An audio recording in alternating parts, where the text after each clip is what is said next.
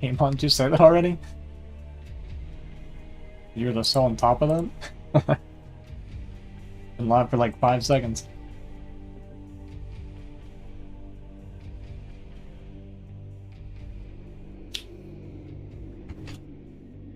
What's up, Camilo?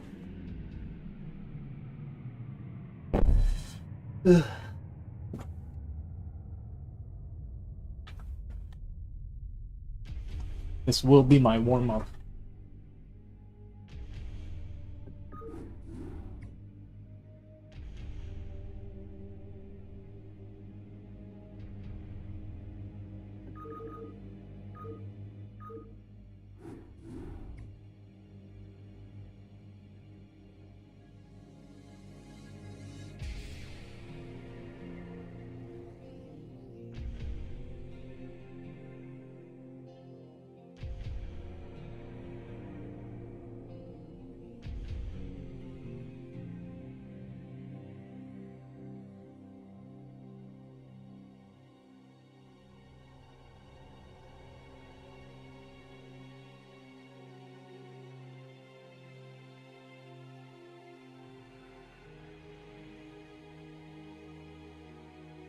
Got like new maps for me too, huh?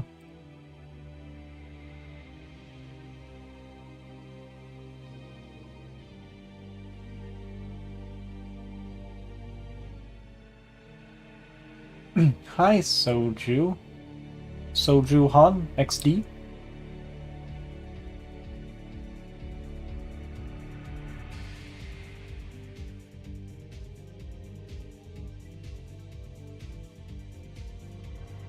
Okay, Love Snow's trying to recruit me to Nom. Can I call you Top G from now on? I don't know why. Let's talk about it first.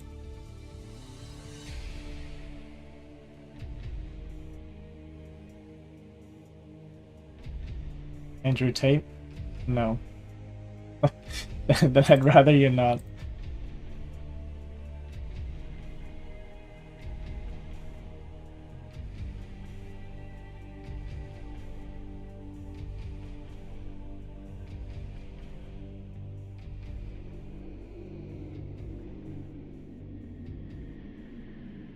What's up, Frederico?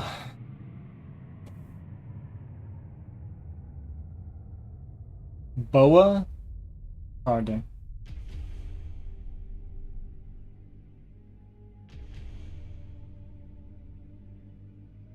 What's I stalling for? It's supposed to be 2v2. I don't know where everybody else is.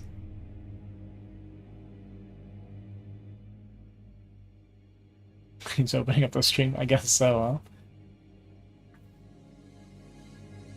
This is my first game of the day and I don't 2v2 to begin with, so...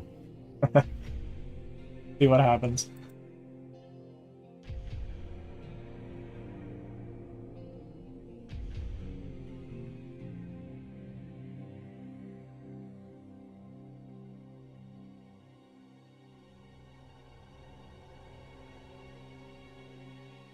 Ugh, it's okay, our hands are warm from all that cow milk. No, it was -3 today.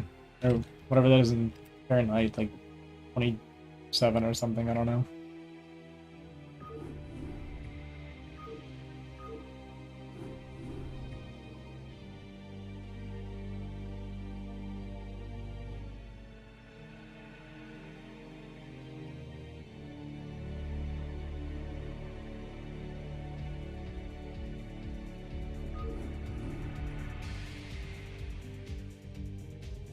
What is the problem? I guess they can't join. This is part of why I don't like doing BWCL, is I swear, dude, it's always like super laggy. The latency always sucks.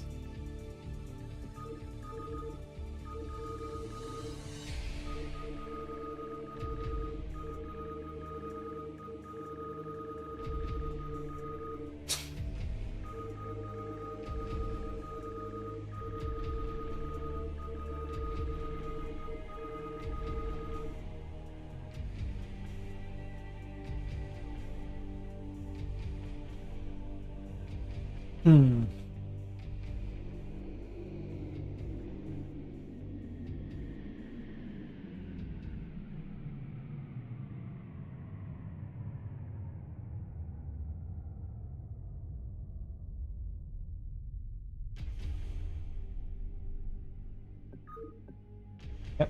Can we play?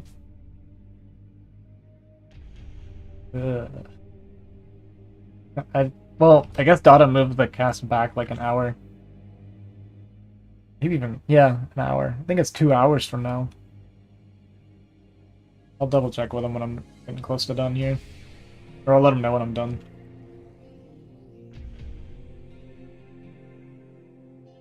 Hopefully it's not too long, because I'd actually like to avoid the ladder if possible for my mental health.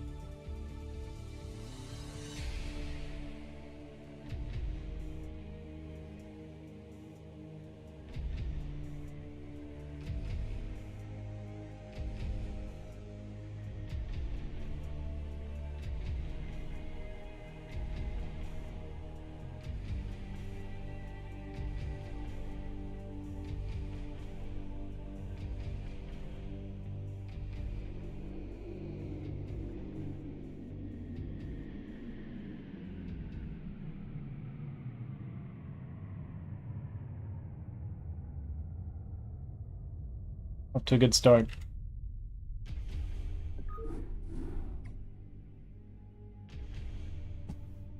Now they're just gone.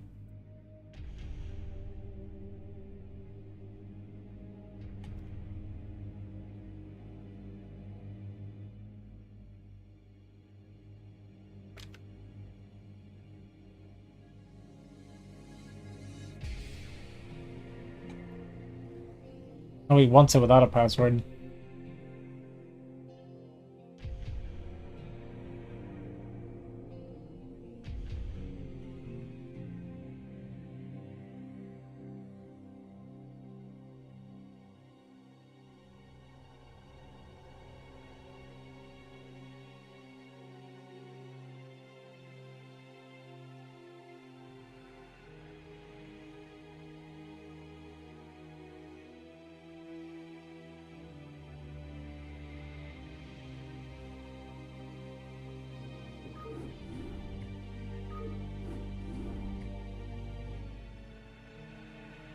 I don't see how this fixes anything, though.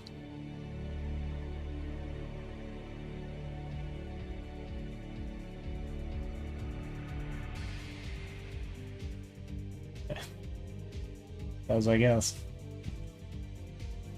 Ugh.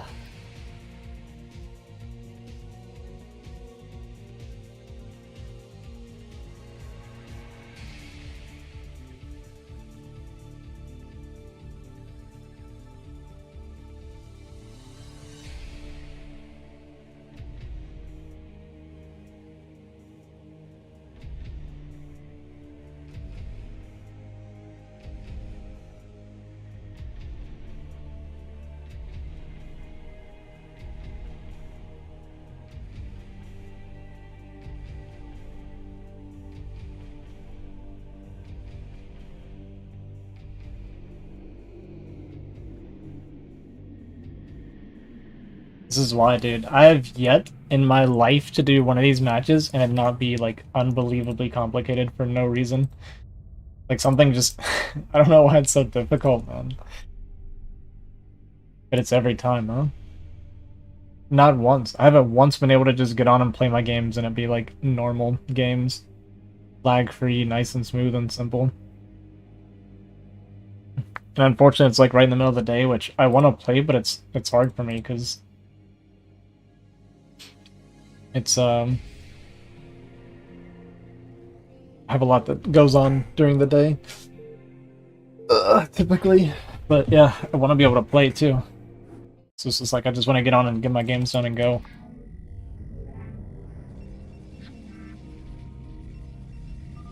ZP? Oh, ZT? Yeah.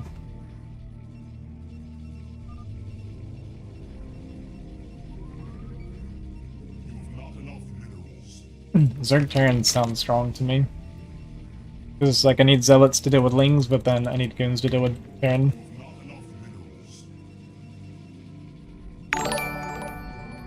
So loud. Mage, thank you for the 11 months, dude.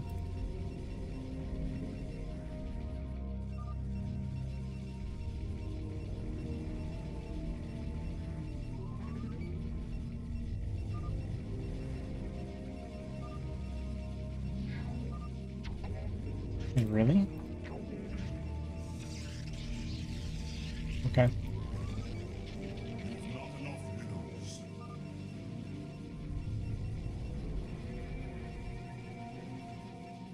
But if I do Ling Vulture, don't I just die?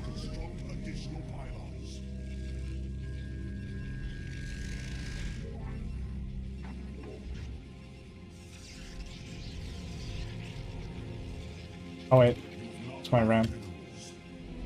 Yeah, I think it's below me.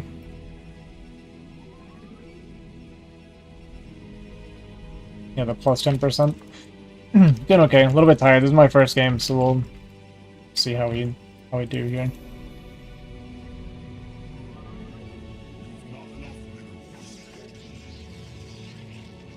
Oh, my ramp's over here. Okay, that's fine too.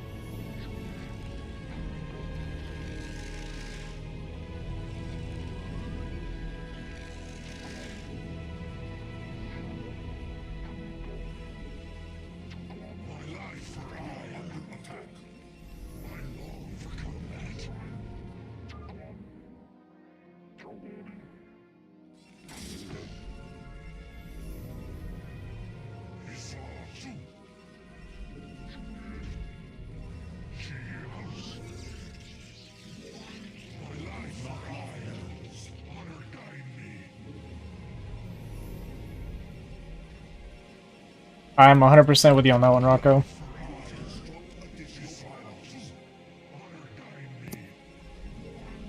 Are you guys watching this fucking? Completely forgot I was in a Discord call. That's funny.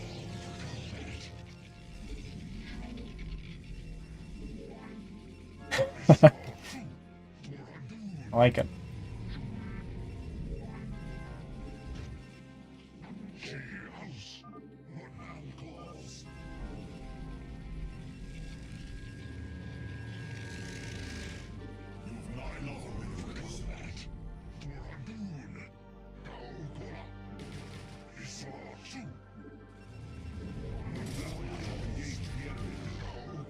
Wait, we don't want to fight that? Yeah, I don't want to play this guy if he's going to be spazzing the whole time. With Zealot's tanking, we can fight up the ramp.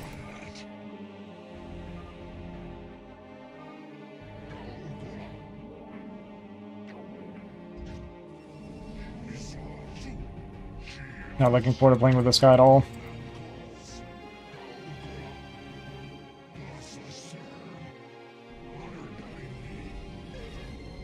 I won't be able to perform well with a teammate that's going to be like this, dude.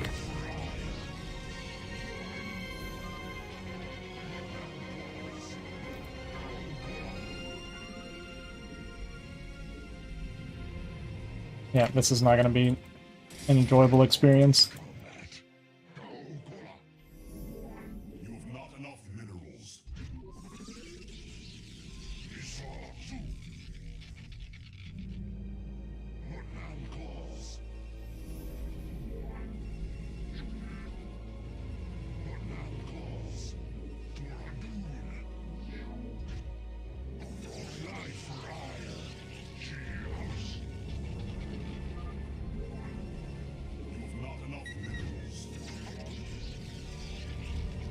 I'm gonna have to squelch my teammate and play on the next game.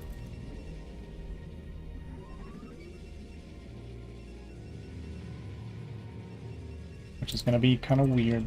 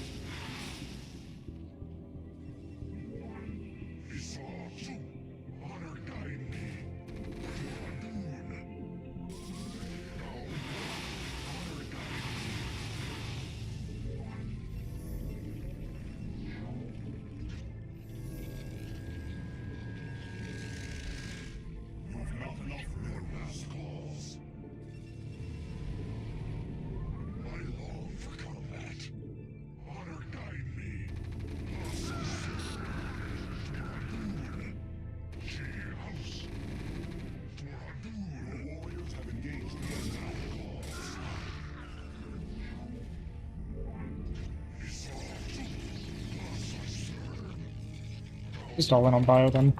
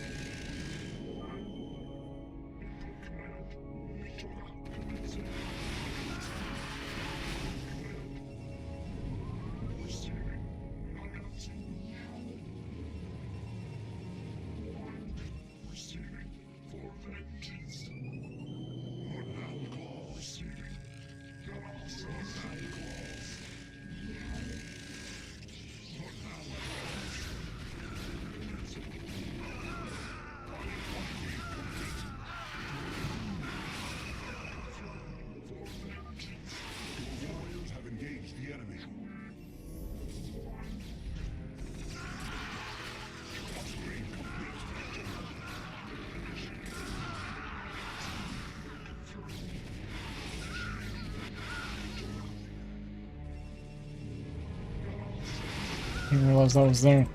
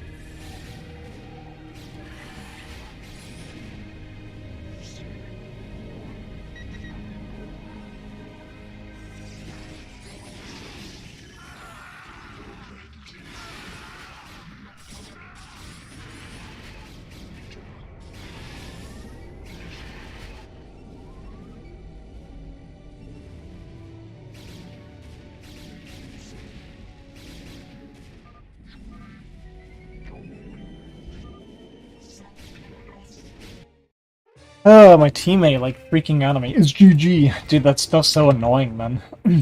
What's up, Kevin? Kevin, did you? I don't know if you missed. I did my. If you missed my my Zerg stream. I hate playing with people like that, where it's like nothing happens and they're like, "GG, we lost." It's like, dude, just chill. Like,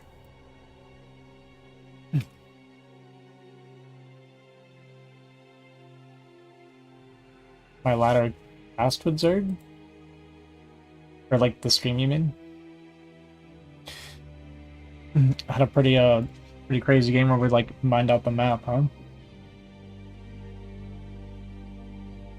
Oops.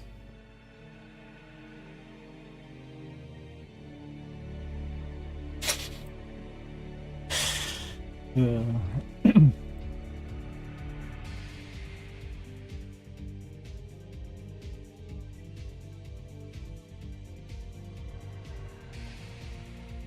Oh man.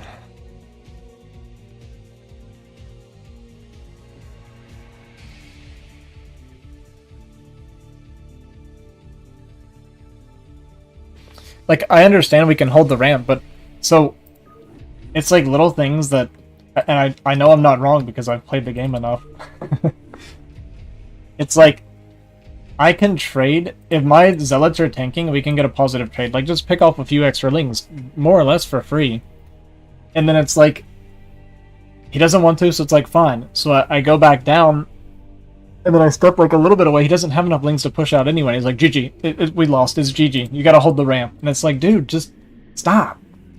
Stop spazzing. Like, we're totally fine. Like, nothing's happening right now. He has a bunch of slow lings. Like, chill. We see the layer timing. We know what his gas is. Like, we see that it's, yeah, I mean, we know, like, everything. Stressing. Like, it's just stressful, man. Very stressful for no reason. Like, yeah, I don't have, like, the knowledge as far as what the correct, like, combo is, right? Like, I don't know that in Zerg Toss and that matchup that I need to get him cannons, right? I didn't know that standard. So, like, something like that, totally fine. Like, if you tell me that, it's totally fine, right? And I told him I didn't know, and I guess he wanted them sooner. I don't know what the timing is on it. He didn't say anything, so, like, I felt like we were fine. Like, lings weren't going to be able to get out. You would see the bio push out. I had my forge coming. My probe was on the way. So, like, I felt like we were fine. But if he wanted it sooner, he just needs to say so. Like, stuff like that's totally fine. Because it's my ignorance, right? I don't have that game knowledge for that. But, yeah, we can relax a little bit too, I think. That's all.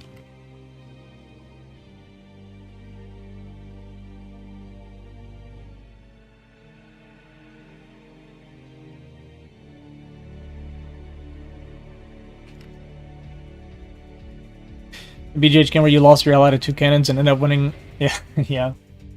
That was a cool game. That was unexpected.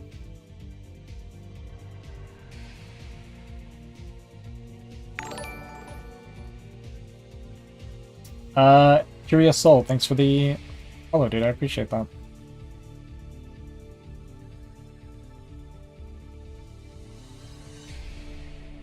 Like, I'm brand new to 2v2, right? So if you want to give me information about it, my teammate wants to give me information about it, that's fine. It's a learning experience, but there's like little, like, micromanaging things that we can relax about, that's all. The heck is this? Did it force my work route on the left? Is that what's gonna happen?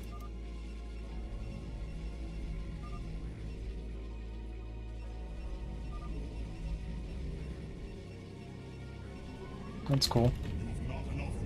That's nice.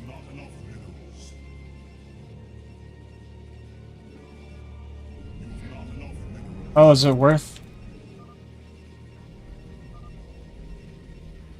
Kind of dumb of me not to realize that. Is it more than one patch? It is.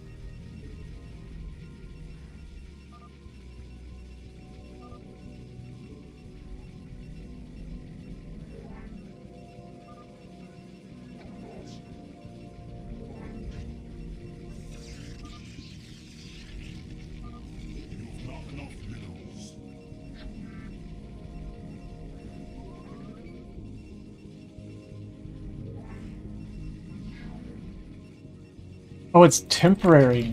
I just missed out on so much stuff.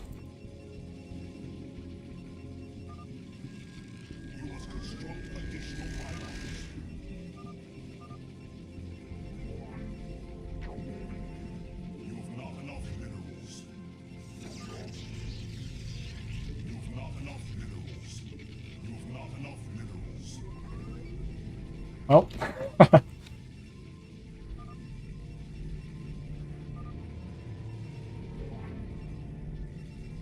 This map is super confusing for me. I don't know what I'm looking at here.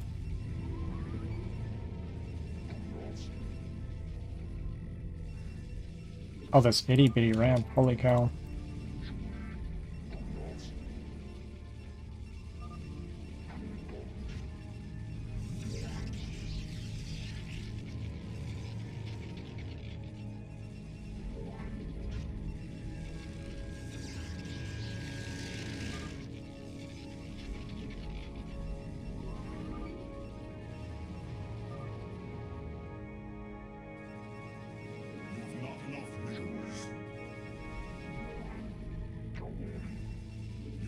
So I'm a little bit behind. I'm kind of missed out on the bonus mining there.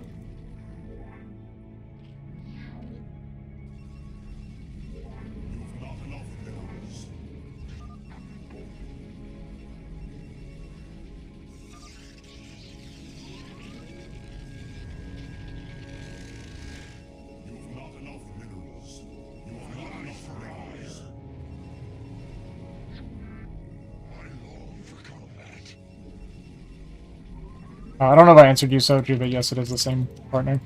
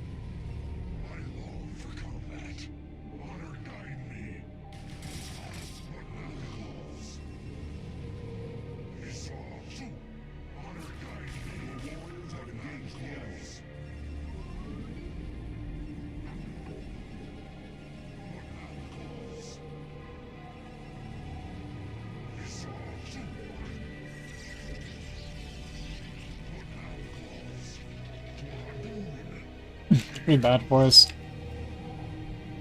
I'm so far behind from the extra mining that everybody got. I didn't realize what it was. Yeah, I just didn't know. It's very confusing, having not seen it before. Like, I get it all now, right? I fully understand everything now. It doesn't do me any good.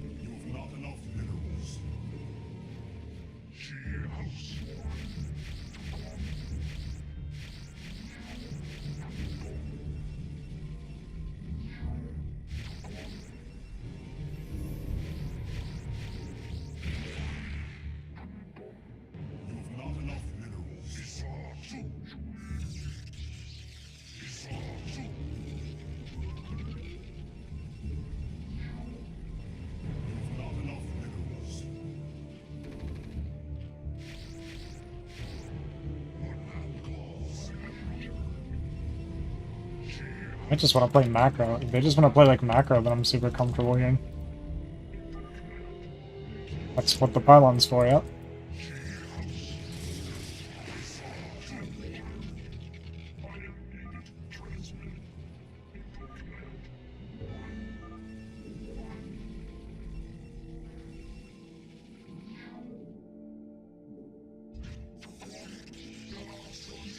And my goons can't get down?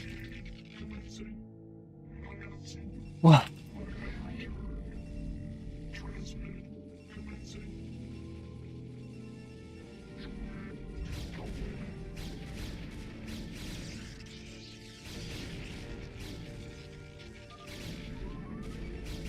Is it gonna be like this every time with this guy?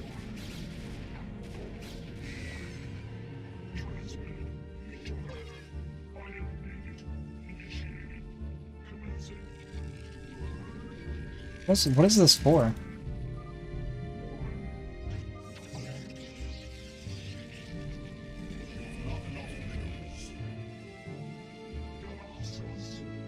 What is this for? What is everything for? Somebody help.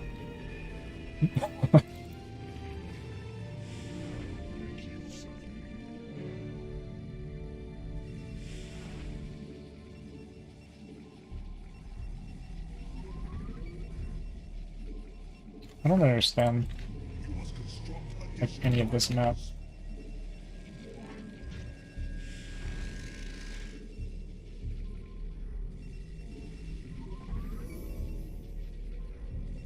Yeah, this is awful.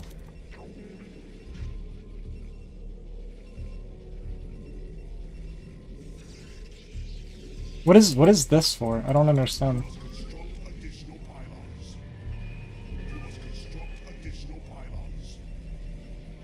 Oh. That's why. That's why he said that. That makes more sense then.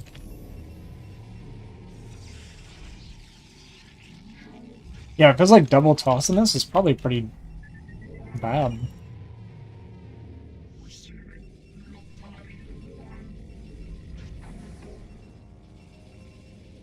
Yeah, that's what I got the shuttle for. But he doesn't even want to play. It's fine. I mean, I guess we had lost anyway. I did not understand this map. I literally just died to the map, like, outright.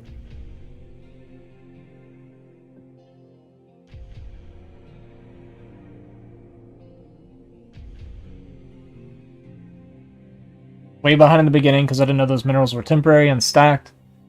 Didn't realize my goons couldn't get out without a shuttle. Like, everything about that was confusing to me. Like, I just didn't know. Never seen it before. The map killed me outright. I guess you got vulture dropped, I didn't even see. I was so, like, mesmerized by the map, I had no clue what was going on in the game. That was good. That was good.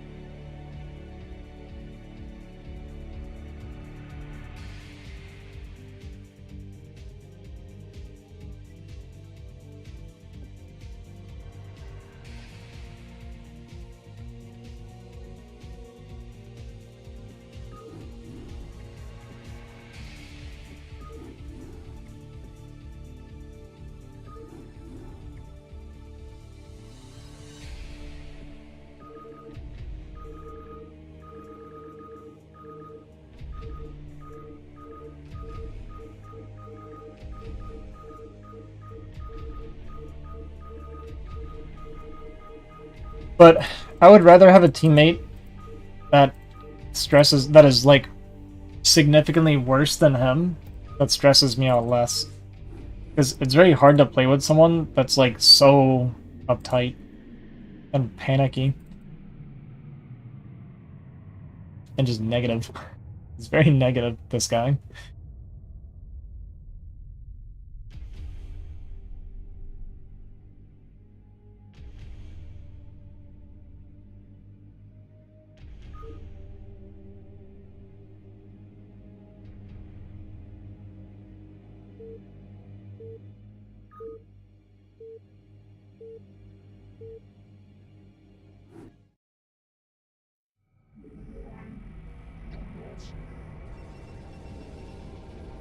I guess, right?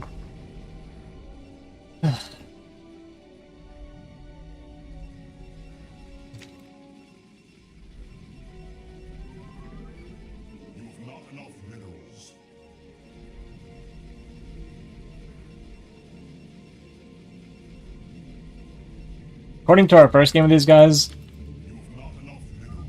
I don't think their macro is very strong.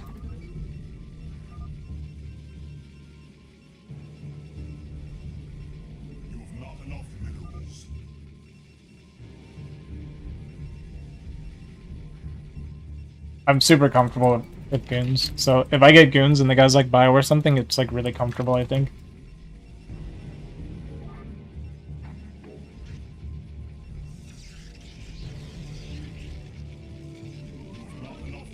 But if we replayed that map again, like I would do much better.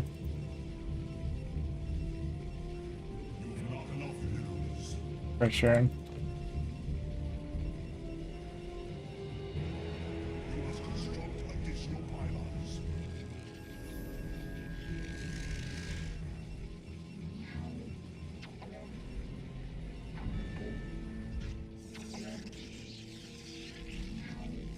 So I don't need to scout. Really do I? It's turn top right. I mean, I guess we could see if it's gas. We probably walled. He's walled every game so far.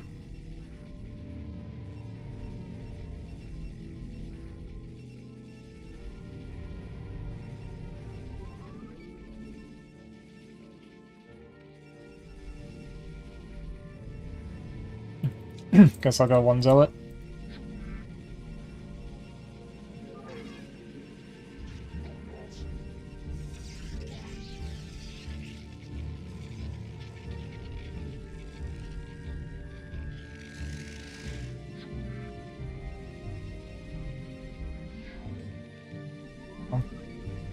Let's do.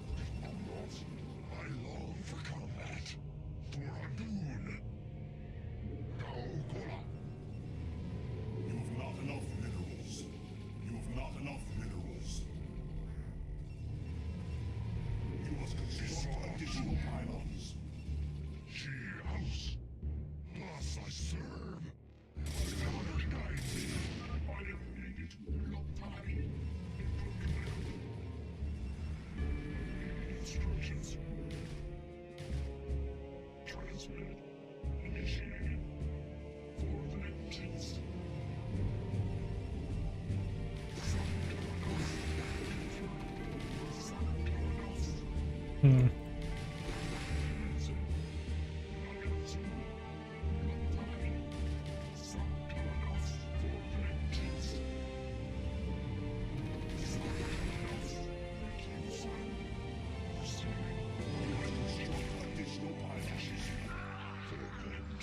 That's a really good hold by him. I think we just won the game now.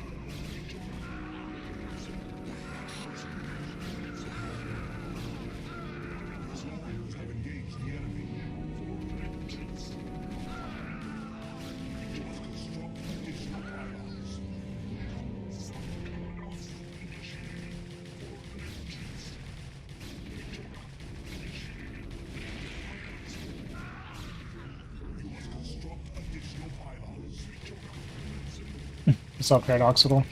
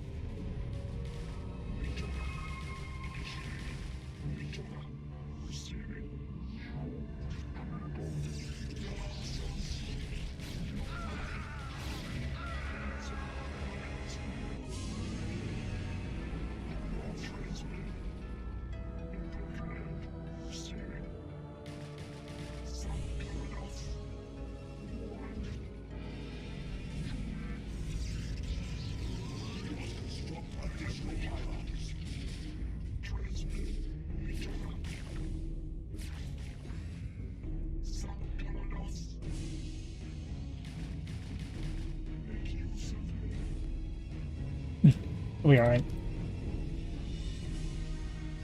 He'll be fine.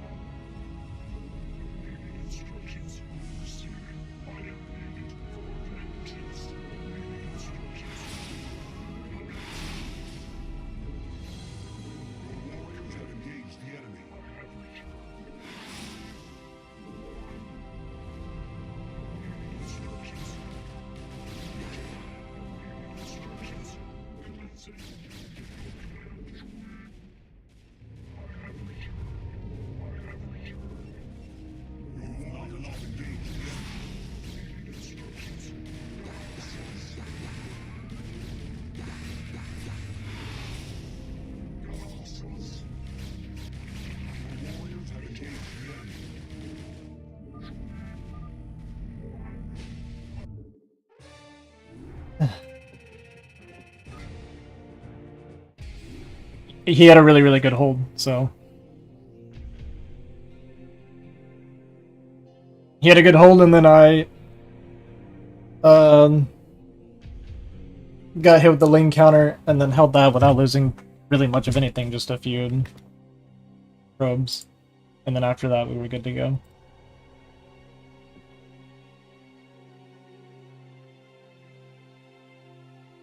He's a good player, he just stresses me out, man. That's all it is.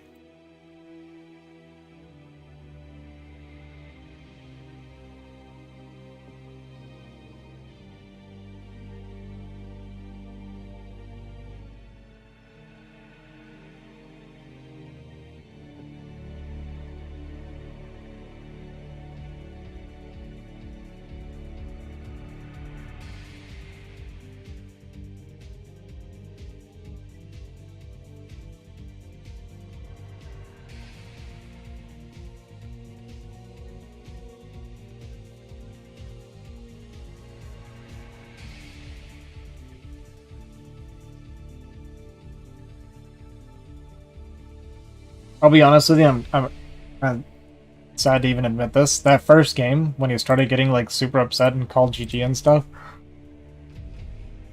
the thought passed through my mind of just leaving and being like, no, we're done. I forfeit. I'm not playing with this guy. But luckily I didn't act like a child.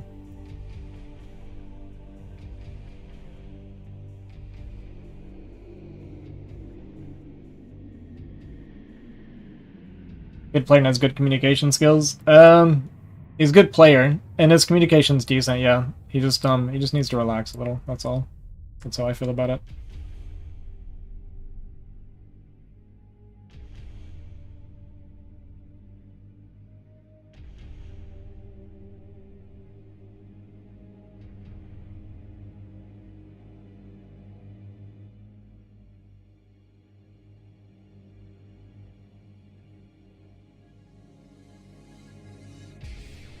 When Ozzy feels like someone needs to relax, you know it's real.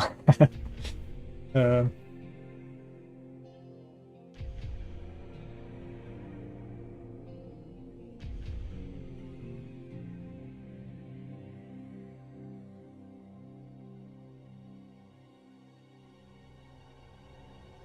that's funny.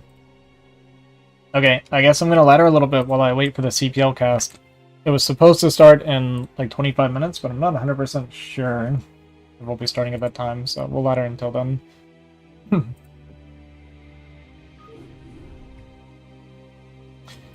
My lowest MMR account in 1988, 68, 43. Okay. We'll always play with whatever my lowest is.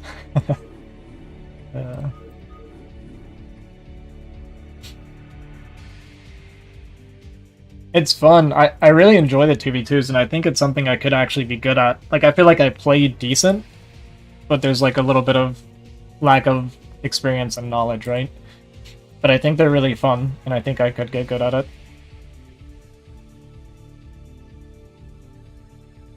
I'd like to do it more often. Someone streaming BSL semifinals on my recommended list while I was playing for the finals. Yeah, I saw he was playing, I don't remember who it was, but yeah, I saw that too.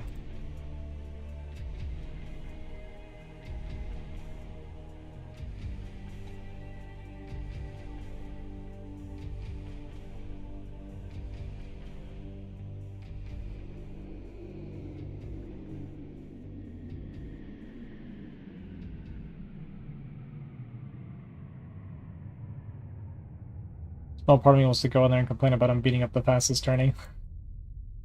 Yeah, I wanted to rematch him so bad, but it is what it is. I'm mostly over it now.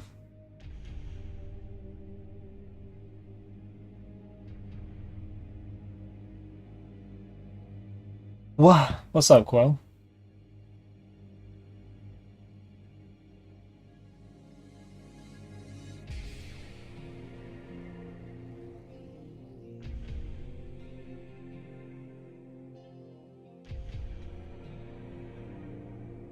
Hi, mouse. Am I queued? Yeah. I need to restart the queue.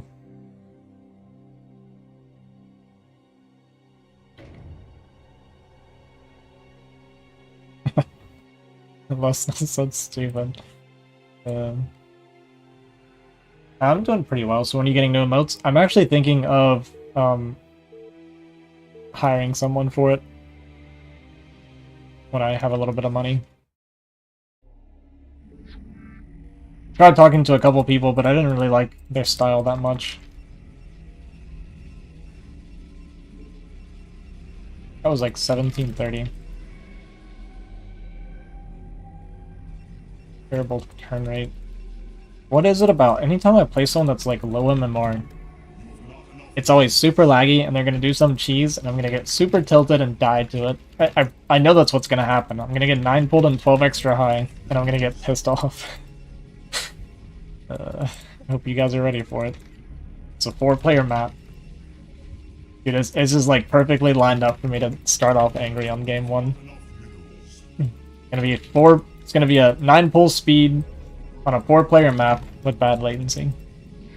I'm gonna have a late pylon because I'm complaining before anything's even happened. don't even know how to wall on this map, actually.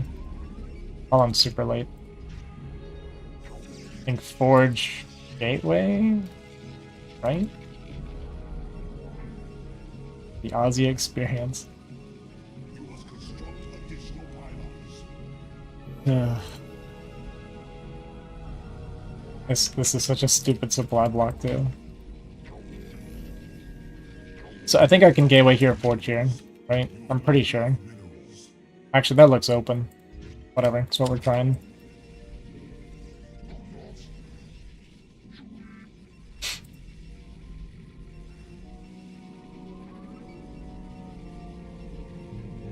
I almost want to just blind Forge right away.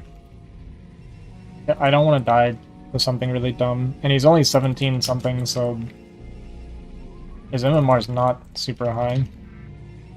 So if I take him to macro, even if I'm a little bit behind, it should be fine, right? I think this is open on the right side, though.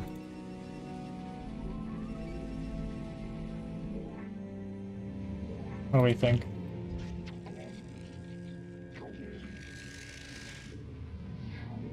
It's kind of funny. It's 9 pull. It's just a 9 pull, actually. Not with speed. Pretty normal. Oh, oops.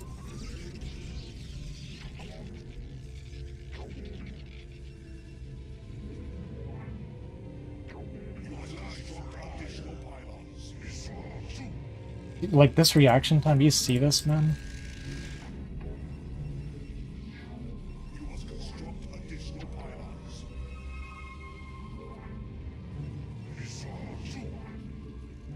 It feels bad. I'm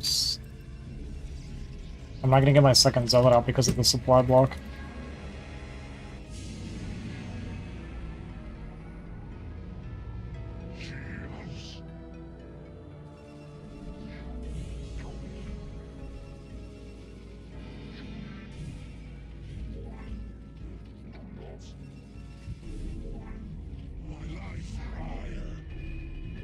Or he's just never gonna show up.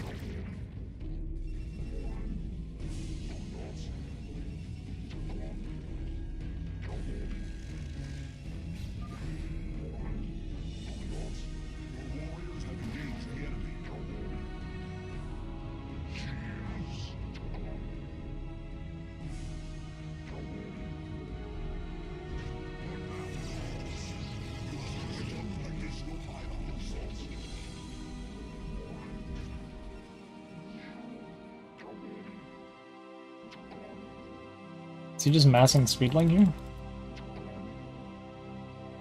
No. He doesn't even know I'm coming right now. We're gonna get like really aggressive with supply blocks constantly. It's good, trust me.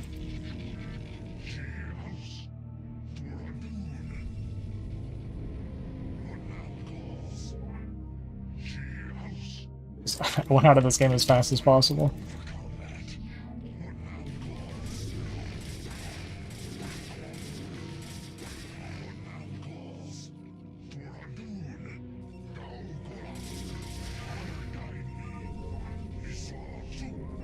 Nice.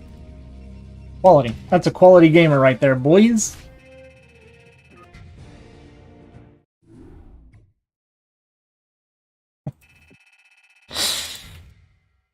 Yeah, I don't know. I don't know, guys.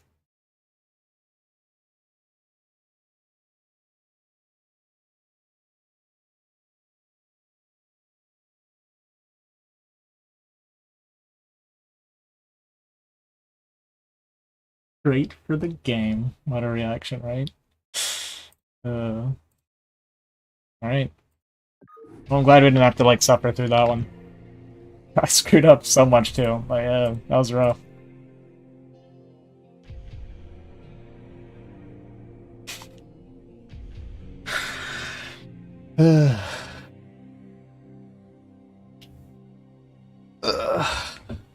Funny. Kinda funny. Yeah, it's true. I realized because I was watching his larva and I'm like, or his eggs, and like, this dude's still making drones. He doesn't even know I'm coming across.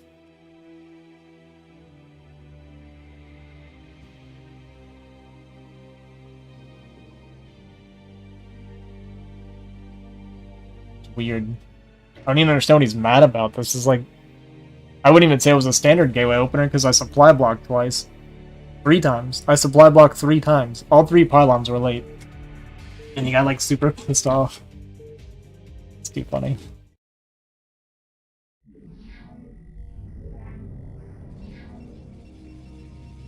Not bad, I guess.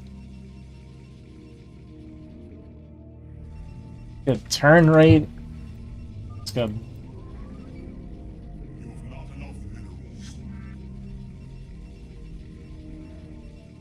Yeah, I guess not. I really messed up on that one. That was like 2100 something, huh? I don't think I've ever beat a Zerg that high. I don't think. I've beaten like a few a little below 2100.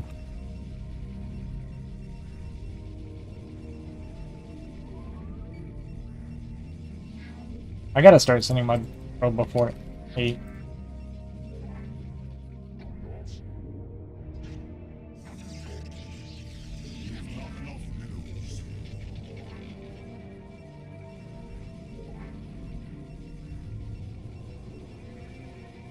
Wasn't too bad this time, but it could be a little bit better.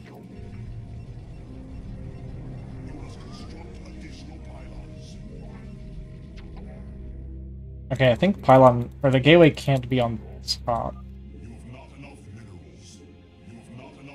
So it needs to be this, I think. Well, forge needs to be below the gateway. Oh no, I needed to do. Okay, I kind of messed it up. It's forge below gateway, pylon, forge, gateway, gap. Someday I'll learn how to wall, guys. I swear. It's like I know, but I forgot.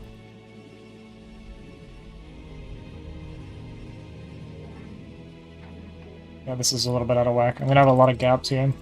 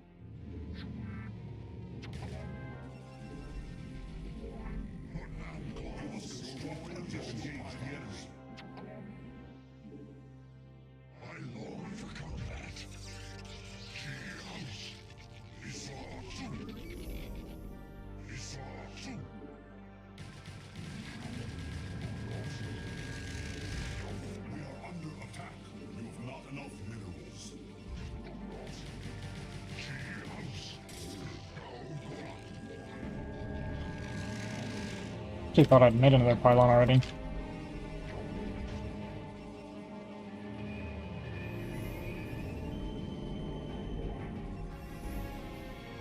Okay, I feel like my early game wasn't that bad. We kind of fixed our wall, sort of, as best we could. He made a fair amount of Ling early, it looked like, too.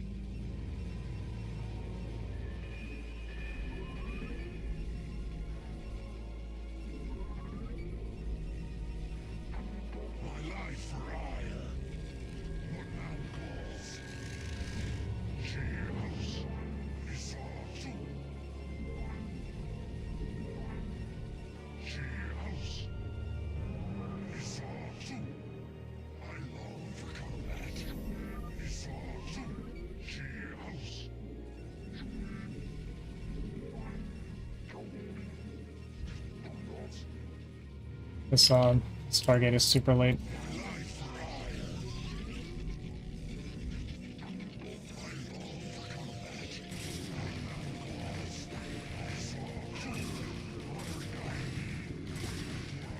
So many lanes here.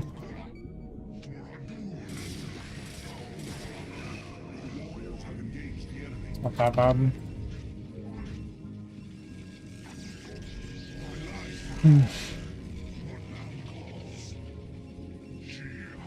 Just wish my wall wasn't so poop. I also don't know what we're up against, right? Like, I don't know if this is Muta or not. And my Corsair is really late, so if he goes Muta, I could just die if I wait for Corsair Scout. Or if he's Hydra busting, I could die to that too. Not a great early game for me. It goes like okay, and then my tech and stuff was really late. I'm kind of cutting corners. I could just die to Muta for this. But I feel like with him being much higher MMR player than me, I'm gonna take some risk.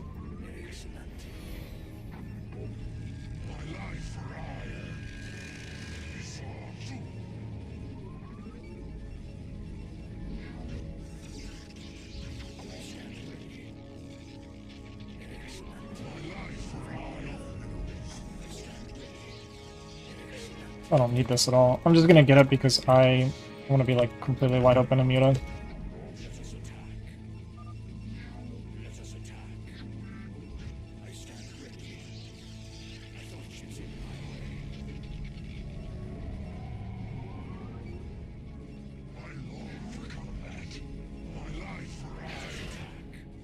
So just not the time.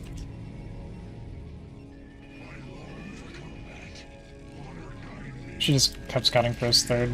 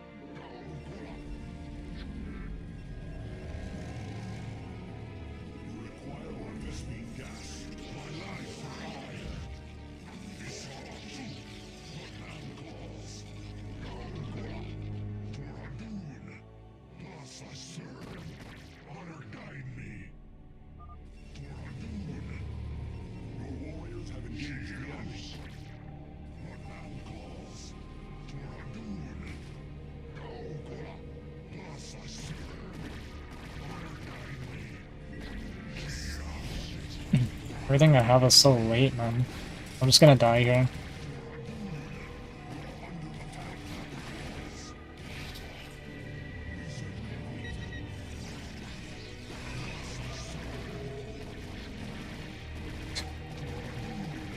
Tough way to die.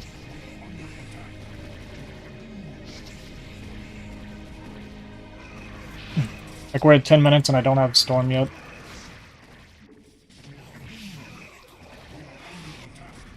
And I died to Mute at the same time. My Storm is just super late.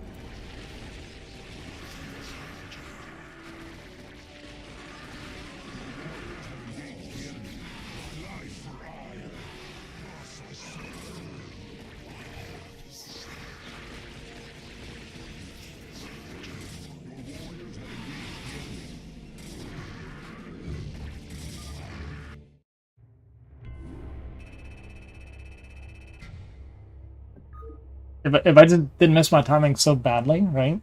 My tech was just really late. If I don't miss my tech so much, We're actually fine there. And I thought he was gonna go for Lurker Contain, but he went into Muta because I wasn't making Corsair and I lost my first one. And I knew he recognized that, like I knew he saw that, but that's kind of what I was going into Goon for. That and Lurker Contain. I want to see how much he cut probes at, because my eco was pretty far ahead. It's just my tech was too late. I gotta start taking my gases so much sooner. I'm always so late on my first gas when I do this matchup.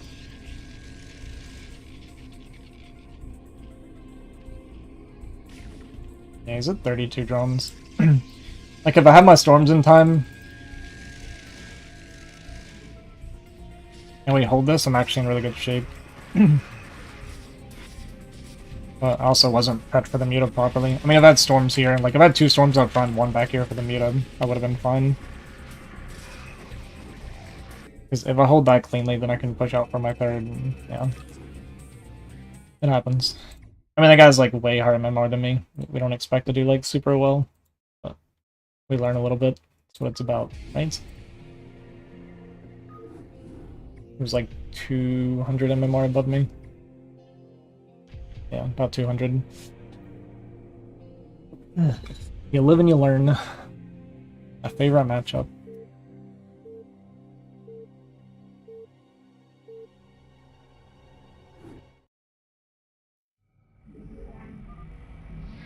Doesn't like it either.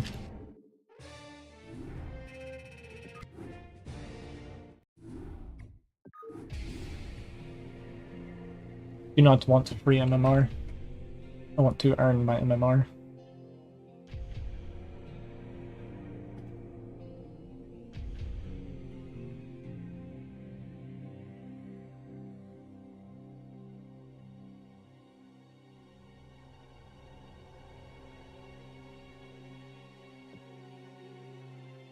If I would just grind games out, this is the first time I've laddered, I think, in over 7 days now.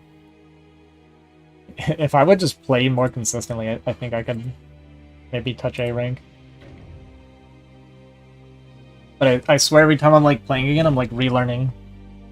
Like I know what needs to be done and like a lot of the correct adjustments.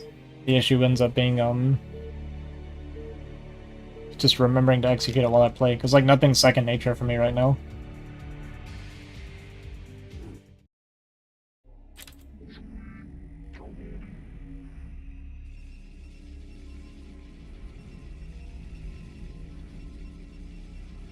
Like maybe cut a couple zealots or something and cut one zealot and take my gas sooner, right?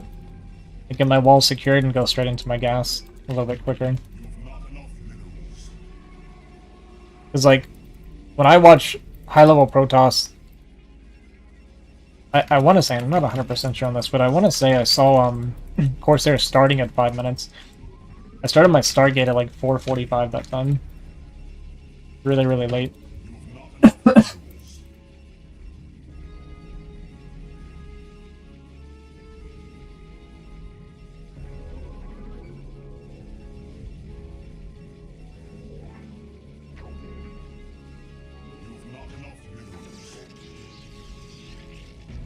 And he committed to a fair amount of lings early, so our worker count, we were up 18 workers when he pushed us.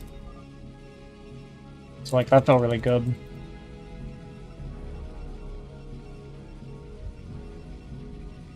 Just gotta hit our stuff better.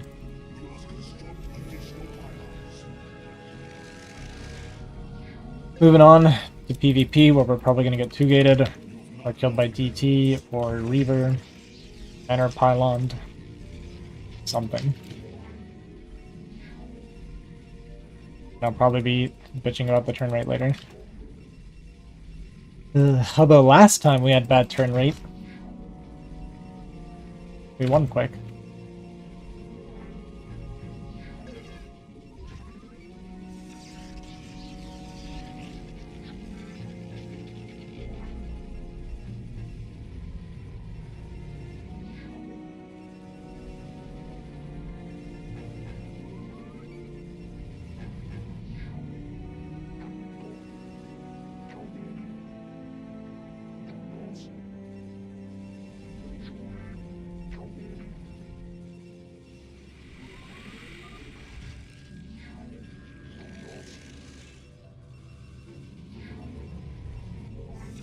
hate PvP, man.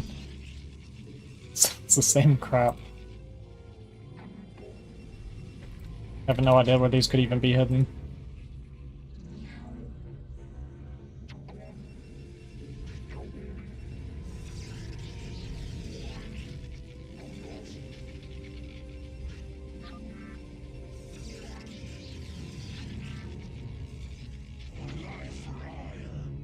Oh, it's Fighting Spirit, right? It's gonna be in the middle.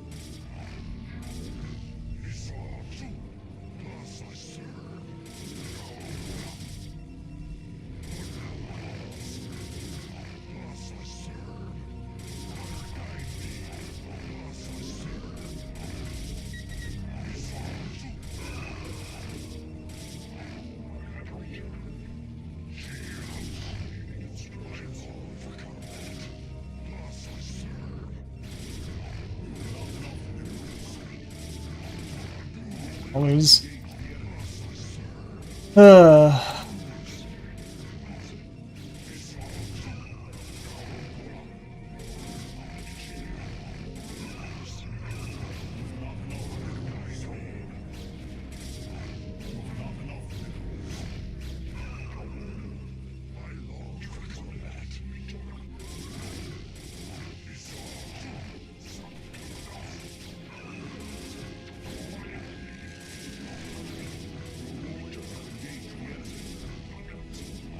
You kidding me?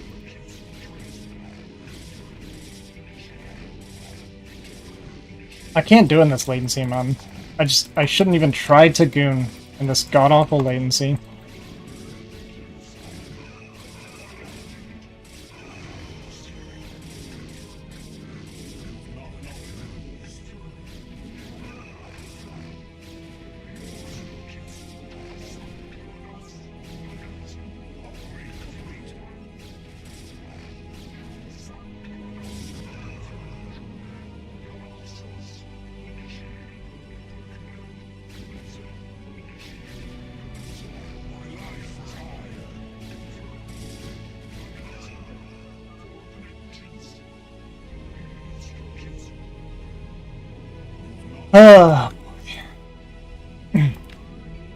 PvP, man.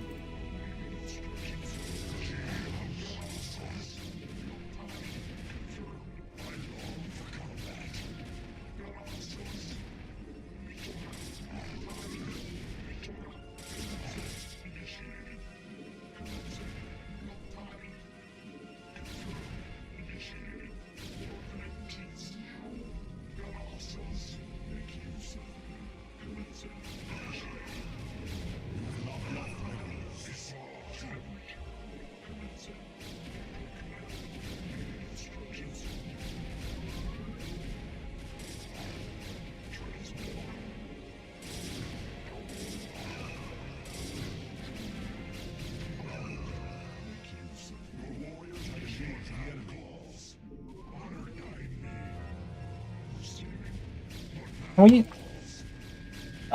drives me crazy, man. It's really crazy.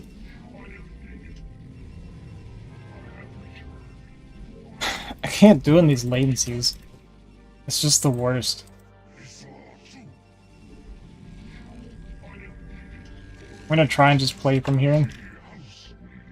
Just expo.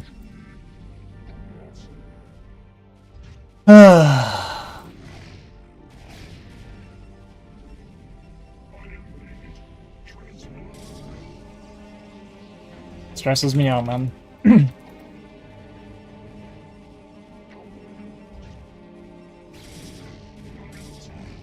I might not be behind in workers, but his Nexus is done before mine started.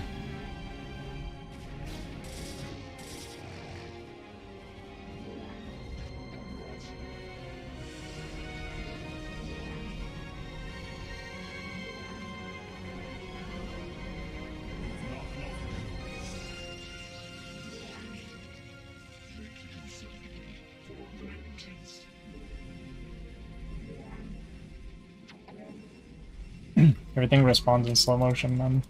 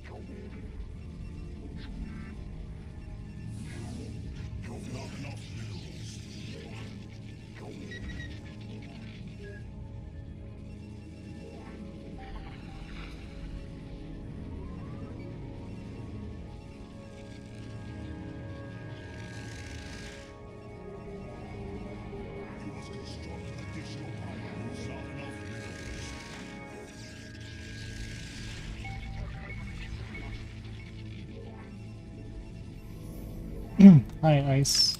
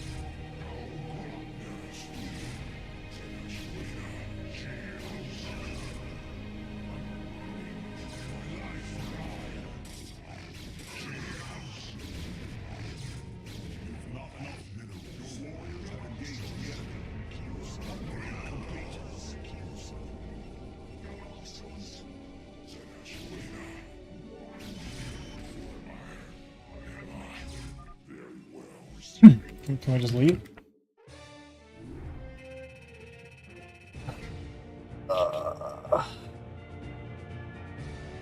PvP is the worst, man.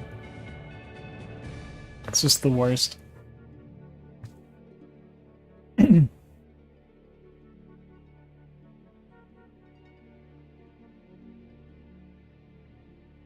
They decided to release D4 instead of Diablo Immortals 2.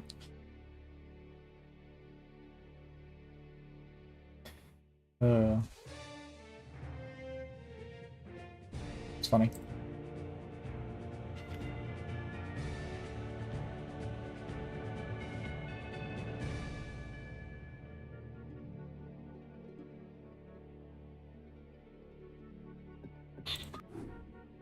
Oh, actually, let me look at that one, because I want to see how far behind I was in the beginning, if I was behind. Because the thing is, he definitely cut probes to do what he did, and I did lose some, but I didn't lose a lot. What was tilting me was how hard it was to micro. It's just so hard to micro on that latency, man. I swear, I mentioned this before. PvP, I swear, I always get like really laggy PvPs, and then they just 2-gate. Because it's like, I don't know, I'll just rally zealots and piss them off. That's the PvP experience.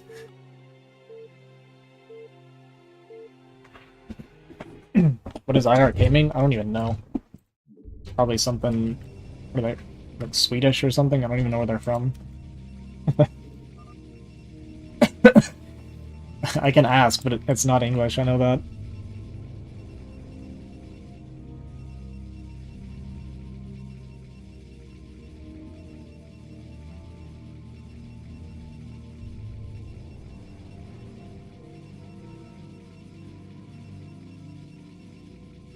Yeah, but I think it means something different for them. Let me actually ask.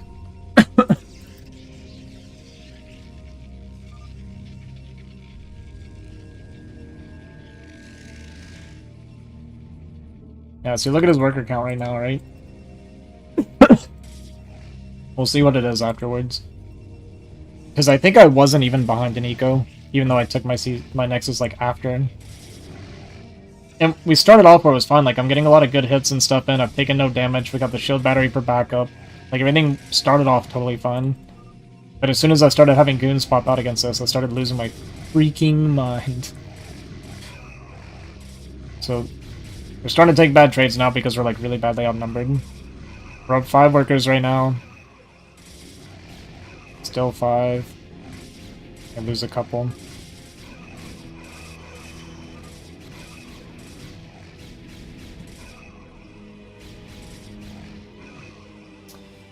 So when all is said and done, we're up 2 workers. He's gonna have the extra production. I do have the tech advantage because he doesn't even have gas yet, right? Oh, I killed 1 more worker there too, I think. And we're gonna kill his gateways. So like, yeah, he's up a little bit of eco. Not even that much. We'll see how it is by the time my Nexus finishes, because it's probably gonna be like 8 or 9. It'll be a fair amount, probably. But he does have to rebuild his gateways, he has to start mining his tech, right? By going to Citadel, Robotics. He did also dump a ton into cannons, right? Because he saw that I was on 3 gates, so he's like, well, I just gotta stop the 3 gate goon. And I stop, I just don't even make army. I'm like, he made a ton of cannons, he lost his gateways, he's gonna have to get his tech up, he's probably gonna go into heavy goon, because that's usually what the follow-up is when I see this. So I just completely cut workers this time and went straight into like all in on cut army, sorry, and went all into tech. And yeah, he's just like, I don't know, I'll 7-gate mass goon after that. And yeah, we're up workers because he's just doing another like round 2 of the all in basically. So he wasn't even ahead of me in eco. If I like cut all the tech and just made army, I still would have had more than him. Oh boy.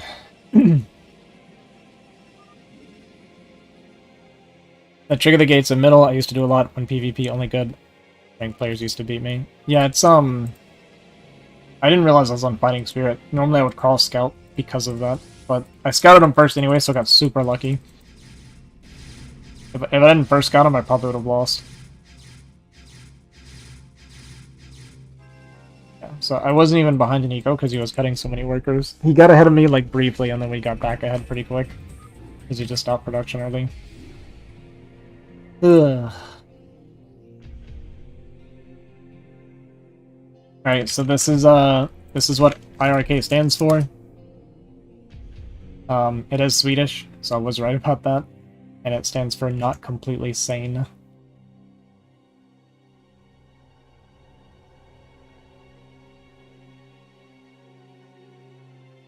No cannons in main. Yeah, I was actually really surprised. But, okay. Just like never even dropped a robo.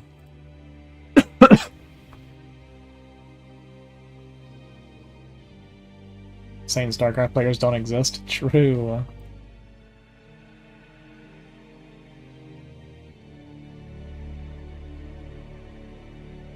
I wrote this out a couple days ago. I'll read it to you guys too, because I just thought it was funny. You guys know like how much I complain about StarCraft, how I say I hate it and stuff like that. It's kind of like a running joke at this point. I like that I'm losing my voice before I start the cast, by the way. It's good. It's a good start. What's up, Rel?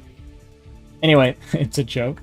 So I wrote this out. I said, StarCraft is that job where I wake up in the morning and decide to just lay in bed and skip work, but unfortunately they will never fire me no matter how many days I miss, so I'm stuck in StarCraft purgatory for the rest of eternity. That's what StarCraft is to me.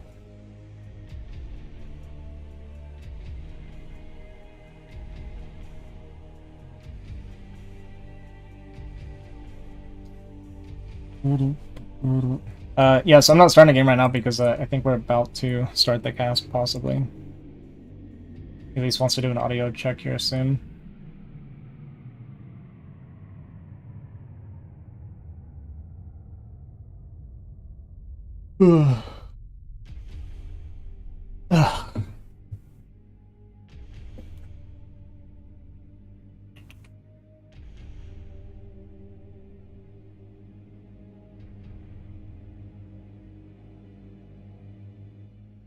Already complains more than me? I think so. I mean, I'm definitely a whiner, but...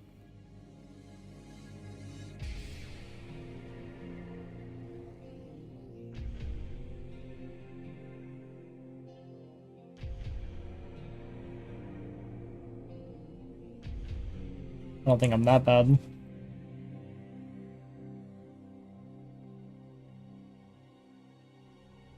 Call it being passionate. Is it passion, though? It might just be competitiveness. I think it's more than I'm competitive. Competitive, and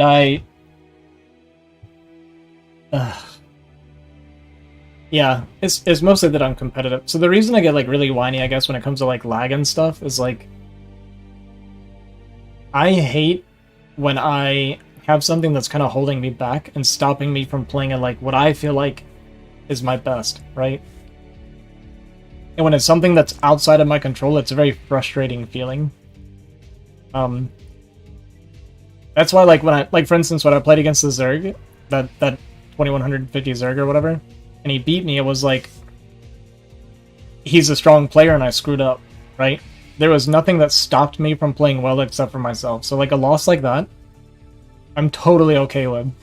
I looked at it and I was like, okay, I should have done this a little bit better. This was late. This could have been better. This could have been faster. Yada yada. Like, I can look at that and say this is where I screwed up. When someone's 2-gate A-moving zealots into me at 14 turn rate, and it's like really hard to control my goons, it's a very frustrating feeling being held back by something outside of my control, right? Yeah, I don't handle it super well. And a lot of times, so when I complain about, like, when I get frustrated with myself, that's me being competitive, because I know I can do better, and I get frustrated with myself for not doing better, you know what I mean? So that's like a big trigger for me, is like not playing to the best of my ability, or not doing, like, I don't, I'm not good at not being good at things, you know what I mean? If I'm bad at something, I get very frustrated with myself. And then I'll try and do what I can to, like, learn and get better at it. And if I can't, then I start getting tilted.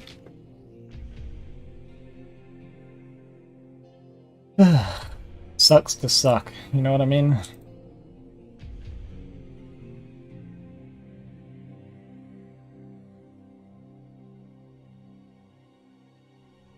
DeWalt just lost to Mihu 3-4. That kind of sucks. I like DeWalt.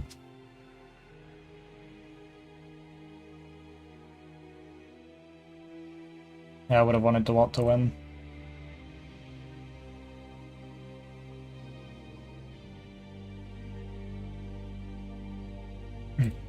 DeWalt said something. I was watching a stream the other day.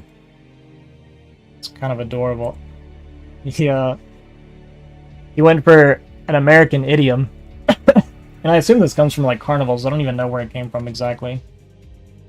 But he was fighting against a Zerg, and the Zerg went for a lurker drop. And then like the lurker drop didn't quite get the shots off to kill his probe line. And then he went for the idiom. He's like close but not sugar. I was like, you know what? Close enough, dude. I respect the effort.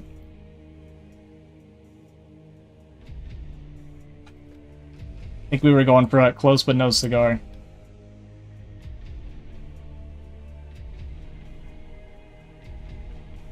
Why would anyone want to copy Americans? That is the question, isn't it?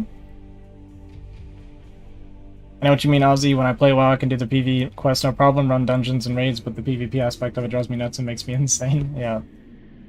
Did you ever play drunk? Strange sense that you were faster by APM, but you play like slower. No, I've actually never been drunk in my life. I don't drink. I'm a straight shooter, eh? I've never tried any drugs, never smoked pot, never got drunk. I've drank alcohol a little bit, but not much.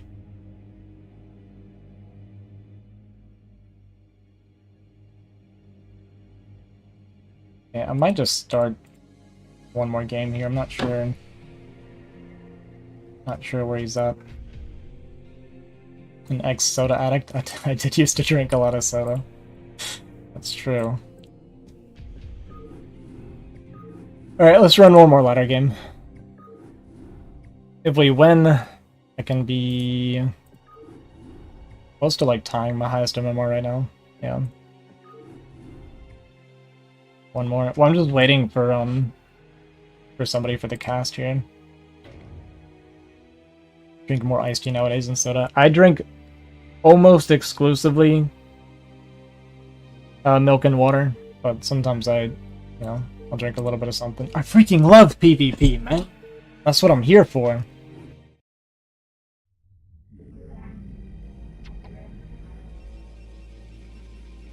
This is what gets me out of bed every morning.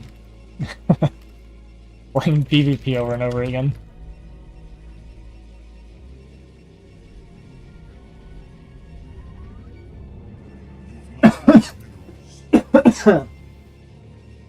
I'm dying.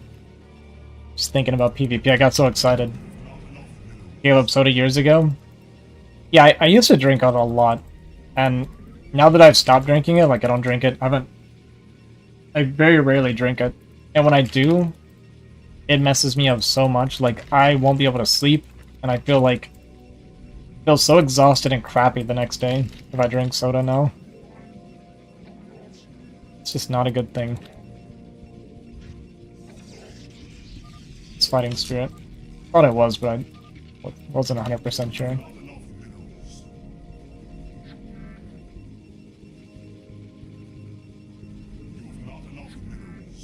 The only time I'll drink soda is when if we like go out somewhere and we get like pizza or like steaks or burgers or something.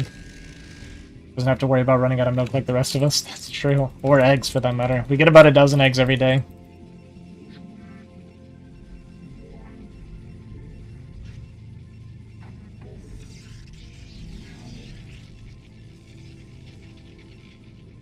Yeah, I get pizza, but I mean like if I go out to get pizza, right?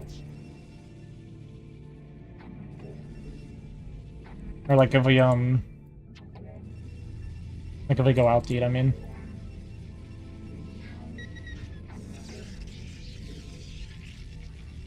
Fresh eggs right out of the nest.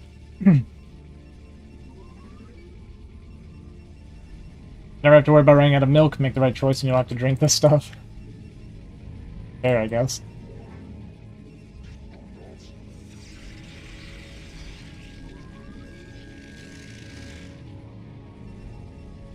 Just started. Is it Core Zealot? Looks like that, huh?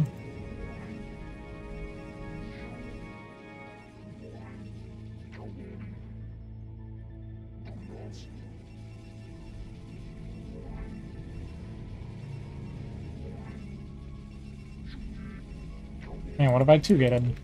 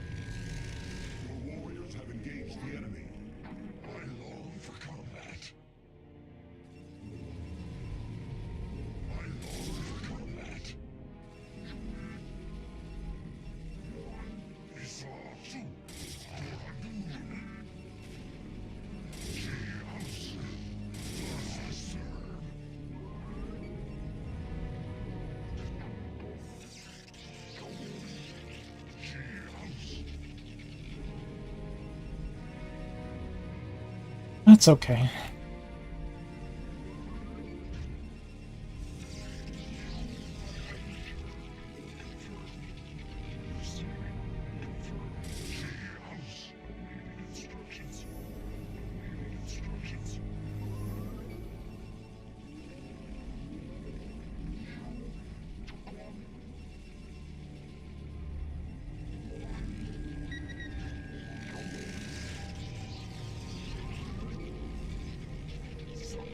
We're doing this in case he canceled the pylon.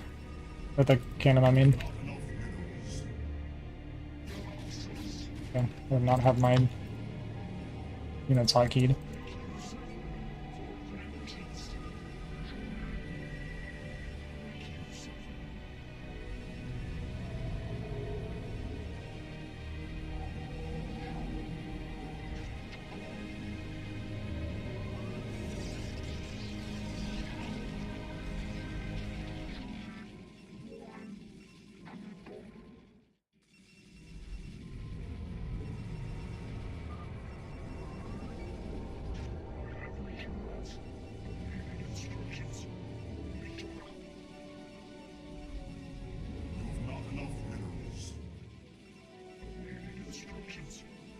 Okay, he's not going cannon because he saw that I expanded. I'm actually gonna cut probes and we're gonna go for it like this.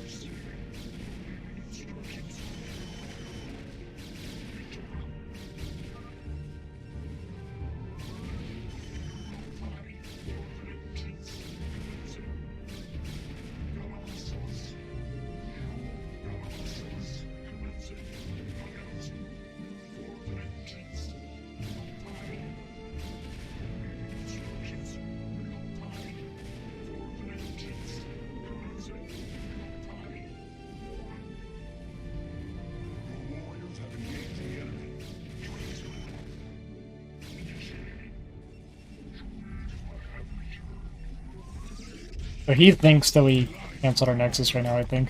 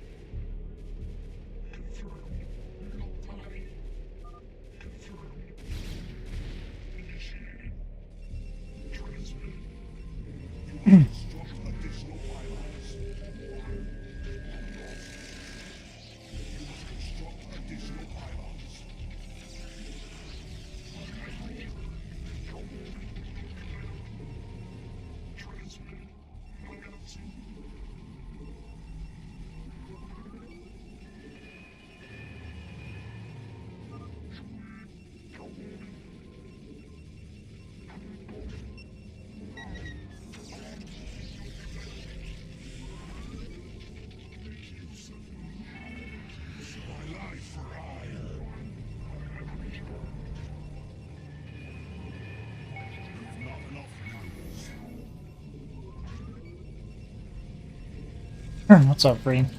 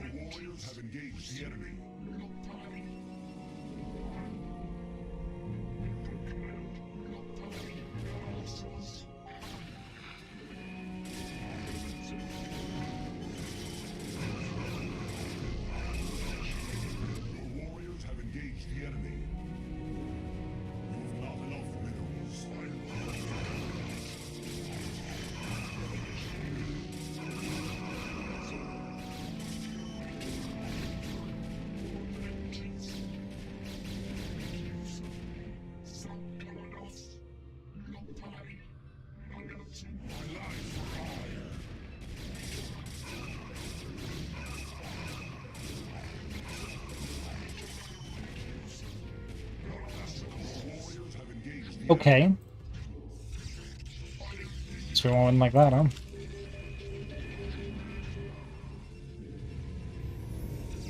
Yeah, I'll be there right after this game, Dada.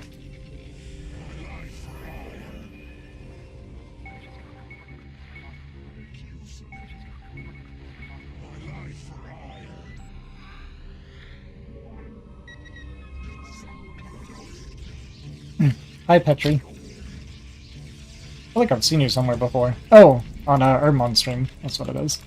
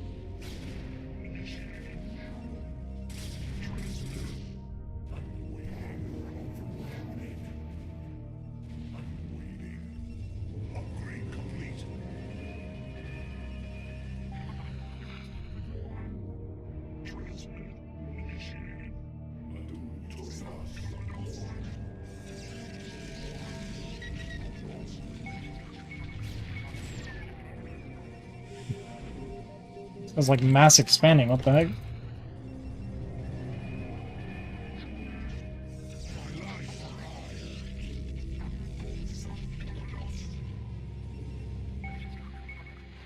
God.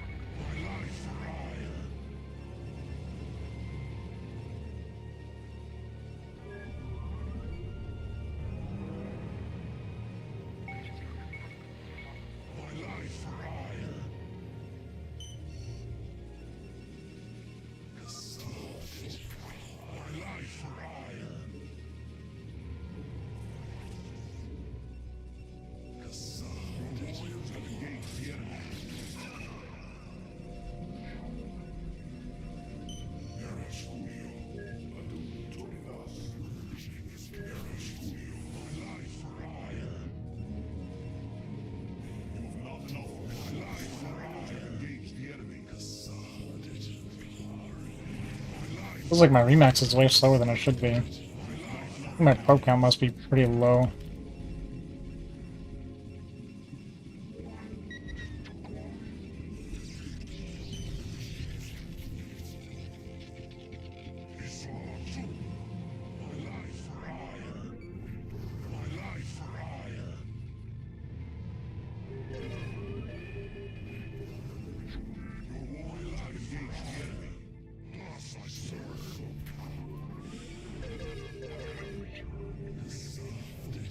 I have no observers right now.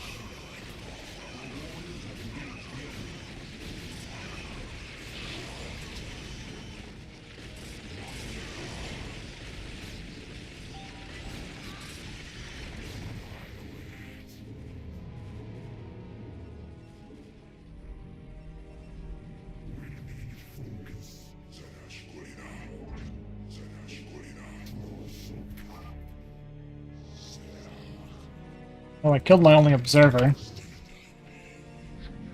Not the best play.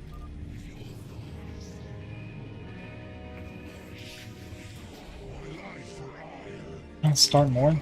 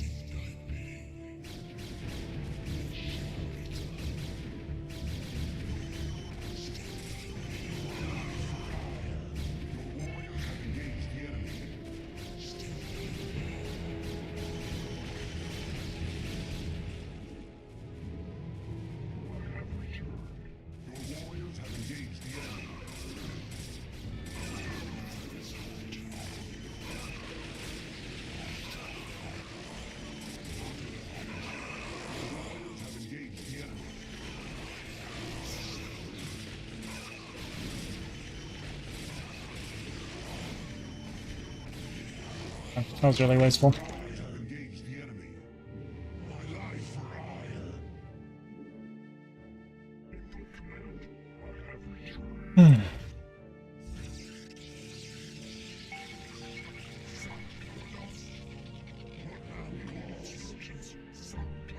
It has so many cannons, man.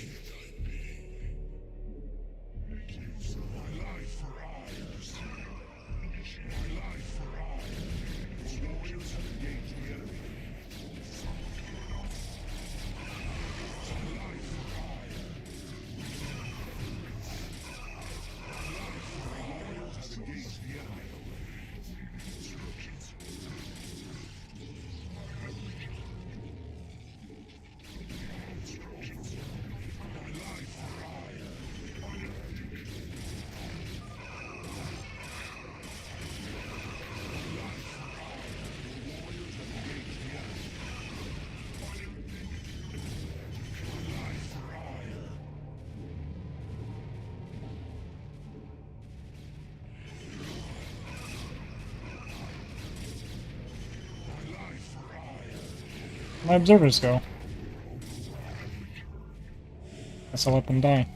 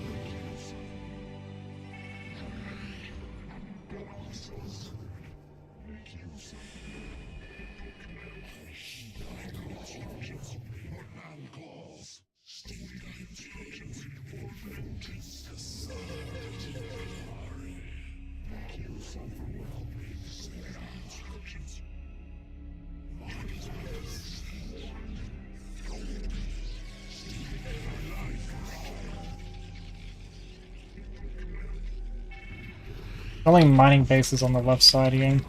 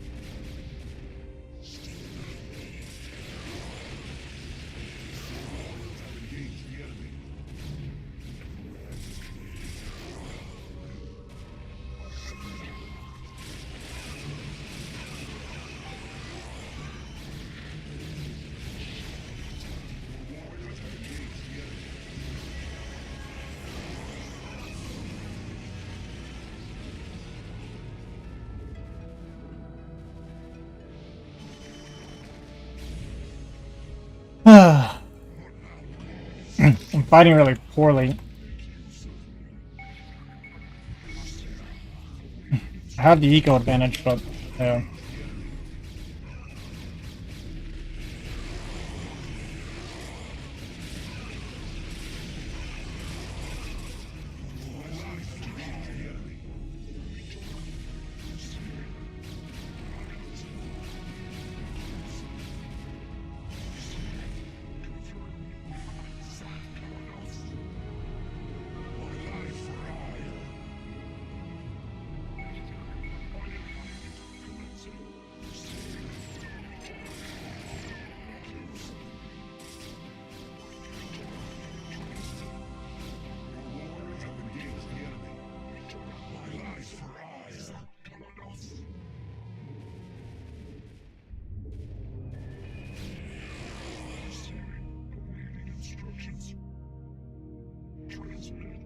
I'm gonna lose this game.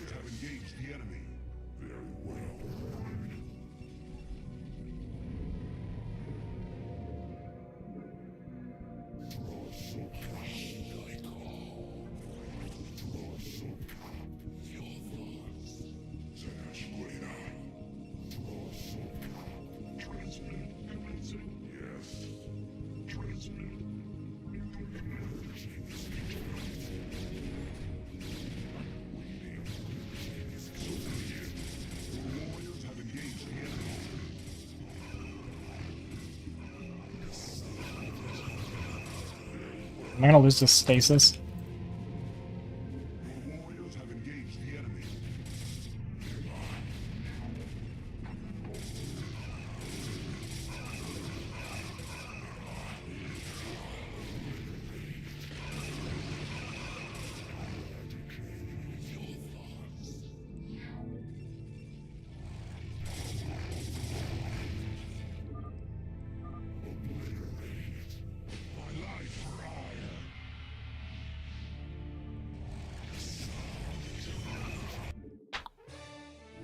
Huh? No, he won.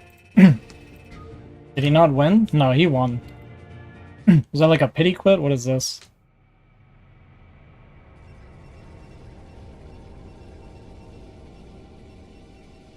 Hang on.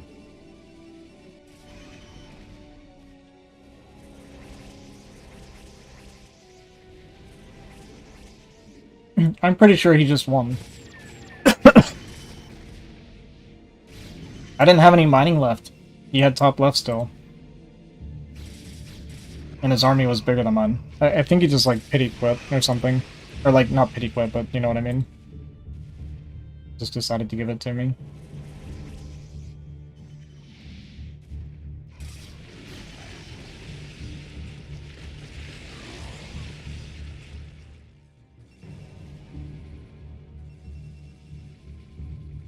I can't believe I lost this game, though. I'm pretty sure I lost. I mean, I guess I'll wait a second, but...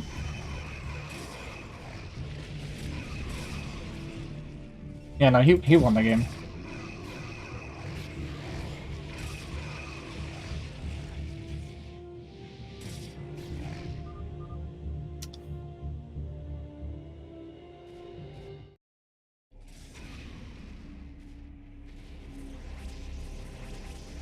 That kind of bothers me that he quit, to be honest with you.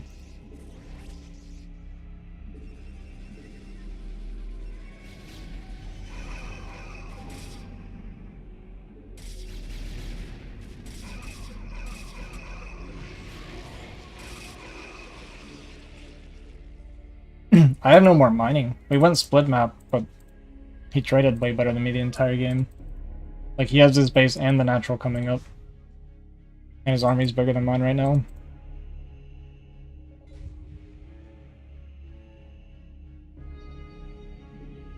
That's kind of annoying that he did that. I don't know why he did that. I don't want that.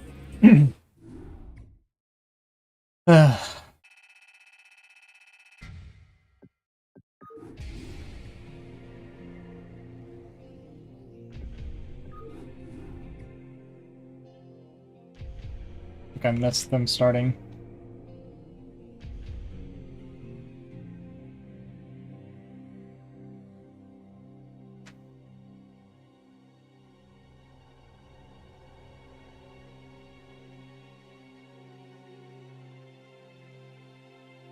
There's 5 people. It's too many people anyway. Maybe I'm incorrect about that. I know he's. I think he beat. He had like one very strong opponent which he beat. I forget if it was like Raz or someone at one point earlier in CPL, which kind of like I heard a lot about, but I haven't played much against him myself, honestly.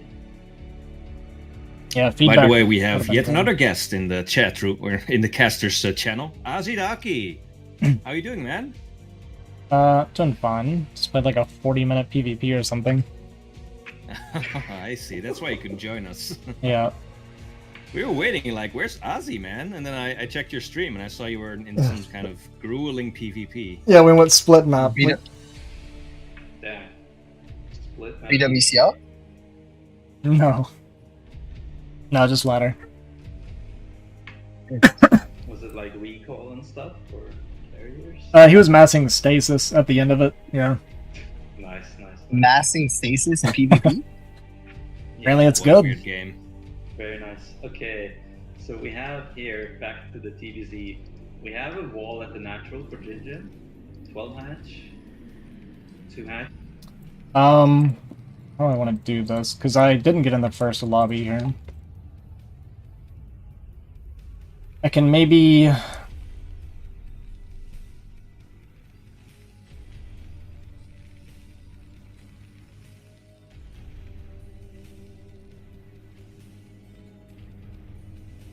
might screen share just the stream, and then after the first game, jump in and stream it properly.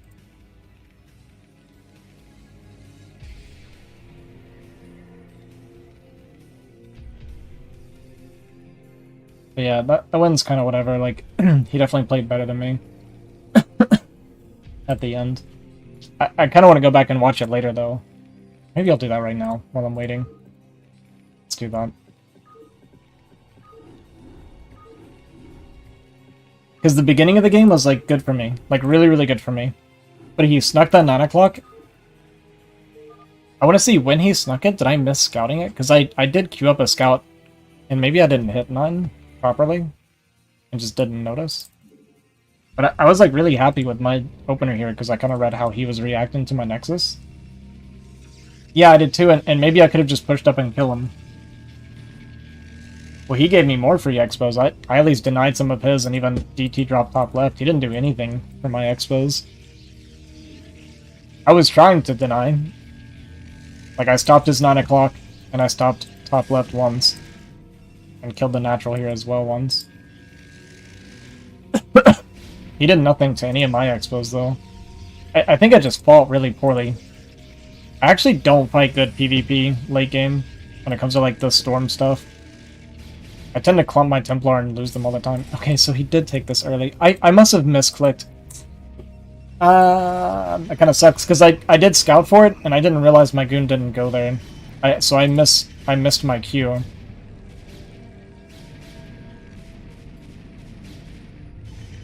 So I wasn't even ahead then, after this. Like, I killed a bunch of workers and started my worker production afterwards and, like, prepared for, like, Reaver or something.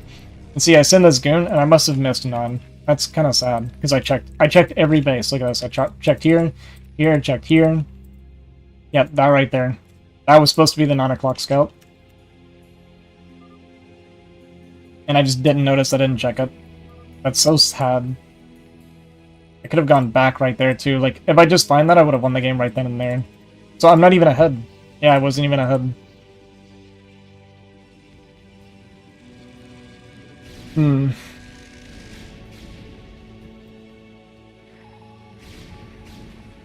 I take a bad fight here, and I was thinking I could muscle through because I felt like I was way ahead, but I wasn't. I just thought I was ahead. Like, I'm actually way down in workers. It's crazy that I'm mine out before him. But I guess he gets a lot. That's true. He gets a lot of the resources here before I find it.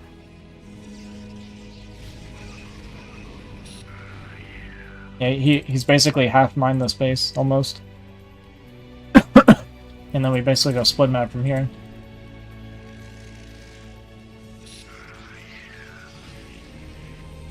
Yeah, I let him expo too much. Too easily. But I wasn't ahead like I thought I was, because I missed my scout on 9. Take a really bad fight there. Yeah, I was actually just never ahead this game. That's crazy. I thought I was for sure. Why am I hearing Marines? Did I just hear Marines, or am I crazy? Upgrades? You had really good upgrades too. 203, 103. So that's like close to the same.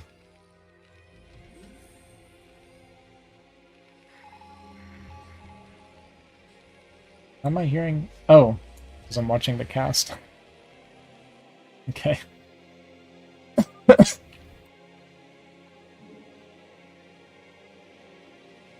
Man, I can't believe I was so confident I was ahead the whole game. I was just wrong. Like, here we're kind of even, right? That was our first, like, good trade, was that fight. But he started trading better than me with the, Arbiters at the end. He also spent a lot more on cannons than I did. Like, I only built these cannons, and that was it for the whole game. I guess I got some defensive ones, too, in case of, like, Reaver DT. Like, I built these cannons because I thought he was on one base, and I had the goon scouting to double check, right? So I was like, if he stays, then he might go for something cheesy, so I just wanted to cover all my bases because I thought my eco was ahead, but I was wrong. So it's 2 good fights in a row for me, so I got aggressive here. But he had a lot back at home still. So I take a really, really bad trade here, just kind of rally a bunch of crap into him. That was really awful by me. Up in supply, slightly up in bank. Yeah, if I took that fight and then just got more defensive, instead of wasting there, I could have secured middle. I got like way too over-eager there. Because my reinforcements were slow, right? I didn't macro very well behind the 2 fights. If I did, then I possibly could have. You were definitely ahead, shouldn't have went for expos, just gotta rally to their main and take production, you'd probably win. Yeah. I did kill this Nexus once.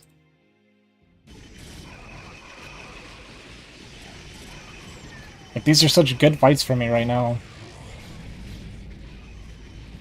Oh, I guess that's true. His main is so exposed. Ah, you're 100% right, actually. I'm attacking into defended places. I actually could have run into his main after these fights. Yeah, you're 100% right. I just didn't even realize this. I get so caught up in stopping eco, but if I just... Yeah. This is so wide open. Like, right now I'm up 40 supply and he has, like, nothing to defend with, hardly. And I could just mass zealots and rally. Yeah, you're actually right.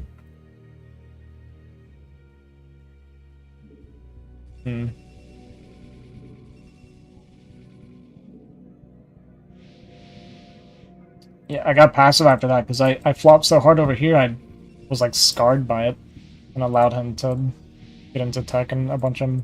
Yeah.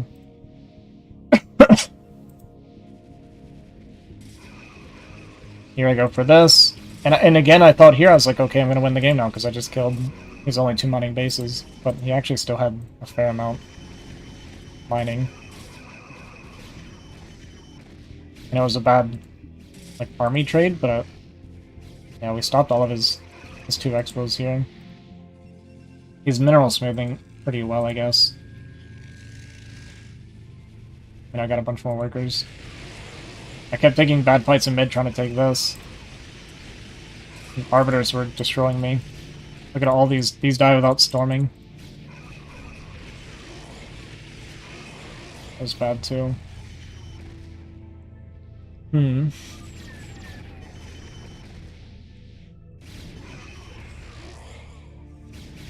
Yeah, I got too caught up in trying to attack into like his mass cannon defended bases.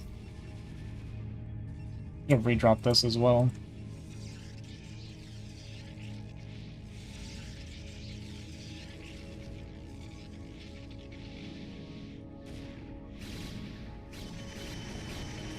Yeah, this fight went good for me.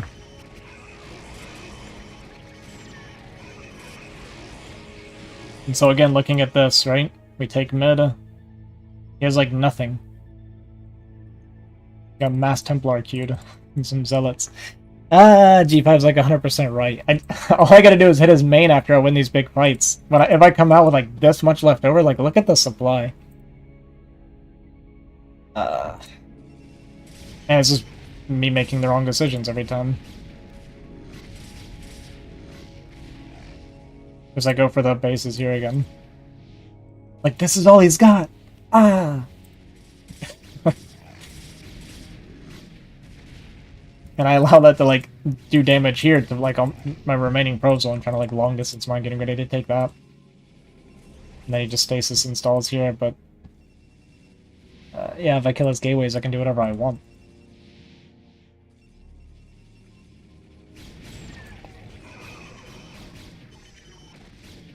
Well, that makes me feel a little bit better. I just gotta I gotta stop getting so caught up in killing eco all the time, right? That is like a bad thing for me that I'm always doing, is looking for eco.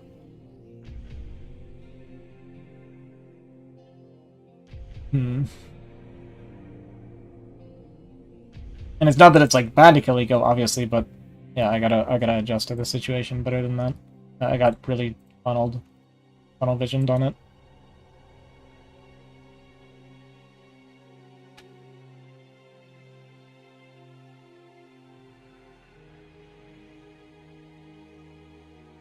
Oh well.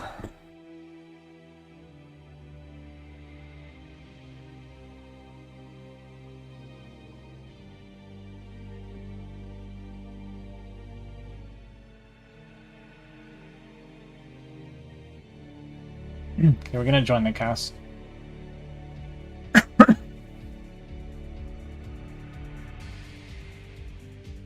Um,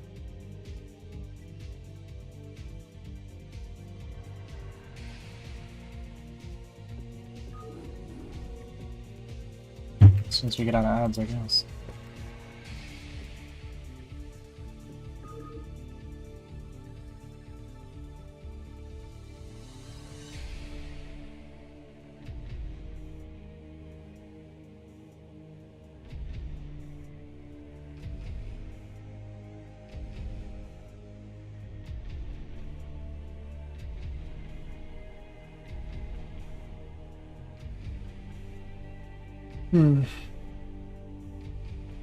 Well, he gave me the pity one after, but I don't accept it. You know what I mean? He definitely beat me, but there were a lot of opportunities I had looking at that to close the game out after I won some of those fights. Which is fine. I don't mind losing and being able to see, like, what my mistakes are. I didn't need to let him have 9 o'clock for free like that. I just screwed up my scout and I should pay more attention. And then, I completely misread my situation because of that. And then, when I won the big fights, yeah. Need to think more about my options.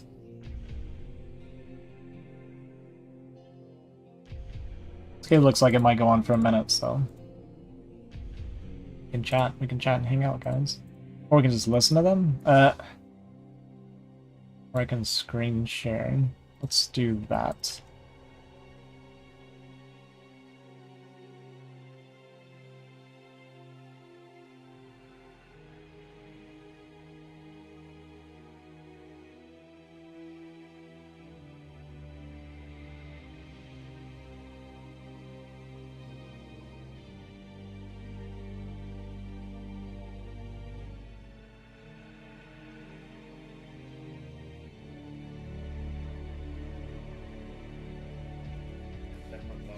Oh, there we go. Okay.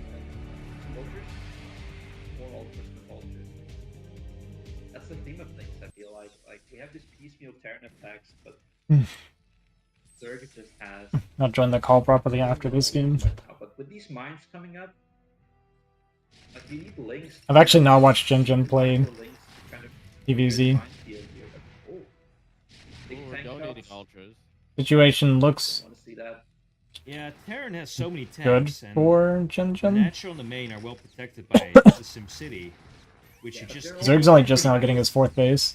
Like, in a few minutes here, sure, we're adding factories, and we have a big bank of minerals, but How did Jinjin this have is like a 25 ton of miles? SPs. Yeah, I think that It's has also to be your mech. strategy, to just make the Terran mine out, because you can't really attack in. Just make mass queens. Yeah, you would have to switch to Yeah. queens eventually, but I guess Zerg wants maybe wants a 4th base before he wants to like add that tech. For now, he's making links. Oh, he's getting dropped. That might be the way here. He's gonna win the game. Might be what he's thinking. Three So many switching mines Burrow with as well. Handlock. All the ultras eating them together. Oh, mines killing ultras is so satisfying, honestly. Okay, we're killing larva. Killing larva is hilarious. It is. There's an eBay block at the More normal. I mean, Jinjin's on 3 base versus 3 base and he's mech right now. Like, I feel like this feels really good for Jinjin. How are we doing on the upgrades there? We have. We only. No, we have a second armory. Okay.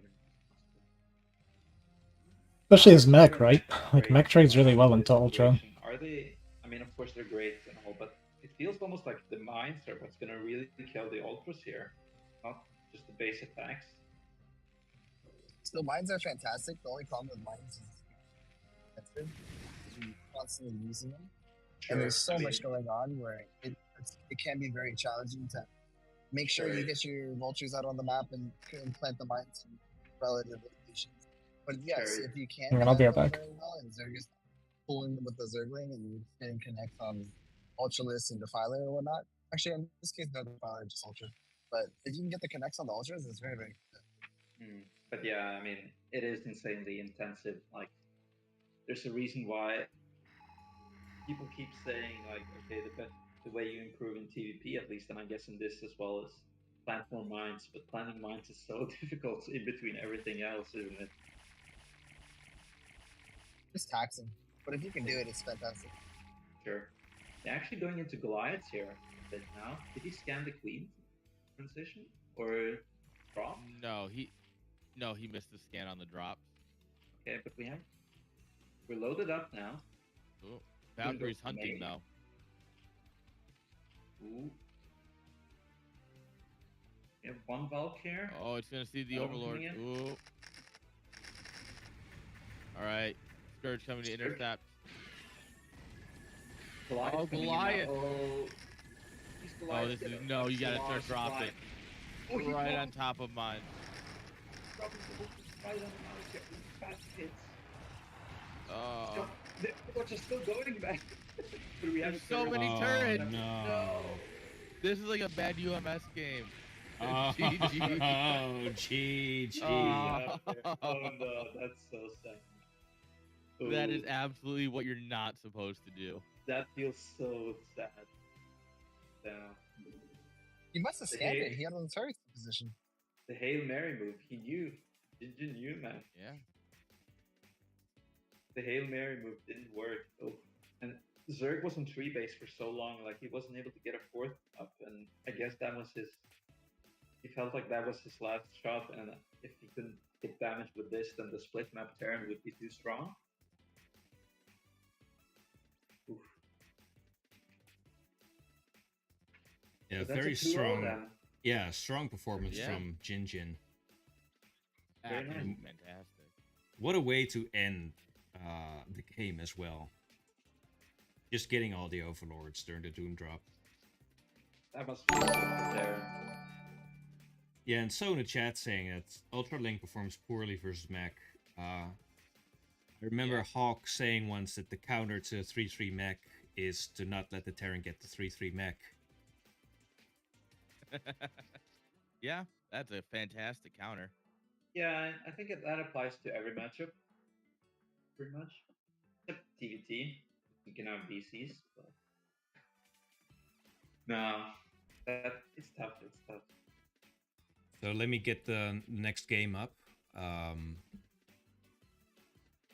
Guys, the next game is up. So, Azidaki, maybe you want to join us. So we're on EU. And I've sent you the password. This is going to be a PvP, so might be interesting for you to comment. Boy. I think Azidaki is actually AFK again. Azi! Where you at, bro? Ozzy. Okay, I guess we get started He's without him. muted in defense, so he'll Mutant and Defense. I he'll guess be here he's... when he's here. Okay, I guess he's... Oh wait, I have a message from him. No, nothing. Okay, well, I guess we'll just get started without him then. Yep, let's just get into it. Alright, Alright, so let's send it. Maxa Yeah, versus this is Ash gonna be Sacrum. game 1. Maxa versus Ash Sacrum. Too late. No. Balls, dude. Just Balls. Are you kidding me? No, Should we get him in? I Should can we get him in? Yeah, wait. I can observe for him. Or we can just Hold on. Sorry, this is totally like the Aussie. You wait till you start getting there, Ozzy. so- Hello. We're hosting now. Alright. Thanks, guys. All right, game is up. We need your PvP expertise, man. It's CPL Oh, Data? guys, this is PvP. I'm on the wrong server. Hang on. This is PvP. All the Protoss. What was the password? Yes, In the casters chat. Just let me say the password to everyone on stream. It's in your DM. You have those CPLers flocking in, dude. Well, I'm screen sharing. They can see it anyway. They're all gonna come. Ah, there you are. Okay, well, let's get started then. Maxa versus Ash Sakram. Take 2.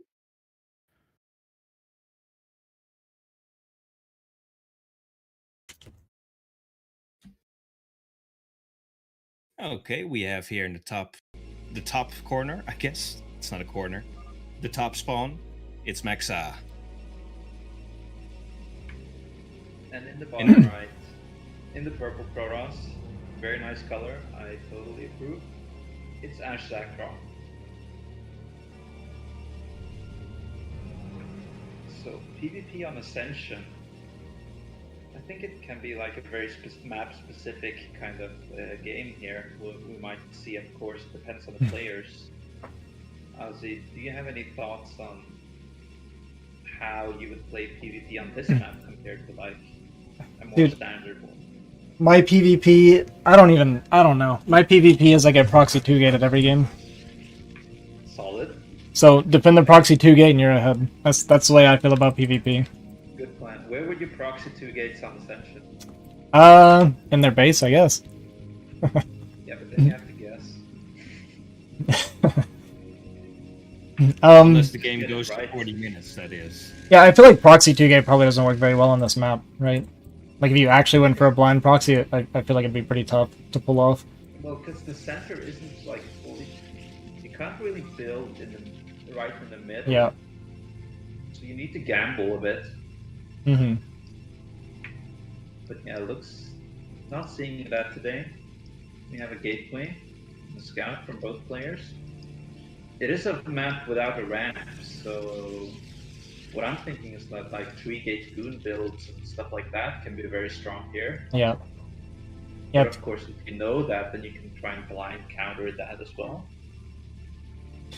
Yeah, 3-gate goon on non-ramp maps are pretty strong. Even if you use it just to like kill a natural or something, if they go for an expo, or if they do like 2-gate expo or something like that, you can kill the expo and fall back on your own, that kind of thing. Yeah, we have 1-gate gas from both players. No 2-gate shenanigans just yet. Just very standard so far. Mm-hmm. Let's see if they make a zealot. Looks like Zakram is making a zealot, and Maxa as well. It's looking very normal so far.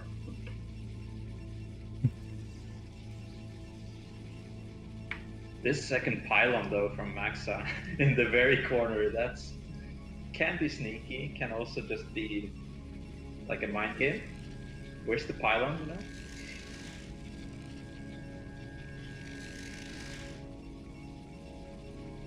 I feel like Protoss doesn't count pylons until about 2300 MMR.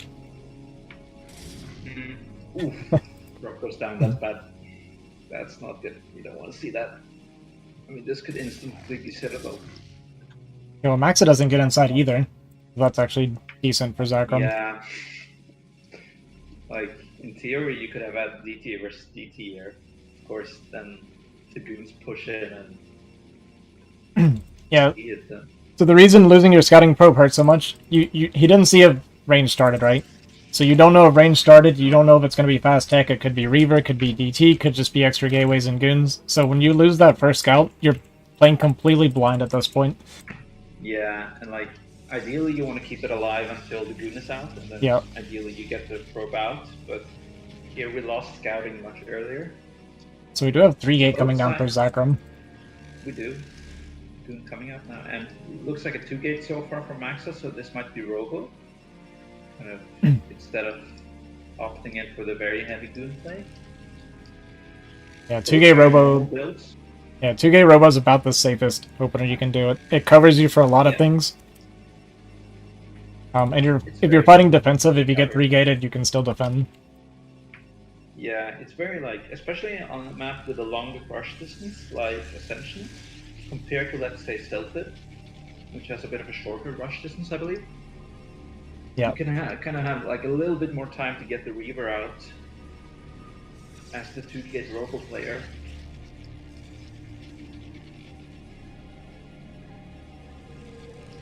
But Zachram looking for a timing here, and Maxa doesn't really know what he's up against, so he just kind of has to play as if it's anything, and I would assume he's going to be constantly making goons here.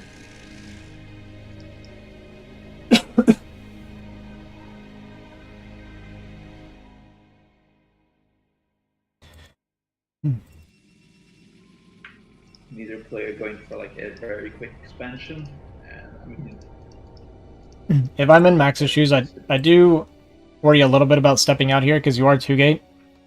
You're not really you can't really get aggressive with 2-gate Robo, so you pretty much want to stay defensive. So stepping out here can. This is like, we're not playing to our timing here as Maxa, unless we would be up against 1-gate Robo. Oh, He is up goons though. By Zachram. Zachram focus firing very well here. Maxa now up on the high ground, but Zachram stuck. Okay. This fight went really well for Zachram, and he has to build advantage at this specific time. And we went Observer actually as pro. Yeah, I kind of open Observer as well, just because I get afraid of DT. But if you're going Observer, there's absolutely no reason to move out whatsoever if you're 2-gate Observer. Yeah, 2-gate Observer has no timing here. If you were like 3-gate Observer, then you could have a bit of a timing right now, but this just kind of played right into Zachram's hand here. Now Maxa has the arc. Zachram kind of... Yeah, now Maxa has the green count advantage right here, but locally. But still, Zachram targeting quite well, getting a decent trade here. Maxa kind of anti-stutter stepping there a little bit. Oh, but this Nexus is canceling that. Now the Reaver is gonna take a long time here to get out here. Behind this, Zachram can do anything kind of. He has a Forge, so he was scared of DT, but now he should have seen the blur of the Observer. Now Zachram can kind of just have this soft contain up until the Reaver's ready. Getting a Nexus behind this. Not getting a Robo. Just feels like it doesn't need that since he sees its Observer. Oh, pushing in even actually. Reaver isn't out just yet. For now, Zachram getting very good trades here with these goon advantage. Reaver is out. Let's see if he can jump on it. Scarab's on the way. First hit, very nice. Probes being pulled, but nice focus fire on the Reaver. Only gets one Scarab off, and now probes against goons. You don't want to see that. And Maxa taps out. GG. Felt like Zachram kind of knew the strengths of his build here, in a way. Knew his timing, and took advantage of that. Yeah, a bit of an anti-push out there from Maxa. Yeah, that was unfortunate, but he had no scouting, as he pointed out earlier. He didn't get a probe in at all. So perhaps he was kind of... Well, he had Observer. Specific build. Like, he was pushing out with his Observer across the map already. So... Right. Yeah. It's just in that situation as Toss, like, I get it, because I also... Like, you worry about DT, so he goes Observer first, 100% with him on there. But if you're 2-gate Observer into Reaver, you cannot leave your base. You're playing defensive and you're waiting for information, and then you can kind of adjust. No, I mean, not skipping the Observer if you haven't scouted your opponent's base at all would have been a pretty insane play as well. So I understand getting the Observer. Yeah. Zachram takes the 1-0. Now we're going into Butter. Another map without a ramp, actually. Let's see how this plays out. 3-gate. Okay, let's go into game 2. 3-gate is strong again here. Or proxy 2-gate. True. Also, 2-player maps are also really good for Manor Pylons. They are. Indeed. top right corner, it's Maxa sporting that green again. And in the bottom right, in the purple, it's Zakrom. And Ozzy, is this you play? Why? Why do you say that? What's this probe doing, man? No, In the middle of the map, 25 seconds. You misunderstand. I'm not the one doing the proxy. I'm the one getting Oh, proxied. okay. You're getting proxied. Okay. So you're still in the game then, but you're in the purple here. Okay, so Maxa going for. So this looks like it's going to be Manor Pylon. Unless we do it on the outside, or you could do it as natural. It looks like we're going for the natural. Yeah. Now, there is actually a variant. You can either do the classic 2 gate, or you can just do kind of like a 1 gate pressure, and then you're macroing behind it, but you're still putting on a lot of pressure early on. Let's see what Max had chooses to opt for here. I actually just played against that build for the first time a few days ago, where it was just a proxy 1 gate into mass eco, and I didn't understand what was happening.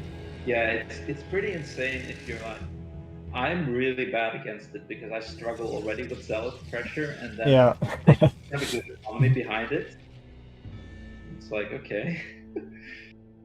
1 gate for now. Let's see, but the probe isn't going in for like a Manor Pylon. Not making a second gateway, so we might see just that then. And Zakrom is taking his gas, so it's going to be a 1 gate against 1 gate, it looks like. I would like if Maxa goes for Manor Pylon here inside the mineral line. Yeah, it's really, really good when you're doing zealot pressure because it kind of prolongs the lifespan of the pylon, so it gets more value over time. Did Zakrom He just saw the gateway as... Yeah, he saw the gateway as he left. He saw the gateway, okay. Yes. It was in his He vision, realized but I'm not sure if he the actually saw it though. But Yeah, it's but- on his mini-map now. Well, he wouldn't pull probes. Well, he should have pulled probes already if he was going to do that. Instead, Yeah, he's it just would- making it the was second gateway, still- so he knows. yeah. But he It wants was to see still- what Probus is up to at home. Okay, yeah. Yeah, you see it. Your reactions drop a He's in second chat gate instead saying of going I saw for... it. Yeah. Yeah. No Manor Pylon, actually. He didn't try for it. I think that's a bit of a... He should, like, kind of... You kind of need to try it, at least, I feel like. Yeah, I do You're feel like in it's really this good. situation, you're already kind of committing to an aggressive play here. Now this, I don't know. We have 1 zealot here, but there's 2 gate now. You have gas at home though. Oh, coming in. You got 1 hit off on the probe, but now it's 1 against 2 zealots here. Oh, gets the probe, very nice. 2 probes. This might just be 2 probes. Nice drill. Oh, doesn't This is actually really bad and for gets Maxa here. Scout probe. That was a really good hold from Zakrom. Only losing 2 probes, and now this proxy gateway is like... It can't really defend itself.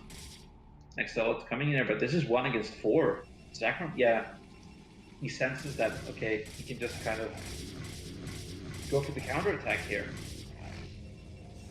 And he Manor Pylon Max at home, so the mining is not optimal. We have a gateway here as well to try and defend at home, but this is going to be 1, maybe 2 zealots against 3 zealots. Very tough situation for Maxa now, I would say. You actually have a supply block from Max as well, so it's only going to be the 1. Or it delayed it a little bit longer. Yeah, and Zakrom also did the block on the natural, just making sure there couldn't have been a nexus, and he can also make... He could make batteries or cannons here if he chooses to go for a forge. He's making a core though, so we won't see that. Could make batteries, but honestly, I think this is just too many zealots right now from Zakrom here. This could be a ton of damage. Axel trying to fight with the probes a little bit. Ooh, zealots targeting quite well here.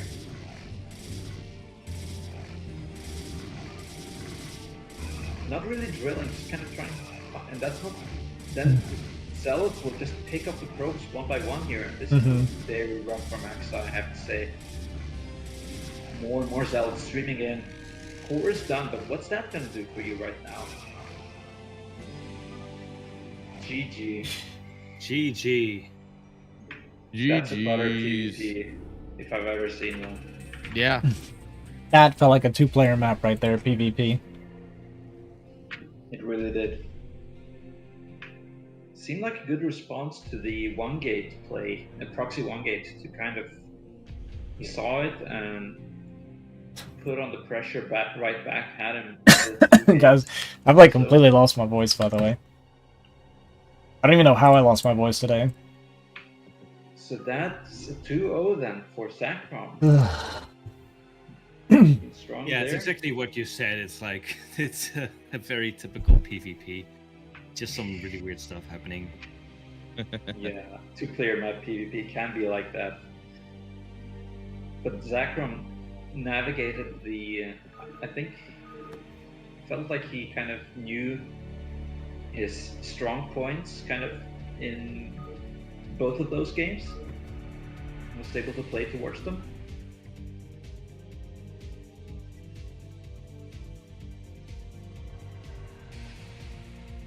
Let's see. The next game is up. Next game is going to be Nagnar versus Zeski. Sorry, what's the total score right now then? Is it? Sorry, the total score is 1-1. 1-1. Very nice. I sorry, I didn't catch that you asked that. Sorry about that. But yeah, it's 1-1. Good grief, man. So yeah, next game is going to be Nagnar versus Zeski. Zeski, of course, well known as one of our CPL casters. Often casts on the Coach People League Twitch channel, along with Neblime. Indeed. We have so many Terran casters, man. The Upside Down casters, they are Australian. Yeah. Somehow, Terrans like casters are very slanted towards Terran. Terrans like to talk about the game, you know? Yeah. Like to talk about the game, about certain aspects of the Zergs game. represent. Sure. Yeah. Protoss. No, and Nagnar is a fellow Australian. He's played a lot with Zeski, but they're not in the same CPL team, so now they get to meet each other here. And these players probably know quite a lot about how they like to play, their kind of like tendencies, strengths, weaknesses. So this might be a interesting series if we see like some builds which are kind of tailored against each other. Let's have a look. I like watching players like Zeski because he's very knowledgeable about the game, right? Indeed. Yeah, he's very smart. Watches a lot. Like game smart. Koreans. Okay, let's get started. Understand. Nagnar versus Zeski, game 1 on Ascension. All right, here we go.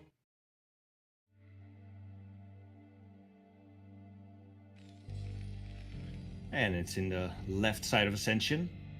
Integrity Zerg. AKA Nagnar.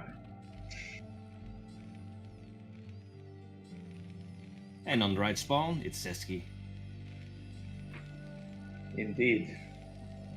Now, this nickname, Integrity Zerg, is it like... Sarcastic? Is it like the honorable thing for Terrans, but the Zerg version, or... Does anybody know? I have no idea. I guess I could ask Nagnar later.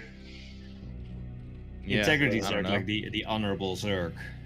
Well, let's see if we see any honor here, or if we see orange clouds and ultras and hydras and all that. Yeah, orange clouds. I want to see all of that stuff.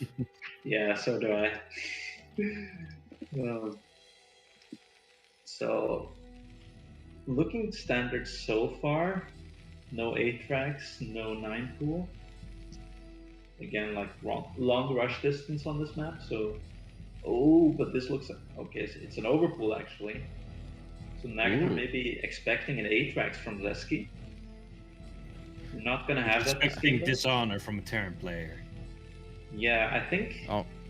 As if we've never seen Zeski 8 racks before. Come on, guys. Zeski is, if you've watched him, like either in CPL or in CSL or anywhere, he likes the 8 tracks, and he also likes the 8 tracks into 1-1-1, where you tech really quickly behind it. Yeah. So he knows kind of that playstyle and how to navigate it, and Nagnar, obviously having played against him a lot, knows that as well. So that's why probably he wanted to go for the overpool here. Now Zeski's actually going for a gas here, so a tech build, but not an Atrax. But let's see if this is going to be like straight mech or a 1-1-1 of some kind. Yeah, this feels like a bit of a mind game from Zesky not to go for it, right? Like, if they do know each other, he may have assumed that Integrity would go for an anti-A-Rax, and then he just plays Eco. Yeah. Also, if he just... I mean, it's such a long rush distance, and Mhm. like, where would you place the barrack? You would probably place it close to the natural, and that's still a pretty long travel distance for the Marines. So, yeah, we have the factory coming down here. Full of gas, so it looks like a factory expansion, not like a straight starport. 4 links coming in now. Oh, and the SCVs, we need to pull SCVs here. Okay, pulling 5. Yep. But they're not going to be there in time to like hold position on the choke. Oh, let's see, 1 SCV goes down, but now forcing the links back for now. Oh, but the SCVs are going back. Oh, and now no. going back into round 2. Gets the Marine. Going for the second Marine here.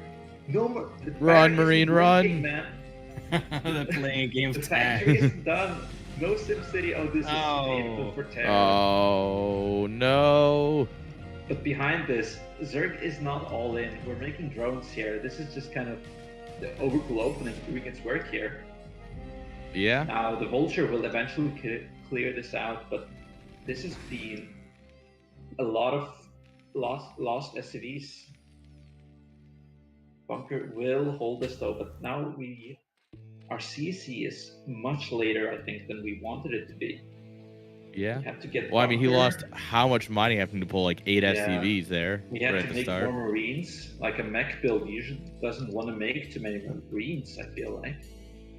No, you generally only want before the CC here. 1 or Our 2. economy. There is no creep for the Vulture coming out, so the Vulture could definitely make up a lot for this. Ooh, that's true.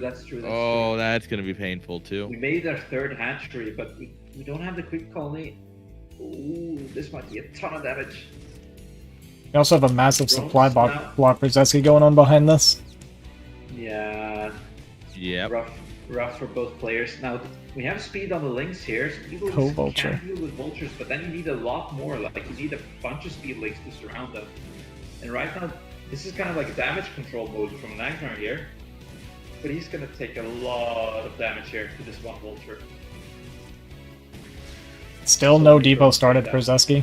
We are all in on this Vulture right now. Oh, Yeah, we have a starport coming, but the starport is done, and we don't have the supply to make a wraith. That's so. Oh, he's still. 600 Oh, there it is. We Oh, focused really hard Zesky. on- The vultures did a ton of damage, but we almost did more damage to ourselves, man. That is the most aggressively Terran thing I've seen someone do.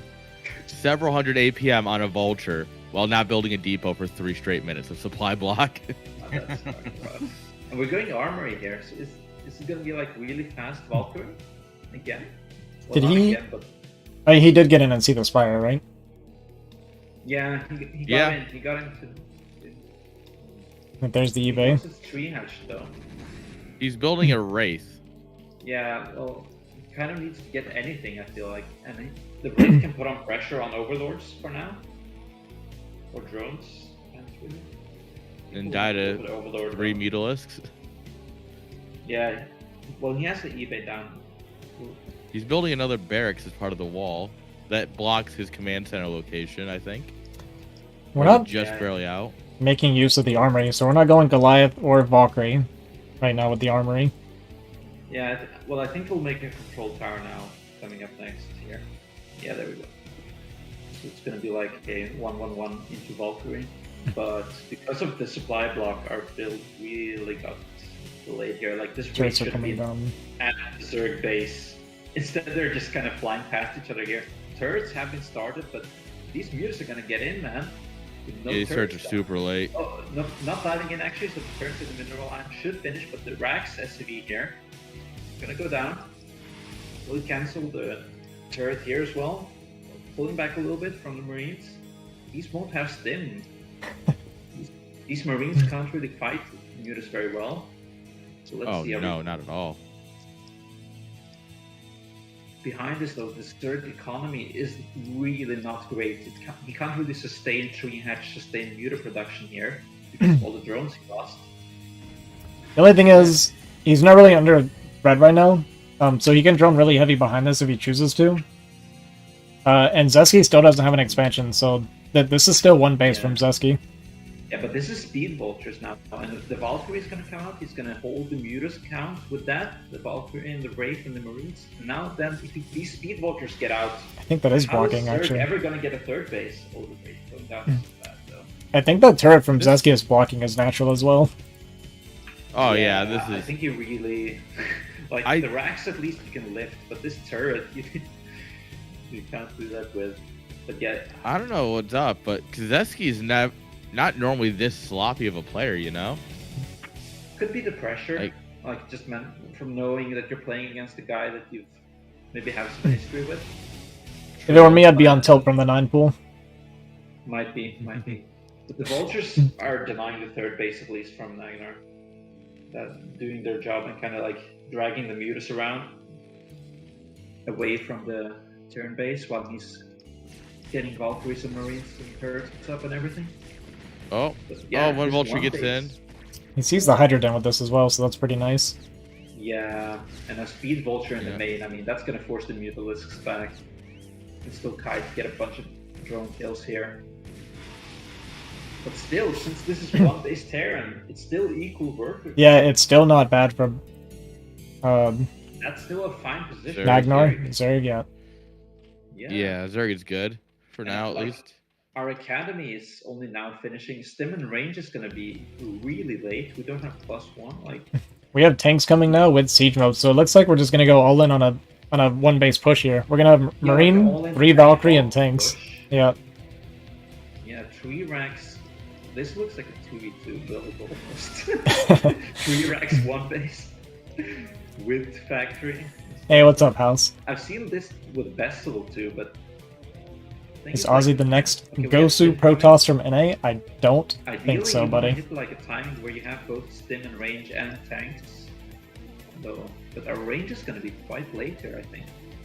But let's see, 3 Valkyries, as Lovesnow said earlier, it's a bit of the magic number, kind of. Can really kind of deal with the mutas quite well. And you have 3 Valks. Yeah, there's 1.5 groups of mutas, so it's still a dangerous engage with 3 Valks. Yeah. With any well, amount of good thing control. you do AoE, but yeah. It's... Yeah, now he's floating the racks, but then he realizes that the turret is in the way. Did we Gonna get out canceled the one tank, tank. He had 2 queued up. We I have guess we Scourge canceled now. one. We have Scourge. Oh, diving in now. Oh, Scourge. Good 3 connections for the We Zergs. connect on one But the Valkyrie. Valks are doing their job. We connect on one. Oh, trying to go for another one? No, that's not gonna happen. Oh, Yeah, that was a pretty good micro. bad trade for Zerg there. Yeah, the Mutas got softened up really well. Only got 1 Valkyrie. But still, Zerg is making Hydras now. Getting Hydra speed. Ooh, this is a logo. Oh, Muta's coming in from the back. Picking up the tank is huge. The Especially if Valks he's are making Hydras now. AFK. The front of the Making pack. Hydras. This is a lot of Hydras. Zerg is buying time with the Mutas now. Yeah, losing that tank is pretty huge because we absolutely cannot push without the tanks at all. No, we can't. And we're making Oh, no, more not at all. racks.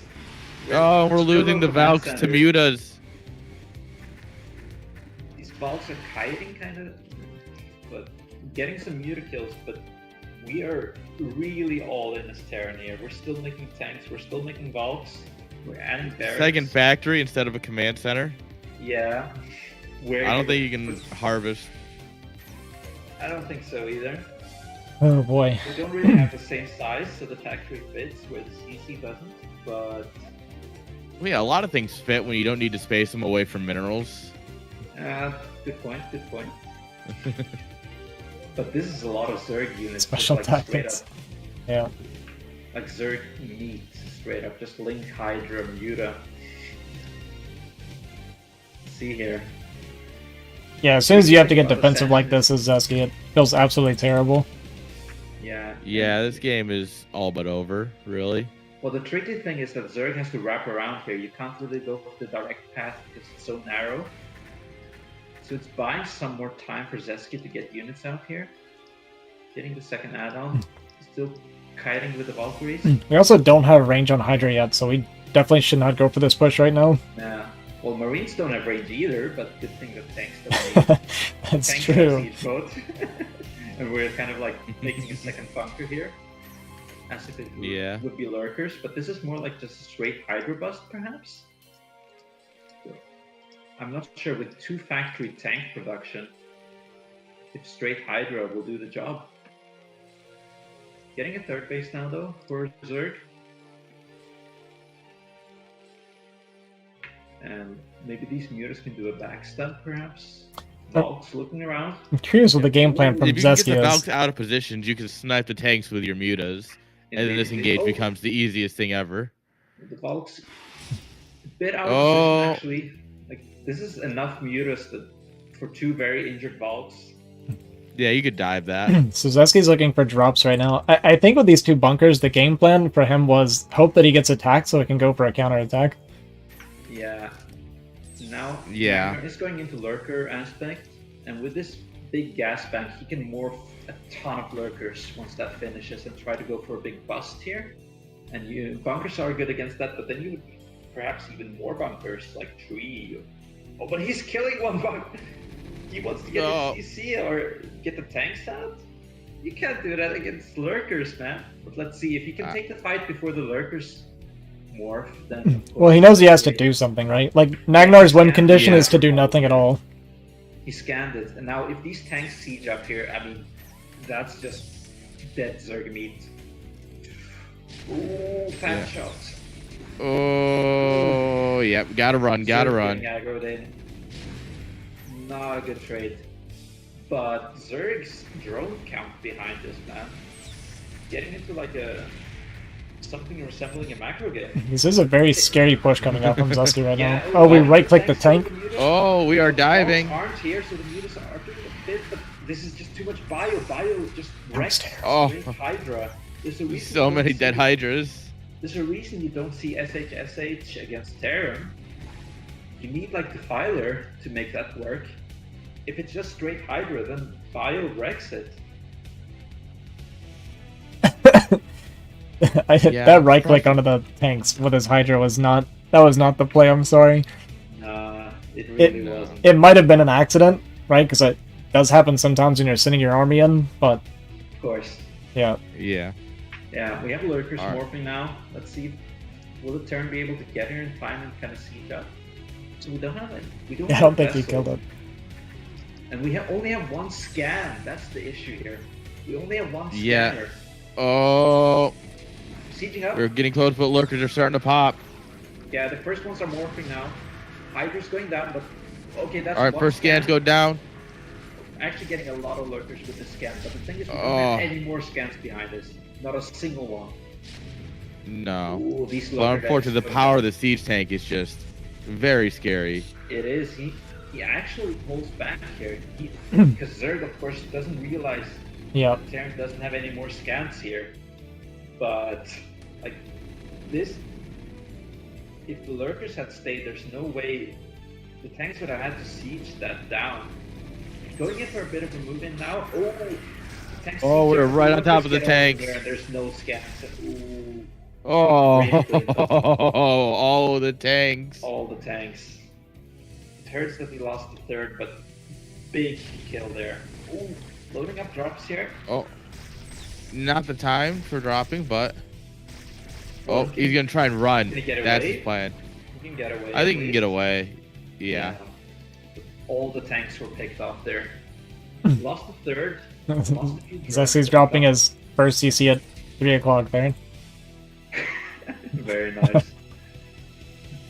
Good work, Zesky. Count here is huge because Terran is on such low eco. He's actually double expanding.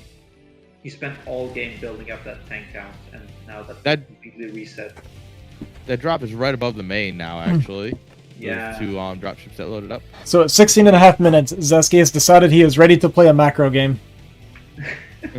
This main is really droppable. It's so big. Getting in behind minerals here, forcing a drone pull. Hydras can't fight Stim Marines, so this is going to do a lot of damage, I think.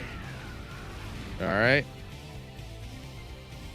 Will go down eventually, but force the army back here and bought him some time to get these expansions up, perhaps? Yeah, we're not mining right now. Yeah, That's Zesky. The main is mined out, and we are on 4 minutes. 4 minerals in a dream, baby. What a game! This is very entertaining. We can try and get some Zasky. value with them later. So if we zoom out here, like, besides the fact that Terran isn't really mining properly, who's ahead here? I mean, Terran has the tech. Zerg He has more like, supply, Yeah, which is Nagnar looks pretty good. We have 9 more drones. Obviously, we're just on the 2-base eco, but he's taking a third. He also has Hive on the way, which is pretty huge. Yeah. For Um, now, I mean, Hydra doesn't fight very well. yeah, so that's the thing Lurkers is, are- lurkers do without obviously. vessels. it's a little hard for him to kill Zesky right now, and if Zesky is allowed to sit on 2-base eco right now, he actually could come back into this game, potentially. I think once Zerg has Defiler, he's in an excellent position. But Absolutely. for now, if he moves Yeah. in here, I'm not sure if that. I don't think he Uh, will go for an all-in attack right now. We're starting No, at this vessels point, you for want to Zesky. posture a little bit and then expand. Grab a Yeah. fourth, might as well. You just need to start cranking that eco, getting ready for those hive tech units. Sure. I mean, ironically, he could have like ran some lurkers into the natural right now because Zesky's kind of holding the high ground. But of course, you don't have map pack. You wouldn't know that. Only Terrans get that. All right, Scan sees the hive. And he sees the incredible drone count. Oh my god, 53 drones on 3 base. This is like ZVP now. Hydra This is lurker it. and insane drone count. How do you feel about the Zerg expanding towards the Terran instead of up?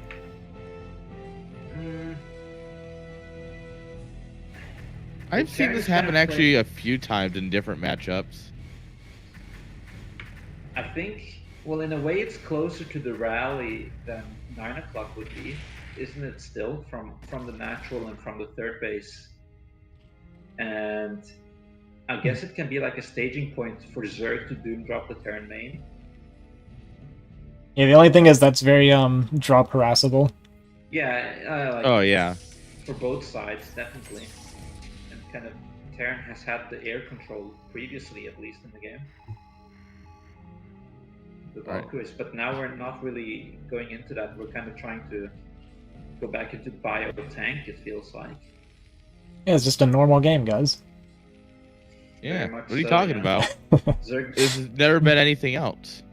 Zerg needs to kind of try and transfer some drones, though. Like, the power of Zerg is that you can keep mining each base for a long time, but with this saturation, we've actually kind of mining out our main soon. Yeah, he's mining out a lot earlier than you really should be. Yeah. Defiler on the way. First ones are out. Consume on the way. That could be the timing here if we. Though I think against this style, you also often wait for plague and then just start plaguing a lot. Let's see.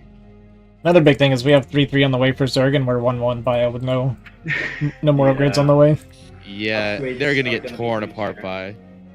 The tank Lurk. splash doesn't care about upgrades, but lurker on the dark swarm is even better. So yeah, this might be the big All right. attack here. I Alright, expect good scan. He's done. Sees the armies unburrowed and moving forward, so now he knows it's coming. Yeah, You we should have be one vessel pre-stimming here. at this point. Zesky looks super dead to me. Oh, but that's a ton of tanks, man. We have one That is swarm so here, many. another one. Let's see, can we get some burrows Alright, here? we're Okay, trying. burning a little bit. Oh, we're unsieging. Lurkers coming in. Trying to get away because two lurkers are in here. Oh, Zerg taking a very good fight here. Yeah, was actually a Zerg really is good doing a really pullback. good job, but Can't do anything. that's still a lot of tanks. Still a lot of Oh. tanks. But now, oh, the swarm push is great here. That's what we need here. Oh, Lurkers, some going down to the splash, but we managed to burrow. yeah, Dark We Swarm have is four really lurkers helping this here push. and more Dark Swarm. Yeah, we have one more Dark Swarm. Very nice, very nice. Alright, this is Behind gonna this, we hurt. have more Hydra coming. We actually have drops from Terran here, trying to go for the third, but they're not unloading. Oh, the drop goes down. Very sad. Okay. Oh, and the Looks Hydras like will kill Terran that hold drop the ship. third, though. Kind of just falling back. losing a lot on the way. Oh, and the radiate's The out. radiate's going down. Kind It's of gonna be what is out finally. it kind of defended, but we lost pretty much the entire tank count. So the next one's gonna be Yeah, pretty one tough. more tank Yeah. count reset here. Zerg now getting adrenaline, getting the fighter energy. High game GTB. We have Zurich is up 40 supply. So it's 14 of that is workers. Superman. That's just Yeah. it's an unfunny amount of supply to be up in This his is an ZVT. insane amount of Hydro lurker to fight. Sorry. So the two on mic are Superman and Araniac, or however he says it, and then Dada's also in here as well, but he's mostly observing. All right, It's not Zerg's gonna gonna punish that. Grab a tank. We need to get a filer up here now. Get some play going. And then I don't know how Terran is gonna deal with that, with this supply from Zerg. Once the filers get here. Defiler coming up from the middle. Yeah, ooh, They're taking- Terran. Ooh, Lurker's good unit. We're seating up, but these Hydras are so well upgraded, man. And now the filers are here. Is Swarm, Oh. very nice. Dark Playing on all Swarm. the tanks. Oh, Just Plague. like Ooh. to add insult to injury. And more Zerg coming in here, I think Naganar is Yeah, gonna- Zesty's gonna GG right there, yeah. GG. What a game. What a game. The fact that it That went was that interesting. far says a lot about Zesky. GG. Wow. That started out with like when did Zeski get an expansion up? After his main mined out, Pretty Yeah, it much. was like it was 16. yeah, it was 16 and a half minutes. He dropped 2 command centers. Yeah. I mean, That's Yeah, normal. it's fine.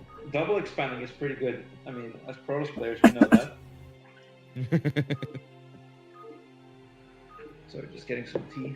Yeah, at one point it looked like a normal game, except if you looked at the clock. Yeah. Yeah. The clock is like this. It's not supposed to be this late into the game. It's supposed to be like maybe 4 or 5 minutes earlier. But I feel like if the depot made the 26 out of 26 depot, if that got done in time, then the Wraith would have been out like a minute earlier almost. Could have gotten even more drone damage before the Mutas popped. I don't know. Or I if he had think- built a depot at any point during that Yeah, vulture or- harass. Well, you can also say if the creep colony was up in time, like Yeah, there's always like the little things, right? Like you could say Yeah. if he didn't supply block or if he defended the Ling Rush better, right? So there's a lot going on, and To be he fair, kind of lost track of things. that depot was kind of a bigger mistake than anything else. well, So yes, I agree Right. with what you're saying, but it's just like, yeah, two really rough things that ended up left us with a really interesting game. Made it fun. Now we're going into butter. yeah. Yeah, I wonder if he's gonna be doing the same thing on butter. Surely not. I think we'll see A-tracks. I think now is when we see the A-tracks. On the All right, 2/3 let's have a map look. here. Here's my prediction. Yeah. I think he thinks that Nagnar thinks he will go for the A-Rax, so he skips it again. 4 pool when. 14 CC, let's go. Apparently Mihu beat DeWalt, I think 4-3 or something like that. I don't know what the In the best top up was, right-hand but yeah, side. Mihu won. Oh, okay, you do it. With our purple drones, give it up for Integrity Zerg, Nagnar. Ooh. Let's go.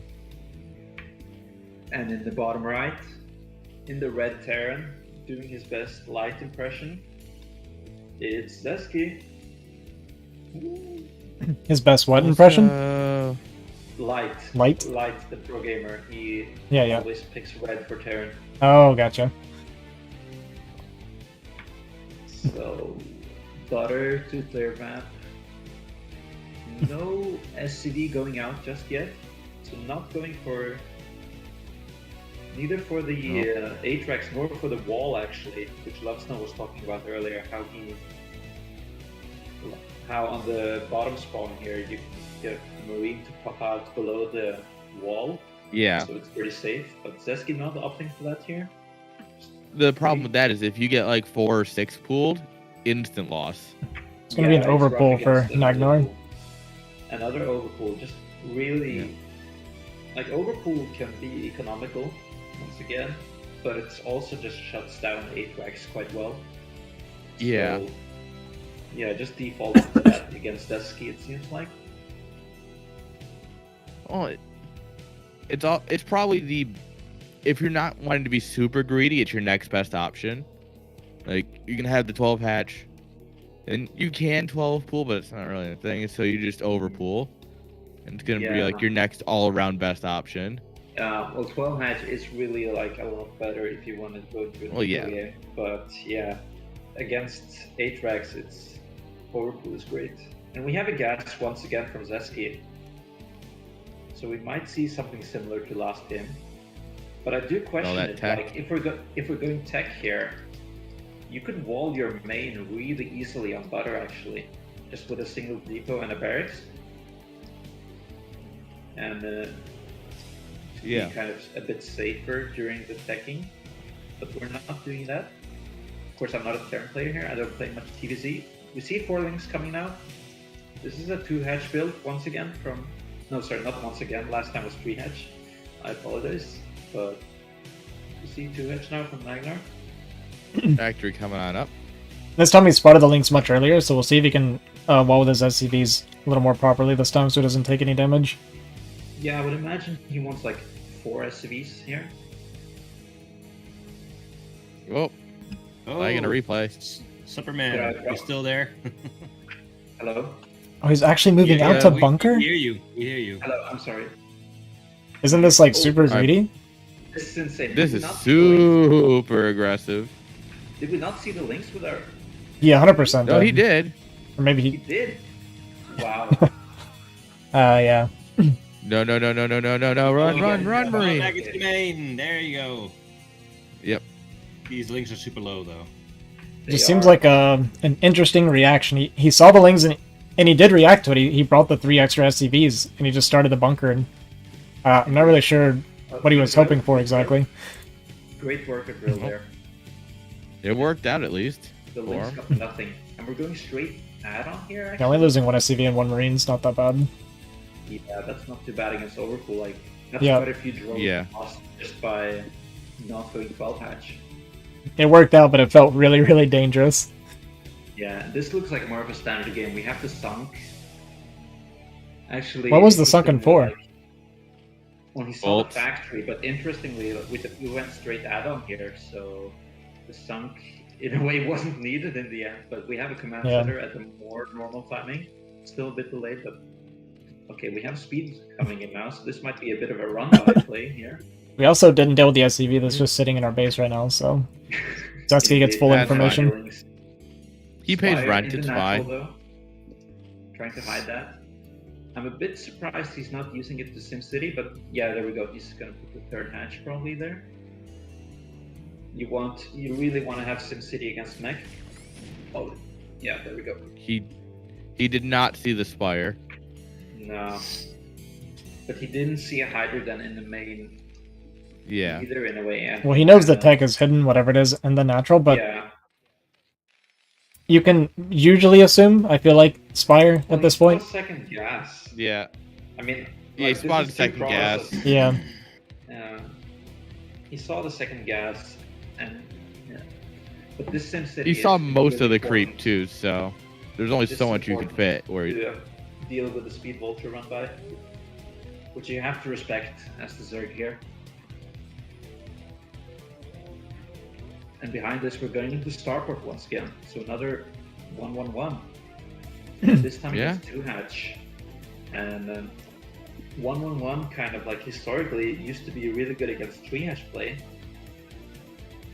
So let's see how it stacks up now in the 2 hatch situation. Vulture going Armory coming up with the control tower. Going for the 3rd base location for now. Just trying to deny that. Not making more vultures right now. Yeah, we're just working on our anti-air. We got our turrets coming up and we're working towards Valkyrie right now. Yep. Just going for a very fast Valkyrie, 1-1-1 Valkyrie getting Academy. So probably gonna go into Bio plus Valkyrie once again. I'm a little surprised the Vulture didn't go to confirm what the tech was, because there is always that chance that it could have been a Yeah. lurker bust. It is. Like you can try and, with the way the sunken and the hatchery like is located, you can't really poke at the larva, but maybe you could have skirted the left side. No, I think he would have taken sunken hits actually. But now the Vulture will see the 3rd base here. and Yeah, we have Vulture a few could've got there. mutas, but the Valkyrie's on the way. And His turret confirms count's pretty low in the main. confirms the third as well. With the Vulture. Yeah, I think these mutas are just gonna try and deny any Vulture harassment for now, and that's gonna go into the more. He might be expecting that this is actually mech and not Valkyrie, so he might be massing Muta here. But let's see, the first Valkyrie is out. Muta's trying to chip it away at the turrets now. He sees the Valkyrie. Oh, are we diving Engaging this? repair. Oh, a lot of. There's no repair attempt. The first Valkyrie, but Seemed like so he painful. couldn't quite get his micro right. It is extremely difficult to do the patrol micro with the Valkyrie. Oh yeah. It is. Takes a lot of practice. It's one of the hardest units to control, but also does like it's the greatest unit if you can land it.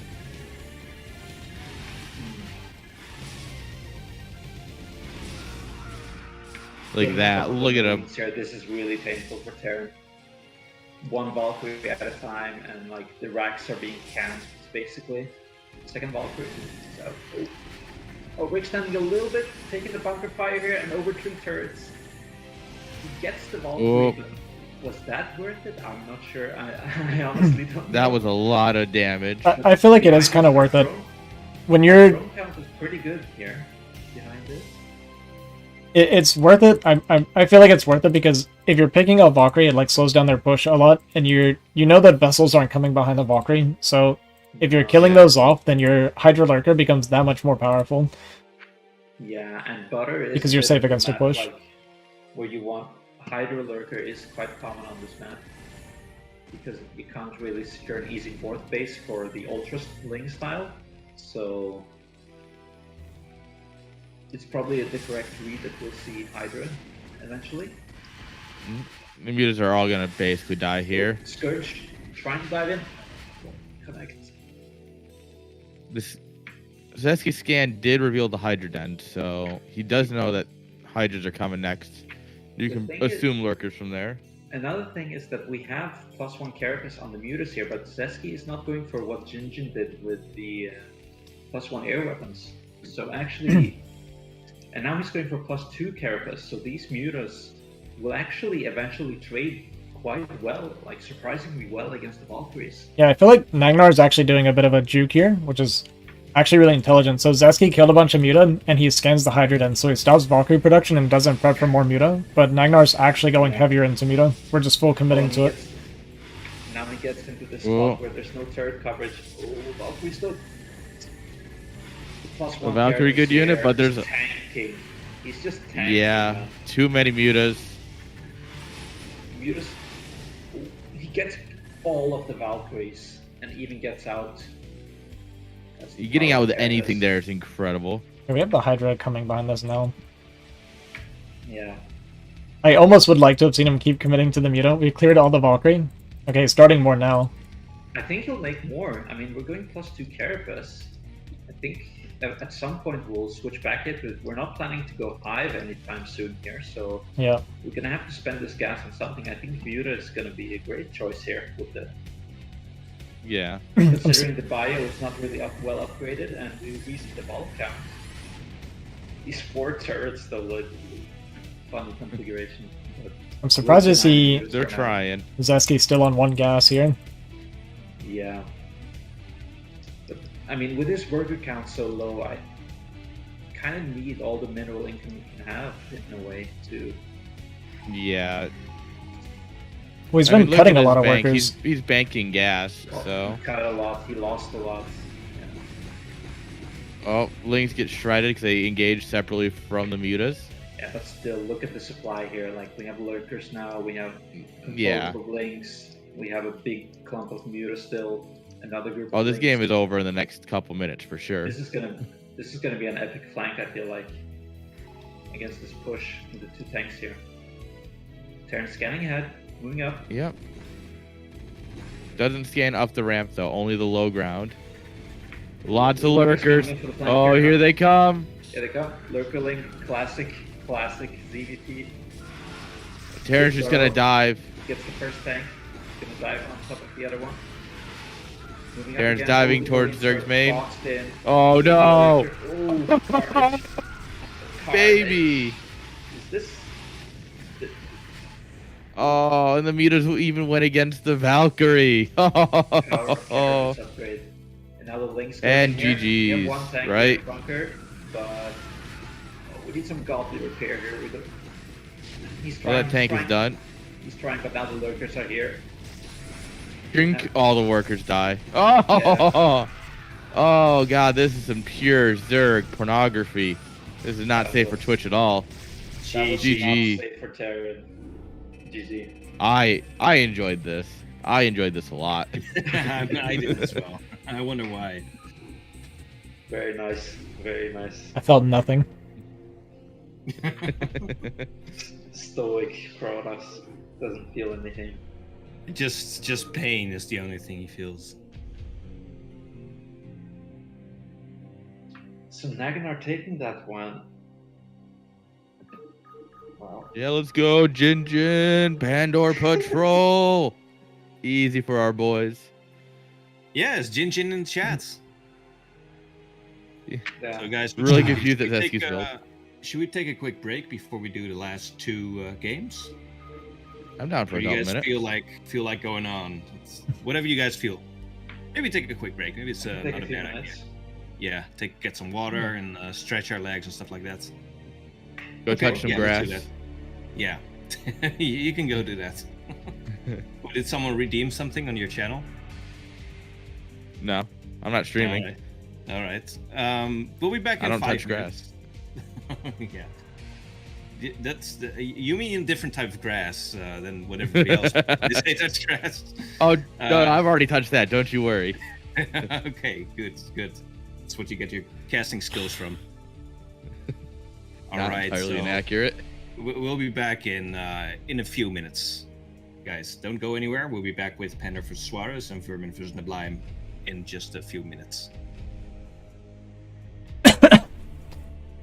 There's a little bit of a thing when there's like a crowd of people, or it feels like when you go like over one other caster, it starts getting really hard not to talk over each other. So you'll usually have like one person that kind of dominates the talking, and then you end up mostly watching. And then when you try to speak, it's like kind of like fighting for it a little bit. But you know, it's what it is. I'm okay with it.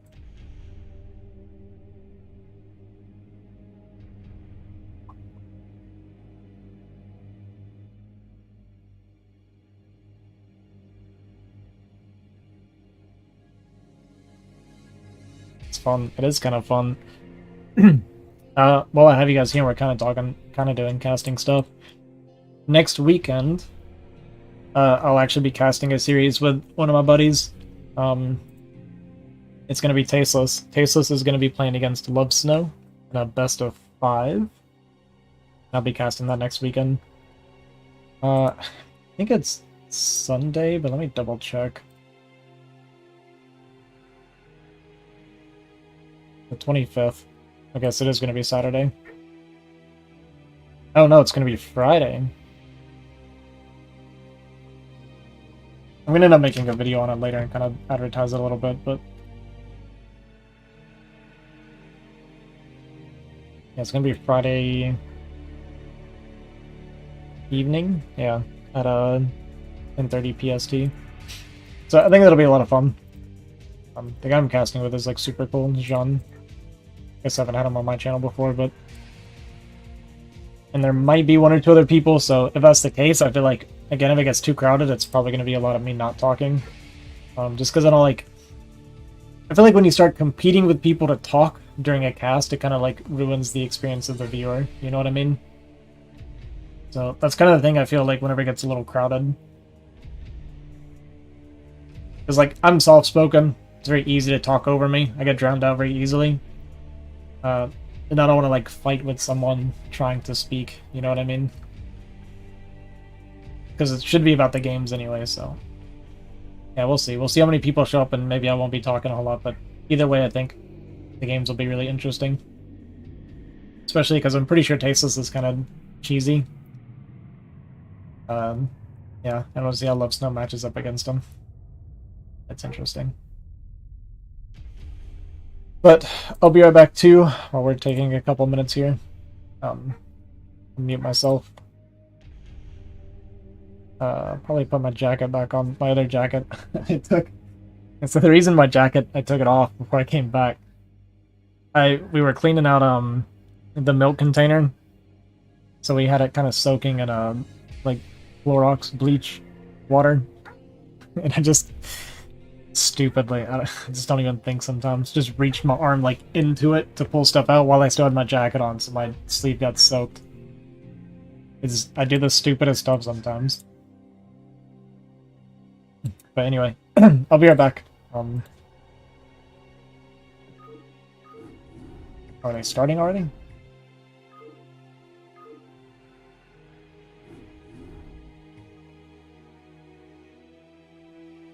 Oh, either way, I'll be right back.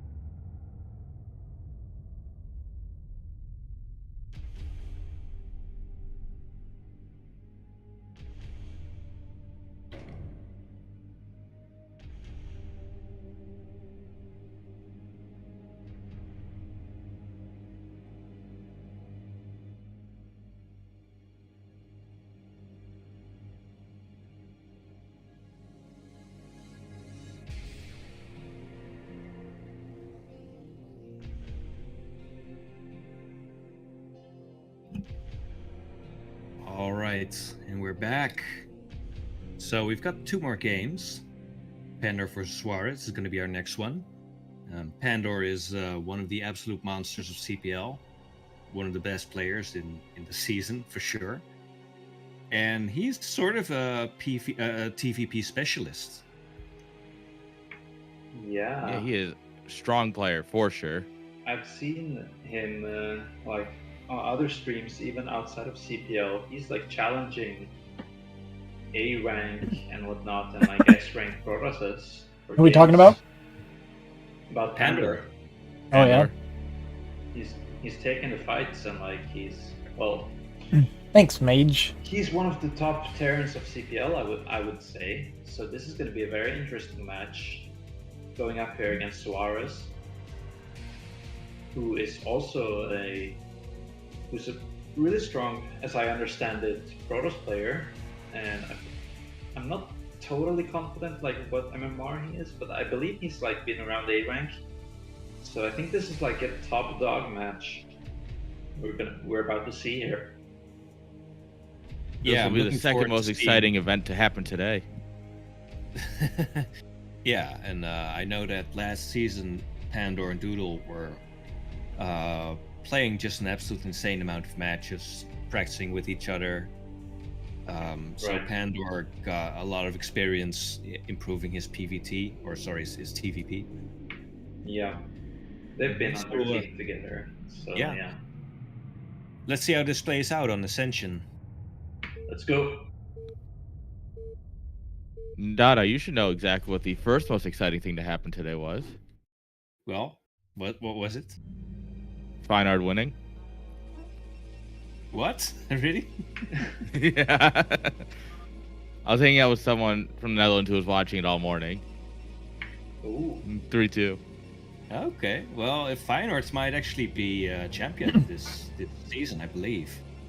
Yeah, that's what the introduce rumor players is. first before we divert into a completely different conversation. Look It's at this Suarez in the top banner. corner, and it's Andor in the bottom right. Bit of banner going on here. Yeah. So, Ascension PVT. I think this is something a lot of people have strong opinions on. This map in this matchup. With the very long rush distance, a lot of people think 12 Nexus is very good here. I wonder if we'll see that. I never do it. I'm an honorable Protoss. I don't believe in 12 Nexus. Damn. What? No such thing. No such thing. I love 12 No Nexus. lies here, It's man. amazing. No, I've never played 12 Nexus before. You should. It's pretty good. Then why do you even play Protoss? What's the point? Yeah, I don't know. Everybody tells me I should swap to Zerg.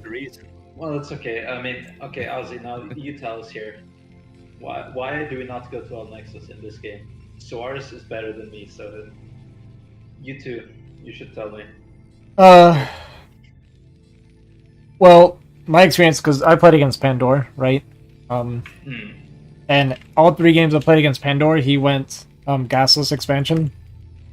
Yep. So if you do 12 Nexus and then you do like a 2-gate or cut probes or something like that, you'll actually end up behind. So I played a little more aggressive against Pandora and more for like map control and going for late game. You do that. This chat is so funny. Jin Jin, he's dead. But yeah, Rip Jin Jin. Rip. It looks like we're getting that out of Pandora again. It's going to be the gasless Yeah. expo.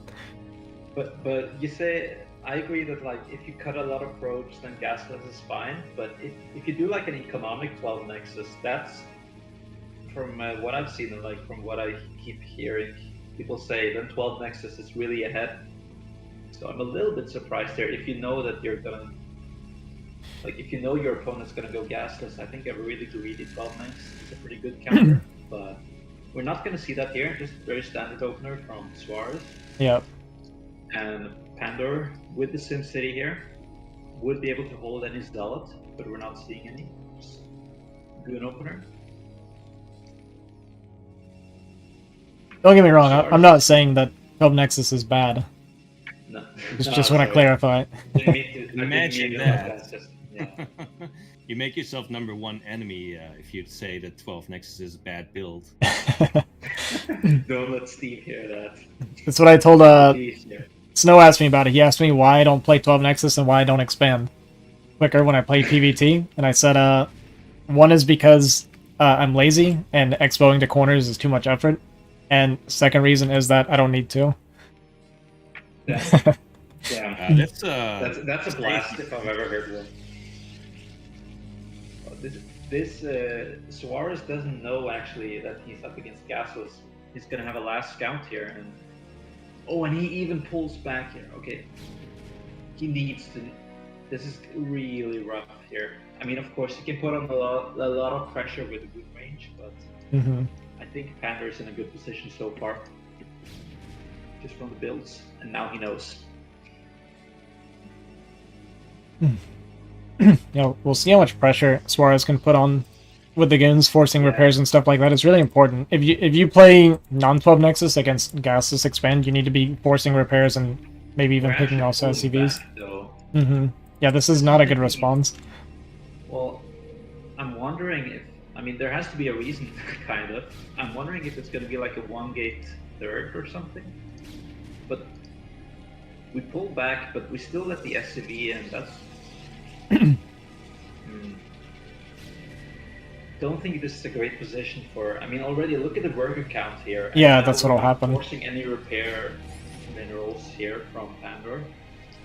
He's kind of just getting his build for free. Yeah, because the way this plays out, if you stay on goon production, you should have 3 goons at least hitting the bunker before tank's out. Wait, did we transfer like 12 ropes? We did transfer 12, yes. Like our main is barely. I know Lava Snow likes to claim my mineral mining, so I'm gonna do the same here. Sure. When he's not around. In Ascension, we have 10 mineral patches in the main, right? So now we have 9. Okay, now we're gonna have a 10th probe here, but like this is not very efficient mining right now from Soares, unfortunately. Bit of a mistake, I would say. Mm-hmm. But yeah, it looks like he's gonna go for a pretty quick third as his response to the Rax expand. Yeah, so when you play against the Rax expand, there's a couple things you can do. You can play a bit more greedy on your tech, and you can also take more bases quicker. You can typically take a relatively quick third because their gas is going to be so late. You don't have to worry about a quick factory push timing or anything like that. And yeah, you can just be greedy, take your third, kind of get your tech up, and you can even delay your observer a little bit because you'll have map control before vultures or anything can get out. You're guaranteed map control. That's a bit contingent on like goons being at the front and forcing repair, right? Because now that's what I'm saying. This is actually a very quick 3 tank push here coming out. I mean, this is one of the most common follow-ups to a gasless expand is to go for this 3 tank push out and then getting vultures behind it with speed and mines. Yeah. But this is a long travel distance for. It's a long travel distance, yeah. And then, like you said, hey, we Jinjin's alive. He's in the chats. Damn. We didn't do anything to slow down the turn, so the push is a little bit stronger than it should be right now, but we still have 7 goons out on the map, right? Yeah, the goon count should be, depending on the positioning here, how Terran engages, Protoss should be able to hold, but also the power of this push isn't necessarily like just killing Protoss. Yeah. It's just a way to get vultures out of the map. Yeah. Get some presence with them, maybe get a run by, but... I don't think Suarez knows this is coming. I don't think he spotted it. Well, he has the observer now. He sees double add-on, so he should expect something. But the goon's not really totally in position here. Vulture's getting a good engagement. We have a shuttle. Reaver is on the way, but for now, probes fighting. Using the mines. Actually, a lot of goons going down here. I think the tanks will be cleaned up, but this was a pretty good trade from Terran. Yeah, this is great for Pandora. Yeah, and now look at this. This is the power of making the game crazy here. We have vultures. Now, we'll get into the natural here, and Reaver's out, but there's no goons at all in position here. There's no goons at all. One, literally, fighting 2 tanks, and now these vultures getting a ton of probe damage. And we were already ahead in workers here. 9. Okay, Reaver's Well, I have to say, this is like the power of an unpunished Rax expand against an opener. Yeah, displaying itself here. Pandor's pretty much living the dream. The only thing he could have done is either drop more factories or a 3rd CC behind us a little bit quicker. Yeah, I mean, he's floating because he's spending a lot of his attention here on microing the vultures. But we're still getting more probe kills. But yeah, we're like we're up almost 20 workers here. He got all the probes at this base. Yeah, we have upgrades going now finally, adding more factories. I mean, this could be like a follow-up 6-fact even. Yeah, I think when you do this much damage, you can just follow up 6-fact. Yeah, actually we're going starport. I mean, Pandora isn't afraid of going into okay, upgrades. there's the 3rd CC. That's just as viable, honestly. Yeah, well, after an opening like that, there are no wrong choices. Protoss is never gonna like be out on the map here aggressively. Yeah. Because he's really scared of more vultures. That's what I mean, by the way. You get like one person that kind of like wants to dominate the talking, and it's just like they'll talk over you, you know. Now Protoss trying to look for a way to get a 4th base up here. Going into like this Citadel Reaver kind of style, it seems like. But just with how his economy was punished early on. there's less gateways than factories. That's not a good position for Protoss to be in. Vulture's getting another probe here. But... oh, Shadow. Reaver dropping now, unloading. Zealot tanking the shot. Ooh, nice Reaver hit. Beautiful Scarabs there, actually. Taking out 2 tanks. Zealot still alive. Reaver getting more damage. This is a way that Protoss can try and get back into the game. Good trades with the Reaver. And he's even gonna get out here. We have speed on the shuttle. What's up, And Untouchable? this is the kind of stuff that Protoss is gonna need to have a chance here, I feel like.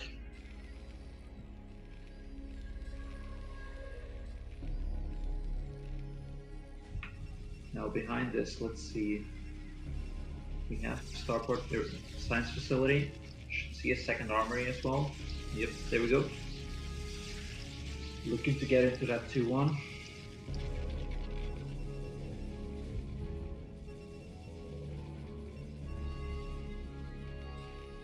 Eco's still not feeling very good for Protoss here. We're only just now No. taking our 4th, and our worker count's still nowhere near close enough to saturate 4 base. Yeah, still feeling bad, but you need to try and equalize in some way. Try and get value somewhere. Because, like, if you just do nothing, then Terran is gonna hit his timings and eventually just siege up on you. So I understand he wants to try and do something, but indeed, it's still really tricky. And he's trying for this very Korean style of double forge, Templar, Reaver. But that's a style which relies on an eco advantage, I feel like. And we don't have that here at all. Now we have a bunch of vultures coming out on the map from Terran, looking for any bases, laying mines, getting map control. Is that a full wall? I don't think it is. Yeah, it's a bit weird. Like I thought. And even if it is, it's a very exposed cannon, so... Yeah, I thought he could have fit 3 pilots there. But, okay, going in for the 3rd instead. With this many vultures, you can just... well, you can either fight the cannons or you can just kill every single probe in the meantime. And sure, you lost a bunch of vultures for this, but you're just compounding your lead here because Terran is not planning to attack just yet. He wants 2-1 still. So for now, if he can clear a mineral line, that just leaves him even more ahead in a few minutes.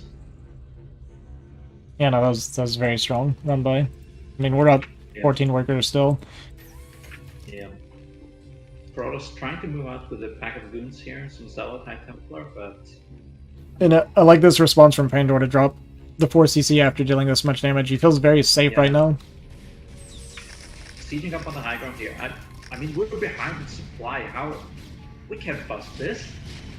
Maybe some fat storms. The units are really clumped. Oh, good pickup. Good focus on the Goliath.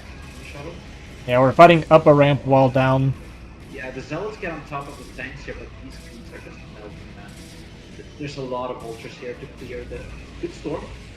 Good storms, but we already lost all the goons. The core of our army is kind of gone now, and we don't have the eco, the gateway count to replenish it super quickly. This was a really good fight for Terran. We have our 9 factories, vessel, EMP on the way, 2-1, about to finish.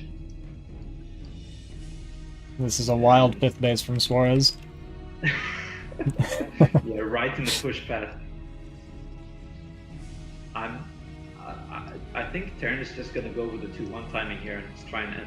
Yeah, it feels like there's nothing Suarez can do to survive at this point. We're down to 87 supply, and we have a very powerful 2-1 about to push. Yeah, and most of that is probes. Yeah. They don't fight very well. Not at this stage. We're going to a second robo. Yeah, I mean, that's kind of... it is the meta way of playing it, you could say, but we just don't have the economy, we don't have the army. This is big fat Terran 2-1. A-moving, almost. Protoss is stuck. Wrecked. GG. Wrecked. Absolutely wrecked. Yeah, correct assessment, I have to say. Like, not to be harsh or anything, but... Well, at least Suarez knows what he did wrong. He got wrecked. Yeah. That's for sure. Beautiful insight. So if he just fixes that next game, he could actually win. Yeah, that's the Korean. Just don't get knowledge for wrecked, you. lol.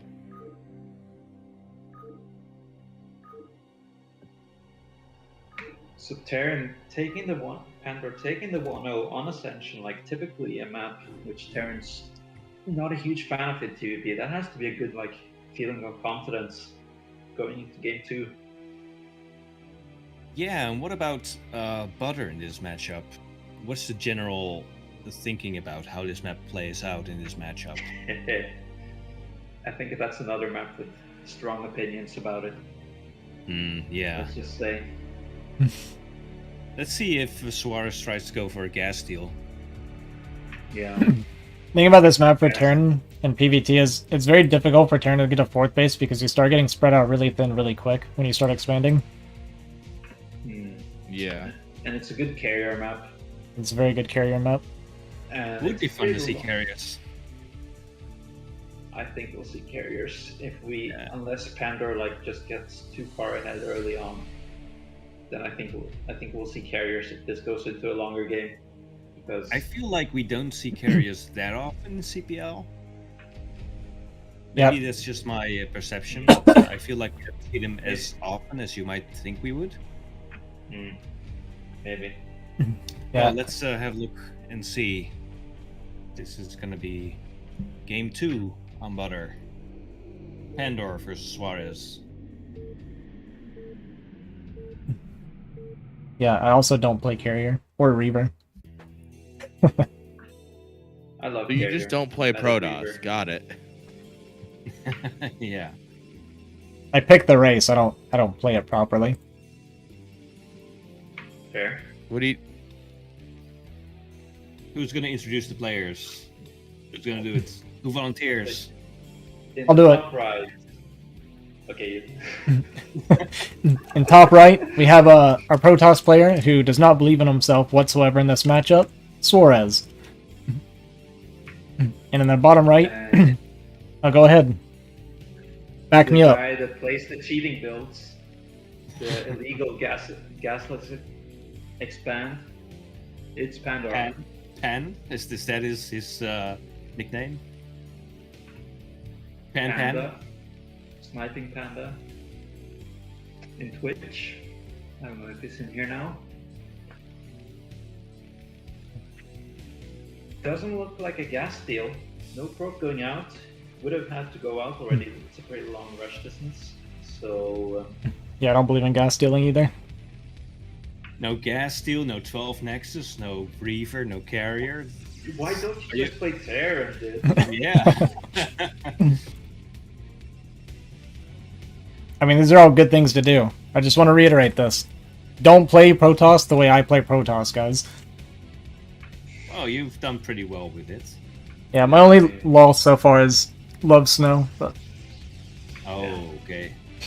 we're getting those wins back here recently, so it's okay. Isn't there a show match coming up? Love Snow's playing Tasteless next weekend, yeah. Oh. That should be fun. No, I thought you were doing something. Is that... I'll be casting it on my channel. Okay, you're casting it. Nice. Yeah. That sounds really hype, actually. I might be asleep, like, at the hours Love Snow and Tasteless would play, but that sounds really hype. Yeah, I guess the time zones work out, right, with Korea? Yeah, it's not bad. Yeah. Nice. So looks like just a very standard 12 gas and Goon opener. No zealots, it seems like, from Suarez. So playing as if it would be a 4-player map. Both of them are.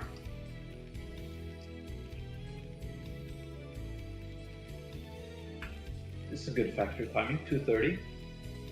Solid. Very, Can't really very blame solid. it. And both sides get in to see what each other is doing.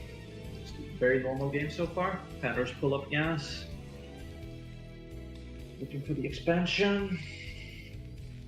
Now, so you would still play like Arbiter style or That's what I do, yeah. Templars, even on Butter. Yeah. Okay. I don't like arbiters at all on this map. I feel like it's taking the fights in like these narrow paths with the big Protoss ground army against Terran. In late game, I feel like that's just. I like recall here, but Yeah, once you get into like the Not a little fan. these little long pathways, because there's no proper way to surround it, it gets really difficult if you're letting Terran get into that position, right?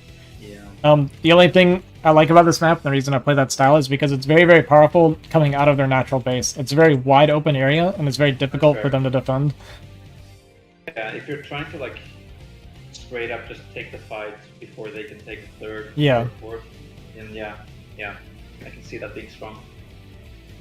Yeah, I just treat it like Eclipse, essentially. Fair. But yeah, if you get the where Terran's able to push out down this like sliver here in the middle, it does become extremely difficult to stop the push. Yeah, and that's like kind of why I like to go carrier on this map. But let's see what Suarez wants to opt for here. Just going for the Robos, very standard right now. Great Robo. It seemed like he wanted to play the kind of a lot of gateways, double Robo, lots of Templar style last game, but just didn't have the economy to do so. Yeah. Now I wonder if, without the Pandor having like an eco advantage in this game, if Suarez is going to be able to get into the style he wanted to play and kind of show the power of that. Butter.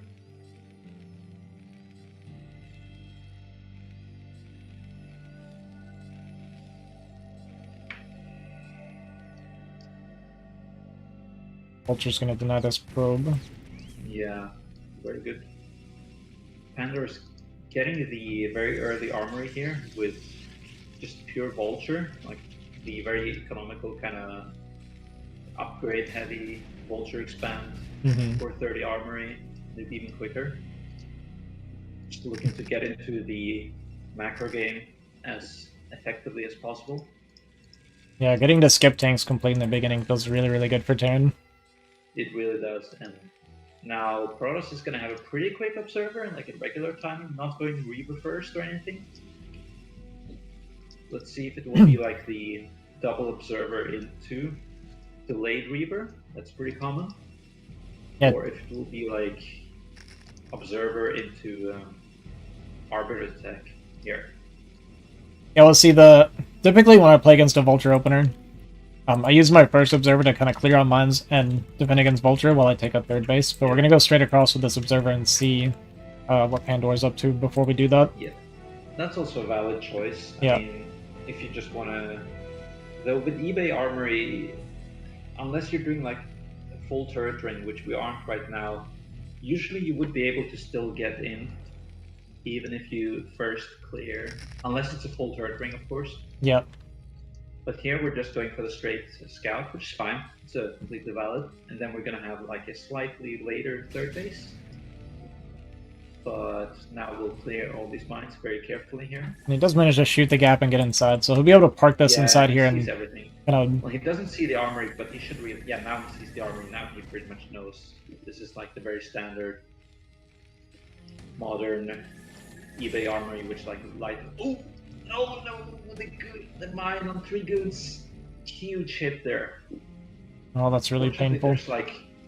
There's no like 2-3 factories here, which Terran could use to capitalize with a quick push here, but that was a big mine hit on the goods. Yeah, getting to see the tech. So he knows he's not in danger here. Yeah. It's still nice to have the observer there, so you can see factory timings and see exactly what the tech is. Yeah. Because if you know that he's going to be taking a third, then you can take your fourth a lot quicker as well. But in this case, we're going to be playing a little bit blind. Like, we have a general idea, but yeah. Yeah, and we're going into the very like catch-all modern PvT style of now after 2 observers, we're going to get shuttle, reaver, speed, and I would imagine a lot of gateways, double forge, Templar, maybe probably a second robo. Looks like we're setting up for that. And Pandor meanwhile just going for the very textbook 2-1. Getting a fast control tower, we might see a dropship play here, though we would have to start making vultures from both factories, I think, for that. Instead of like, since our academy is pretty late, we don't have any real scouting, so it's kind of common to get like a mid-game dropship, try and get scouting that way. Yeah. Probe transfer will be getting in safely, it looks like. The vulture's not really in position to capitalize. And yeah, there we have the dropship on the way.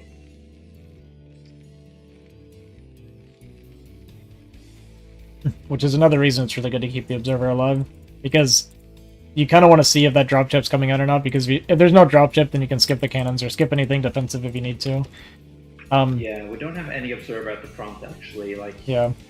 Well, he wouldn't expect the timing push because he saw the eBay armory one Yes. back, but to see like any vultures coming out, any dropships, and we have these pylon walls which are good against vulture run-bys, but if a drop does get in here, Yeah, it could exactly. be a bit dicey. The goons can't really get in there if there's no cannons at all. I've actually gotten the habit of actually leaving a goon inside when I do my pylon walls. Oh, just like keeping it as a static Yeah, cannon. yeah, like a mobile Just cannon like- within the cage, basically. The shuttle and the dropship seeing each other. It's a bit funny. Oh, we'll get the intercept here with the three goons. Oh, With Pandora paying attention, He's- but he's Suarez still reacts. with it. That's insane, man. And he gets in, and there's We have cannons on the way, but the vultures get in here. Okay, good. We have to pull probes here. Still gonna get a bunch of damage. Meanwhile, the shuttle is not really doing anything during this. We're denying mine, getting probes. it feels I don't know. so bad as toss when you're getting don't know, prepared for like- dropship and then you still take a bunch of damage anyway. Yeah, classic. I don't know, we have like 2-1 going. We're 12 SCVs ahead. I feel like it's once again a very good position for Terran. Yes, for sure. Though Protoss did get 4 Nexus up, so he can remake probes quite quickly, but this was a lot of mining factor. But though we have 1500 minerals as Terran, like something happened here. Are we mining? Could pick off a couple tanks here at 9 o'clock. I don't think he realizes he's hovering on top of siege tanks right now. Oh, shuttle unload. Good salad bombs. Good. Right, 2 tanks for 1 zealot. It's really good. Yeah, great value there. We saw in the last game as well. Suarez did get good value with his Reaver. He was at 2 behind in every other aspect kind of the game. And he's a bit behind here, but the Reaver is still finding value. Let's see if Suarez is going to lean more into that. We see like the second force, the Templar Archives, the very looking similar to last game, honestly. Yeah. In that sense. Suarez seems... He has good Reaver control, and he has a pretty good idea of what he wants to do, it seems like. The only thing I feel like he might would need to improve upon is just worker production in general. I feel like we're a little slow getting our worker count up, despite being on 4 Nexus. Might be. Terran scanning sees everything, basically double forge Templar. But yeah, like we are a bit like we're still 10 workers behind here, and our gateway count isn't ready for like a big bust. Like the supply count is almost equal. Yeah. We can't really engage here. This is almost all goons. So Suarez will have to like play for a longer game here, I feel like, taking more bases and trying to get harassed with shuttles. He's trying to move in here though. We have 2 shuttles. Do we have Storm? No, we don't have Storm. Yeah, we have a Reaver. Let's see here. Ooh. No. Big tank hits on the Reaver goes down, big tank hits on the goons. Zealot's a bit in the back, not able to get it. Actually, this is a lot of goons. They might just break everything. Yeah, the Zealot's gonna top that. That was just too much, man. Wow. I wonder if, like, we had a few tanks sitting in the natural, but wow. Well, we also had no mine coverage, We did. Indeed, we did. so all the zealots were able to run in. Suarez was very methodical about clearing mines Mhm. earlier on in the game, like, around the map. Now, even though Terran seemed like he had a very good build advantage going in here, Flores was able to just find a very, very good fight here and make the game crazy. And now with 4 bases, 5th one coming up here, throw us in an excellent position, I would have to say. Yeah, for sure. Even though supplies maybe not that high for Suarez right now, getting a reset on the tanks means you're feeling really, really safe right now and really comfortable. You are. There's no way like Terran's gonna attack you now. Yeah. In the next couple of minutes.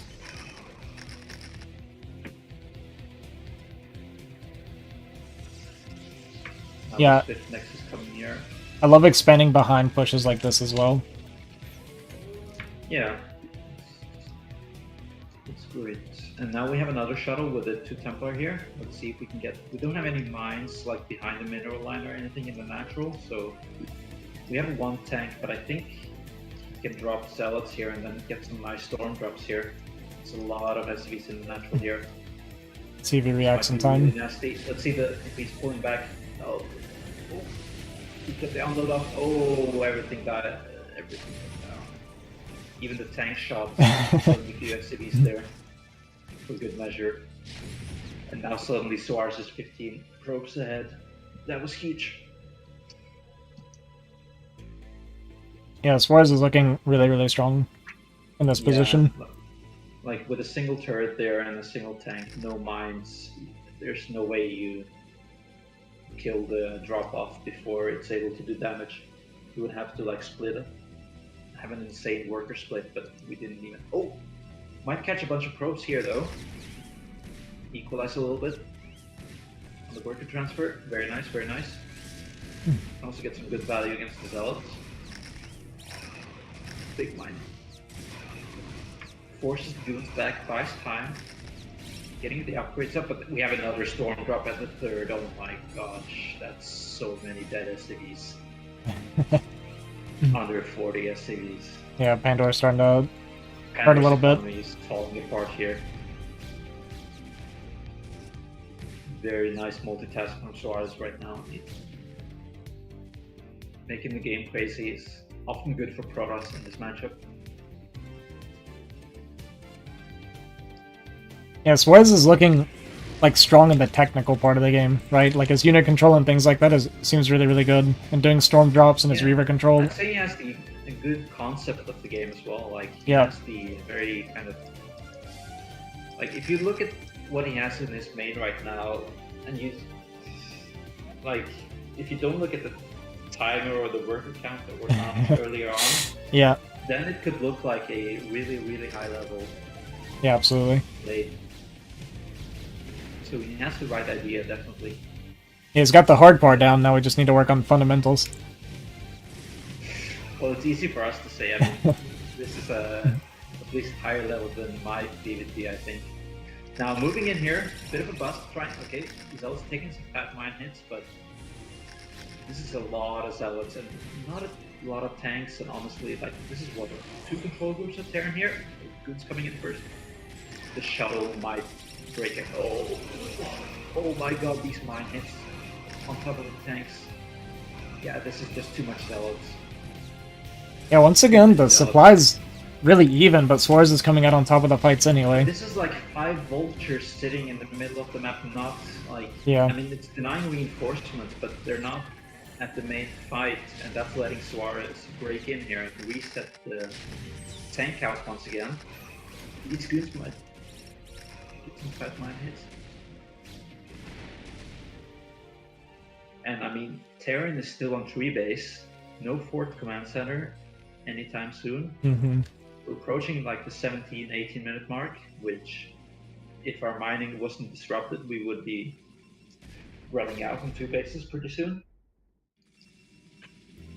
Yeah, on the plus side, Suarez kind of mines like a Zerg, so none of his bases are dried up yet.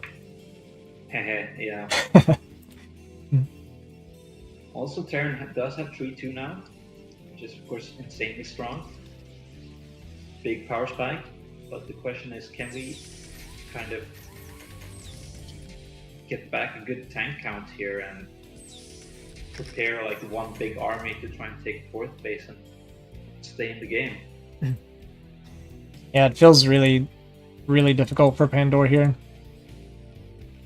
Because he'll need to be pushing out the Dega 4 soon, because you typically want to stay on 3 base economy against Protoss, and you feel really good. But he's starting to fall really behind in supply. His upgrades are looking really good right now, so it's possible he could get a really good trade soon.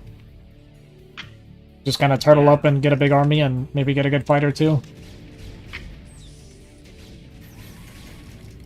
The Protoss also has double forge. I mean, you kind of need it with this gateway style, but Yes. eventually, like 3-2 against 3-2, Protoss isn't that bad anymore in the ground fight if you have 3-2 and if you have Storm. 2 shuttles ready here. This might be really rough. Vulture's moving away, looking for some harassment, but this is right when Suarez wants to. Yeah, this is really bad timing here. for Pandora. We need the Vultures here to buffer. Ooh, Suarez engaging. 3 shuttles coming in. Unloading Zealots. You see any storms? Storm on the tank.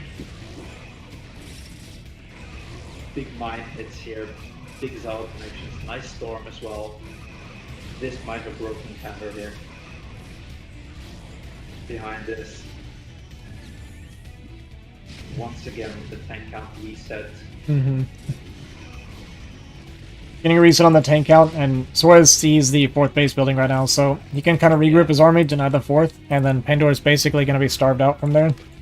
Yeah, Suarez can just keep on doing this over and over and over, and like Pandora can't keep up eventually here, just economically. Nice pick up on the Templar, but this is just more Protoss coming in here. Big round of Zealots, the quarterbacks coming in.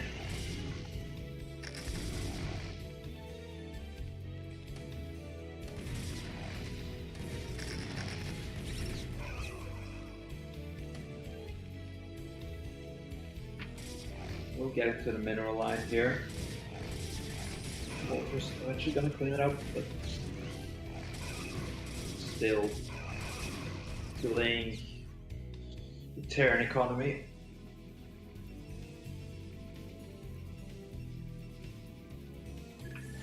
I'm a bit surprised that we didn't like.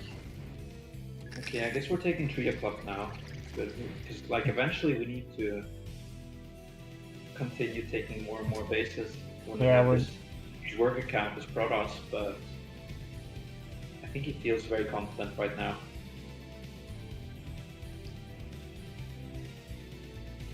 Yeah, Pandora's pretty much been stuck on the defensive the last several minutes here.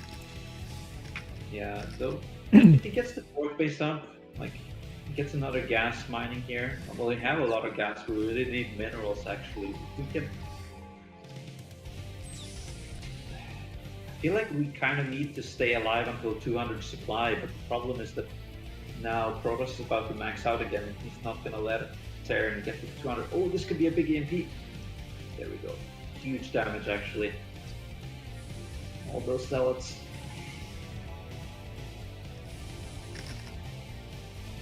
Let's see now, all the EMP units if they just melt. Once again, we're leaving with our vultures.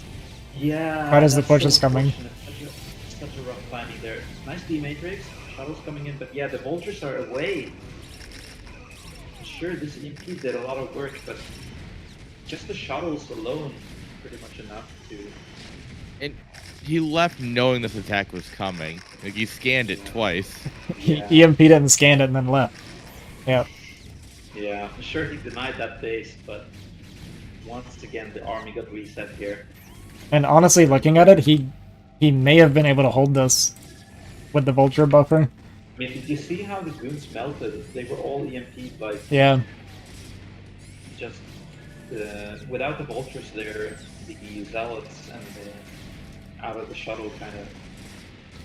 I mean, he may have thought after getting the big EMPs that Suarez wouldn't go for it. Oh my god, he's so. Oh. But this man feels no fear. Well Okay, played. so does it again. Another victim. Pandora forgot to say GG. LOL wrecked.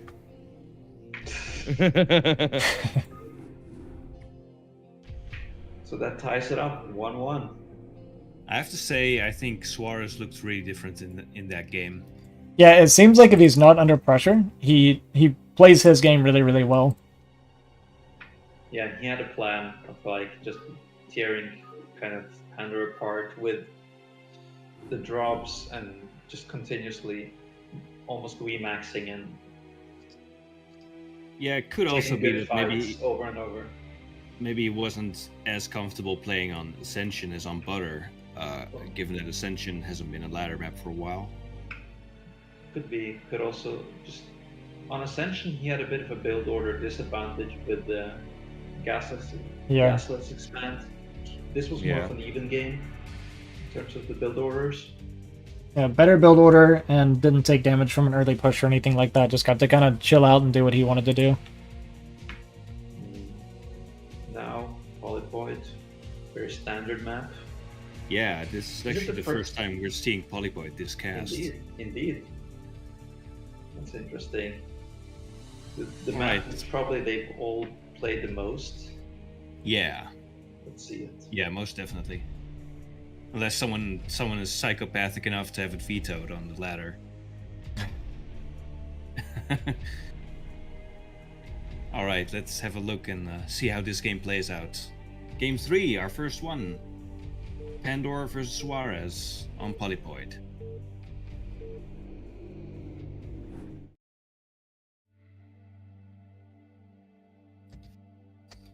All right, in the bottom left corner, it's our Protoss player, Suarez.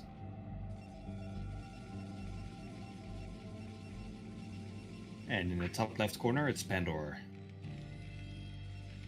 So close positions, no cross spawn. So don't get your like Artosis impressions ready just yet. With the cross spawn Nexus first. Not gonna see that today. At least not in this game. But Could still be a last scout Nexus first. And then we can Could be. still do our Artosis impersonations then. no, I think Pandora pretty religiously does the end scout, where you scout both close positions. So Gotcha. I would be shocked if he doesn't do that, honestly. But let's see here now. Very standard map. Both players can kind of do their comfort builds, I would imagine, and get a good feeling for how they really want to play. Yeah, I'm interested to see if Suarez still does. I haven't really been paying attention. I assume it's been 23 Nexus, both games. That's what it seemed like. Yeah, range expand. Yeah. Yeah. Yeah, we'll see if he does anything different on a 4-player map. I fully expect Pandora to do a gasless expand here. Yeah, this looks like. Oh, Okay, I was wrong. Never mind. I was like, for a second, I thought this would be 18 command center, like with the 2 depot, because then it's fine to build the barracks in the main. Yeah. But no, it's just going to be factory expand and, well, I assume factory expand and gate 4 here on Boros. Suarez opening with his standard play as well again. Yep, very, very normal so far. Looks like both will get the first scout. No, like, big info advantage for either player.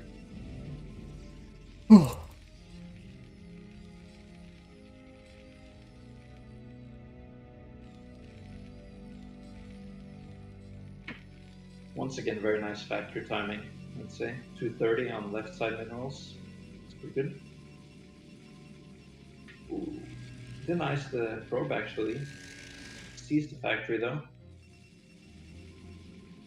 In theory, like this could then still be 3 SCVs on gas in a second factory, but Yeah.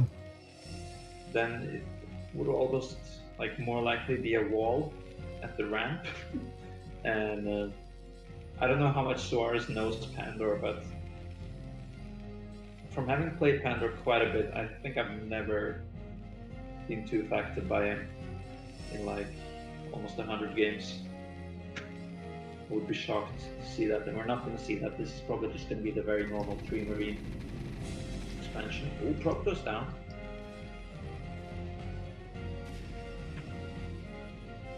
And yeah, it looks like 22 Nexus actually.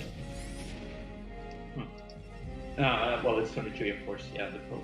So, yeah. So, very normal for both players. CT slightly quicker, but not a huge deal.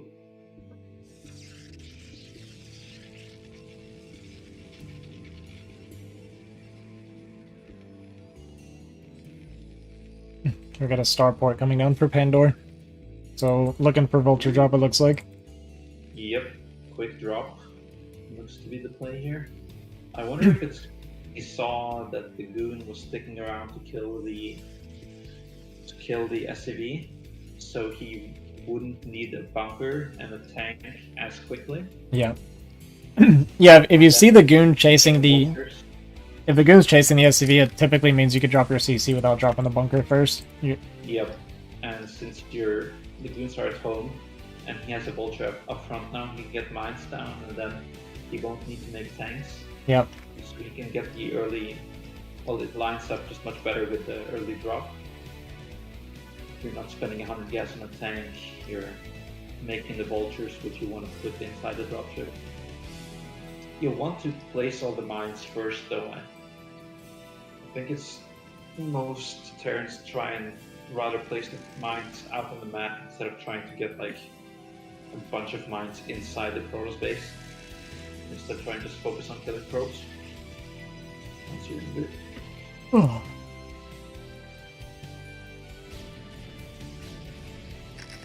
Goon poking out. He sees 3 vultures here. That could be a tell already.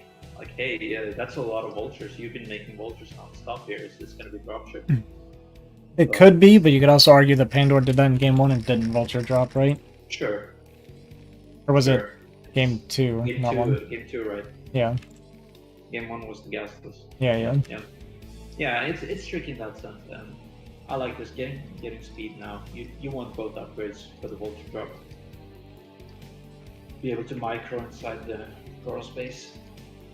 The SimCity is pretty good for Protoss here. Could maybe have had like also a pylon behind the main mineral line to help against vultures like skirting around, but Protoss playing very carefully. But now if this drop gets into the main here, as we're trying to take the third, this might be huge damage. Yeah, this timing could be very painful. Yeah, I think this is gonna be... We're getting in here. Goons are at the front expecting like a run by, but instead, yeah, very nice unload here. Speed about to kick in. This could be huge damage. 8, 9. Oh my god, that's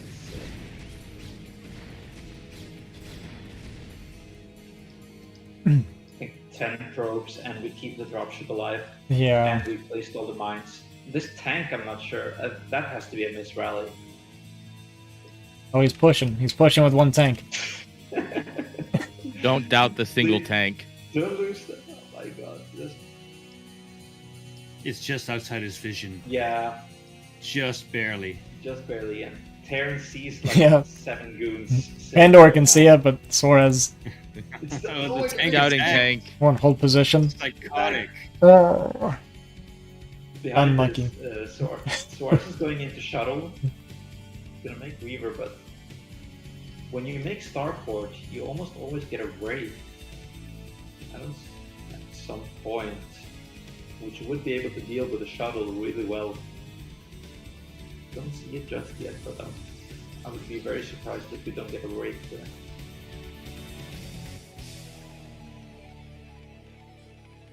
Yeah, Pandora's sitting very comfortably now, going up to 4 factory. Do you think he's going to go for a timing push, or do you think we just continue to play macro like he has been?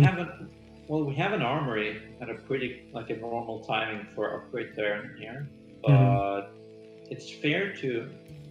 I'm not sure if you would like what the timings are before third command center with the Starport build. If this signals like a timing, I think we would have a second machine shop then. Yeah. If it was a timing. I guess that's true, yeah. I've seen a lot of Terrans, if their drop does enough damage, they'll suddenly drop, 6 fact and push. But Definitely. That's very strong. yeah. But yeah, you're right, there would have been a second add-on. Yeah, this looks like command center. Yeah. Now, trying to do the bust here at the front with one Reaver. But we have siege here. 3 tanks siege. And there's a Reaver. Oh, Oof. gets one shot. Oh, all these goons, man. We're going in. Oh, that's insane. Oh, we lose the shuttle with the Reaver. I love that. We're going in? We're going in. Well, We're tried. 15, we're like 13 probes behind and we lost our Reaver. And, this tank pickup would be good, but oh my god, and we get the minus. Well, we got the tank. Now, I mean, if we had 6 pack now, then the game would be over. Sure, but Instead, I mean, we're gonna get a very safe third base here at least. And I mean, second armory coming. Pandora can do whatever he wants now after that. Yeah, great position, definitely. Suarez trying to posture for a 4th base here, but I'm not sure if we can like defend everything. Our Nat, our main, we're getting cannon in the main. We have a cannon at the 3rd, but Vulture's gonna get in here, see it. The +1 attack and science facility finishing simultaneously. Yep, the build is pretty much on point. Now the CC is done, but we want to get like a few more units. It seems like before taking it. Busy monitoring the vultures, but oh, we have follow-up dropship into the natural. We have the cannon there. Actually, the vultures targeting the cannon, not getting a ton of probe kills. A good drill as well. Yeah, very good drill. Cannon really paying off there. But yeah, this bought some time at least for us to take the 3rd CC. The one thing I guess we can say is that like we have the factory, we have the money to add all of our factories right now. And between all the vulture dropping and everything, we haven't been able to do that. There we go. But yeah, 15 workers ahead once again. Suarez actually cutting probes a bit. Yeah, he seems to be like but in the habit of doing that. it's a tough position now if we're already behind there. We're gonna cut probes as well. Like our main is barely mining. It's like my main. Yeah, if he transferred about 5 more of those, it would look like Supperman's main base. Yeah, pretty much. Pretty much.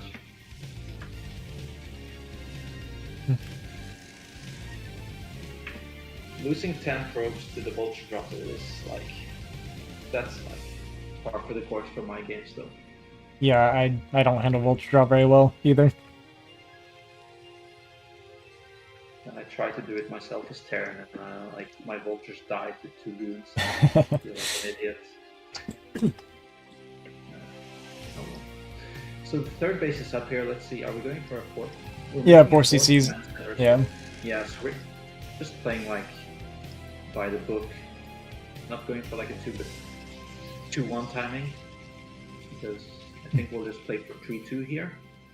Yeah, I'll go ahead and say right now, if you're a Terran player and you're getting your 4 CC, and they're on 4 Nexus, it feels unlosable.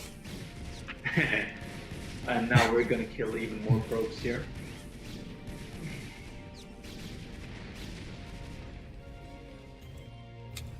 And it's fine to like lose a couple of vultures here because we're not planning to do a timing move outs here with the upgrades. Yeah, the only... We Go ahead. word of a bust. Yeah, exactly. Yeah, the only time bleeding out vultures would be bad is if we were gearing up for a bust from Suarez, but... Pandora, he knows he's really far ahead economically, and he killed a bunch of the army in the beginning, so he's feeling very, very comfortable right now. And we have pretty good mine coverage as well. We have more factories than gateways still. Yeah, well that's every game for me. We can't bust. Protoss can't bust with that. Yeah. Protoss sees the 4th base coming up though, so at least that's gonna give him the sign that okay, he can start preparing the corner here, which is going to be important if this is going to go into a long game, like against a Terran, which is getting his upgrades, getting everything set up. We need the second main at least. Yeah. The only thing is, ideally, you typically would be taking a corner base when the third CC is building. I mean, it's better to have it. You need to have it at least. Oh yeah, no, Any chance here. I didn't mean like, in that case, don't take it. I understand. Yeah. Yeah, so I mean, Protoss is behind here, so his timing is not optimal. Yeah. Yeah. Yeah, I was more just saying that to point out kind of how good of a position Pandora's in right now. Yep. This third gas is going to be really important for him here. In order to sustain, like, if we're going to get a third machine shot, we have 3-2 and everything. More vultures here coming. Oh, going for the hug on the goons here. Big mind connections. Ooh. Oh. Actually cleared all the goons. That's the dream. Somebody clicked, huh? That was huge. That was like three goons per mine hit. That was insane. For 75 minerals a piece. Pandora doesn't confirm that the corner base is taken. He might not even know. Yeah, well, he might. If he sends this one vulture up here now, maybe he can see it before the goons get there. But I mean, if the goons are in this position, like, why else would they be there? Right. That's what I mean. Like he should know, but we haven't like confirmed. Yeah. Oh, and even more vulture damage here. Just keeps on trading here while he's making more and more tanks. 3-2 on the way. Third gas. Need to mind that.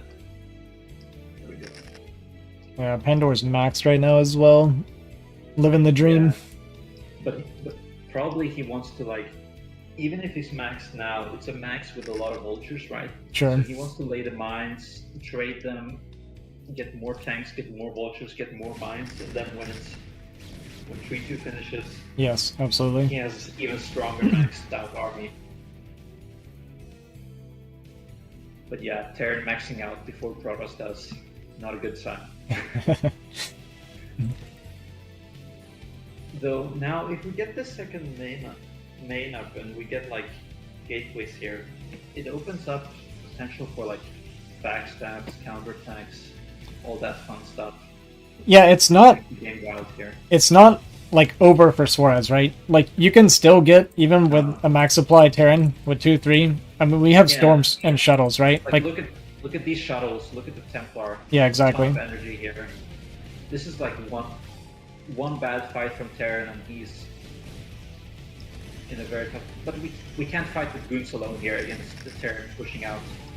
3-2 about to finish here. This is max Terran, and we're fighting in piecemeal. That's not the play. No. Now the shuttle's coming in here, but already we lost a ton of goons. Yeah, we bled off about 30 supply of goons there. Suarez remaxing quite well, but I'm not sure. Like Pandora's building a bank behind this. We have EMP. EMP? Oh, gets 2 Templar. Very nice.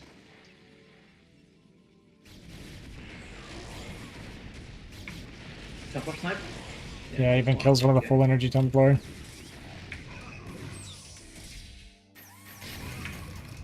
This is 2-1 pros, but we're kind of like back against the wall almost here. Yeah. In this Protoss positioning. Yeah, now that we've got like the walls and stuff, it's a little harder to get a full surround. These tanks are really clumped. Maybe we can see some fat cell bombs.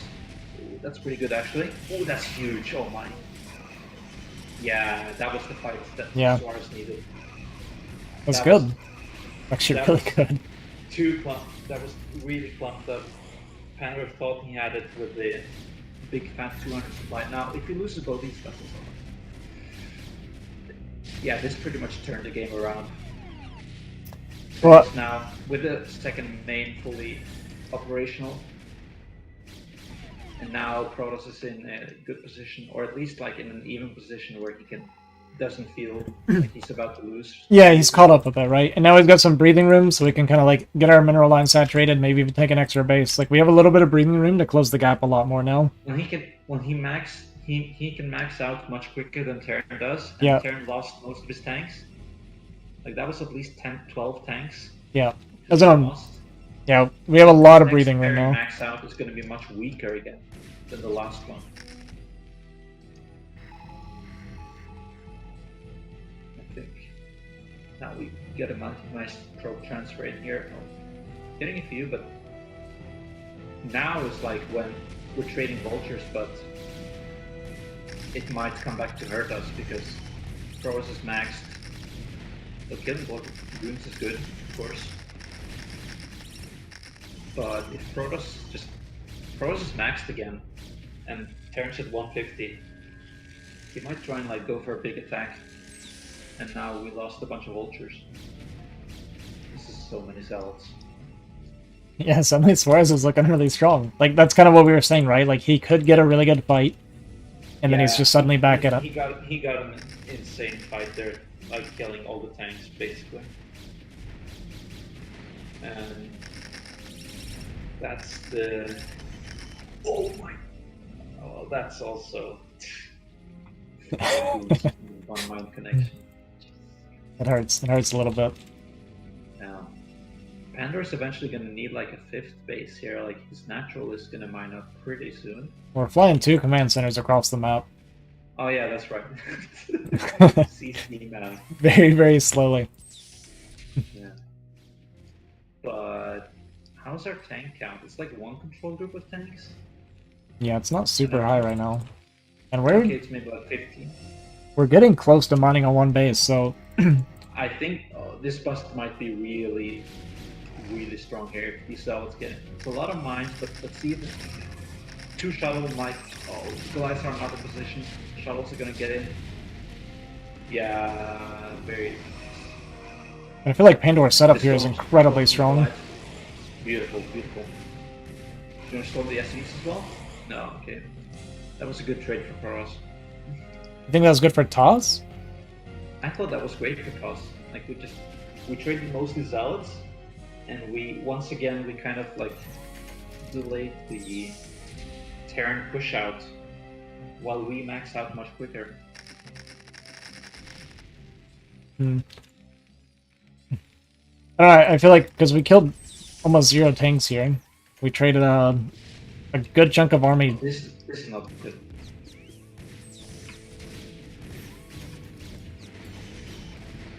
Protoss upgrades are pretty good, actually. Gonna have 3-3 now, eventually. And now Pandor's maxed with a bank again as well. Yeah. Although if he catches these goons. Yeah. Pandor's maxed again. It's still like this 1.5 control group of tanks, but the mine coverage now is going to make a flank really difficult. He's going to get out a bit on the hill here. Protoss coming in through a narrow choke. Good storm. Big fat storms, but the zealots aren't really getting on top of tanks in this fight. They're mostly like on the Goliaths. Now they get the OP matrix, but Good target firing from Pandora. We're just really clumped for the storms here. yeah, but this is just too much for us. Also now fighting uphill. Reinforcement as well. Suarez on 81 hopes. This is like really high eco Protoss, and with the gateway count for it. And sure, Pandora has a good bank, but like Terran is just never gonna have as many factories as gateway. Oh my gosh, did you see those storms? Yeah, we lost a ton of workers here. We're down to 44 workers. Yeah, I think Suarez has done it. Like the Pandora tried to engage into that mineral only, and Yeah, he fought uphill and did not have like a good spread on his units, so the storms were pretty huge there too. well, the zealots got on top, and the storms got, yeah, the storms were cast, and that's. By the way, Suarez now has twice as many workers as Pandora Yeah. has. Yeah, the storms Yeah. really did work there on that. Actually 3-2 pulled it doesn't off. really help if you have enough storm and enough splash damage killing Terran's own units. And also Protoss has good upgrades. Yeah, and now he's just taking every base on the map, pretty much. Damn. This is kind of like similar to game 2, to be honest with you. Suarez was never like ahead per se, but he just had really, really good fights.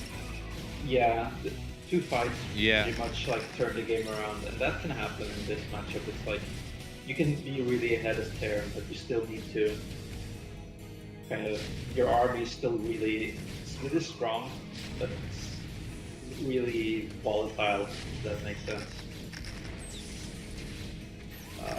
We're sieging up from that results. Get on top here, yeah. Great drops once again. For those observers, I did not storm. I thought he was gonna storm his own observers there. No energy. Nothing kills observers more than Protoss players. Yep. True. Speaking of I experts in that, Fridge is here. Pandor can hold a wave at a time here, but like he's constantly getting reset and he's not getting any new bases here. He's only mining on one base really effectively. Yeah, now the last tanks are going down here. The bank has been used up pretty much. Like one control group of units here. Yeah, he's super dead. 98 to 193 supply. That's absolutely hilarious. Oh my! And another fat mine.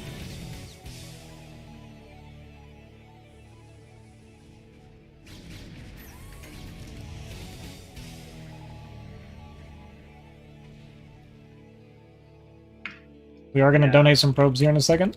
That's good. Oh yeah, this is a beautiful transfer. Yeah, but we're just clearing supply now. Yeah, no, yeah, for sure. We had 80 pro. No, I think he was transferring to top right. He was. Oh yeah, He had 80 probes, so I actually think that made his army a little bit stronger. Yeah, that's fine. It's actually. Does it really matter when you have an positive. extra 100 supply on your opponent though? That's true. Why not? We're laying mines still quite well here. Floating the min only CC, trying to get this mineral only once again. I'm sure. If we just like, okay, we have 3 shuttles and a bunch of Templar on the ground. This is not long for the world here. Yeah, Zal's down the top, good storms. Oh, rip the observer. Gateway man does it again. I like it, Suarez.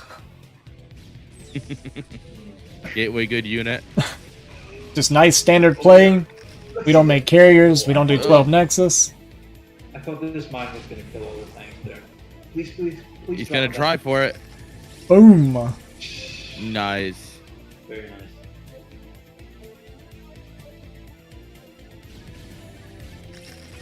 Look at the SCVs clogging out. I've seen Pandora win these. Oh yeah, this happens a lot actually on this Terran map. moment. Classic Terran moment. GG. Wow. I feel like there were like 2 fights which together let Suarez take Yeah. all the bases he needed to turn the game around. It's rough, man. Like, Terran had a great build advantage, honestly, after the early game. This is why nobody likes Protoss players, man. I feel like Pandora played really, really solid, and then he made 1 or 2 bad fights, and then the game's over. Yeah, Yeah. but then Suarez fought really well. I mean, Yeah, for sure. he was using, like, he's unloading everything. He's using the storms. He's running the Zealotin. He's macroing. He's doing the fundamental, like, gateway Protoss style well. But yeah, Terran definitely had like the early advantage in that game, and then wasn't able to keep it until the end. So that's a PvT reverse. heavily is just about taking the right fight, so. That's a reverse. Not a Suarez taking the series. Well, we're at match point between the two teams. Yeah, it's actually 2-2 right now in the team score. I feel like Suarez kind of sand. Sorry, go ahead. Yeah, sorry. I feel like Suarez kind of sandbagging a little bit against Pandora too in game 1, talking about how he wasn't good and wasn't a good match for him. Yeah. Wrecked, LOL. Maybe. Yeah, he looked like a Mental. different player in game 2 and 3. Absolutely, yeah. Well, it's also the build order. Yeah, definitely he played better, but I don't know. Maybe that's just my mental. But like, if I see that I last scouted like a gasless, that feels bad, man. I mean, it doesn't Yeah, feel very great, nice. but I've played from that position a lot. It doesn't. I don't know. It's not like an Sure. auto loss, right? It's not an auto loss. Yeah. but you're behind. I don't know. Maybe it feels. Maybe he's like better at playing from an even position. If that Mhm. makes sense. Yeah. Well, it just feels like his engagements for both of those games were always good, right? No matter how, if he was behind or even, he always won like every single fight. Yeah. He had yeah, just took the fights well enough to kind of turn the game around in game 3. So match Alright. point. Yeah, match points, and we're going to a CVT again. Let's So- go.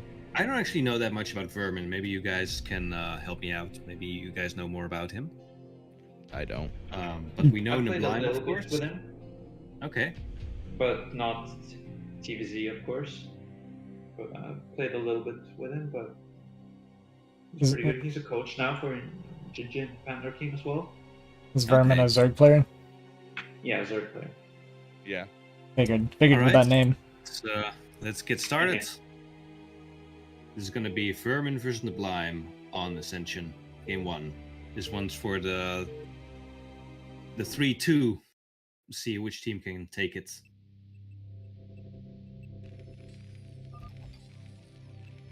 Alright, with the good luck, have fun. It's Nibline.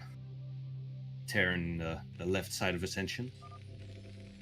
And in the bottom right, with the pink drones, give it up for Vermin. So Yeah, let's Neblan see was what opening he wants to do here.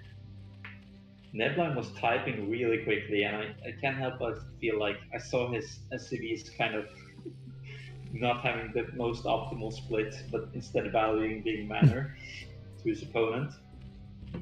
Yeah, a little cocky Honorable there, Terran. a little conceited. How dare you be mannered? Right, no big deal. I mean, Bad Terran. yeah, bad turn. How dare you be polite? Nebline, our caster, our casting coordinator, our caster extraordinaire. He's been there for a long time. Good old We're lemon in lime. his footsteps. And playing in the line, indeed.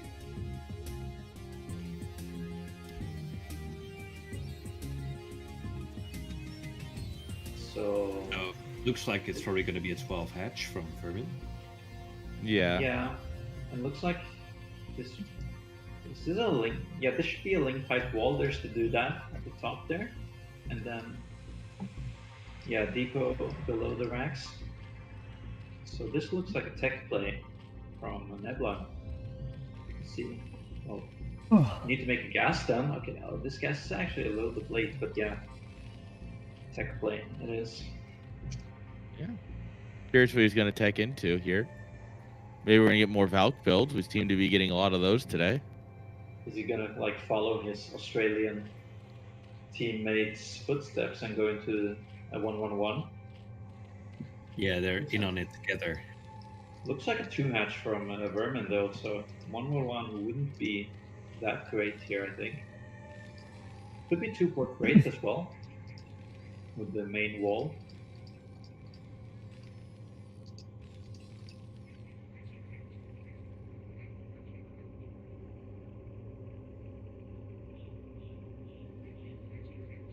All right. Looks like he's dropping the factory now. Yep, very. And keeping SCVs on gas, so this looks like He's definitely not going a straight factory to start. expansion. Yeah, or some kind of crazy 2-pack, though I doubt that. I heavily doubt that.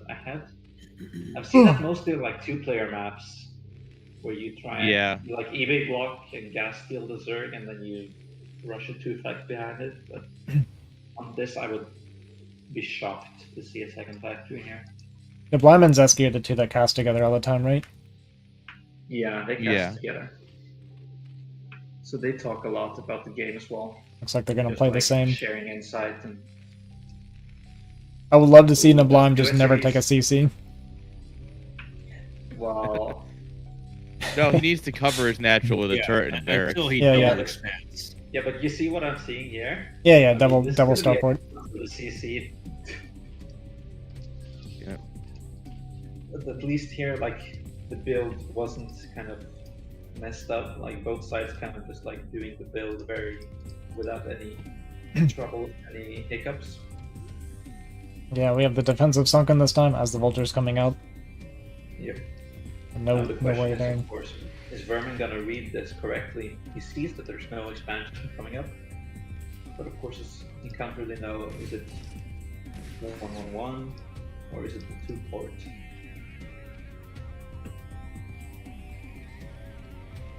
How common is 2-port? I think it's I don't think I ever see this.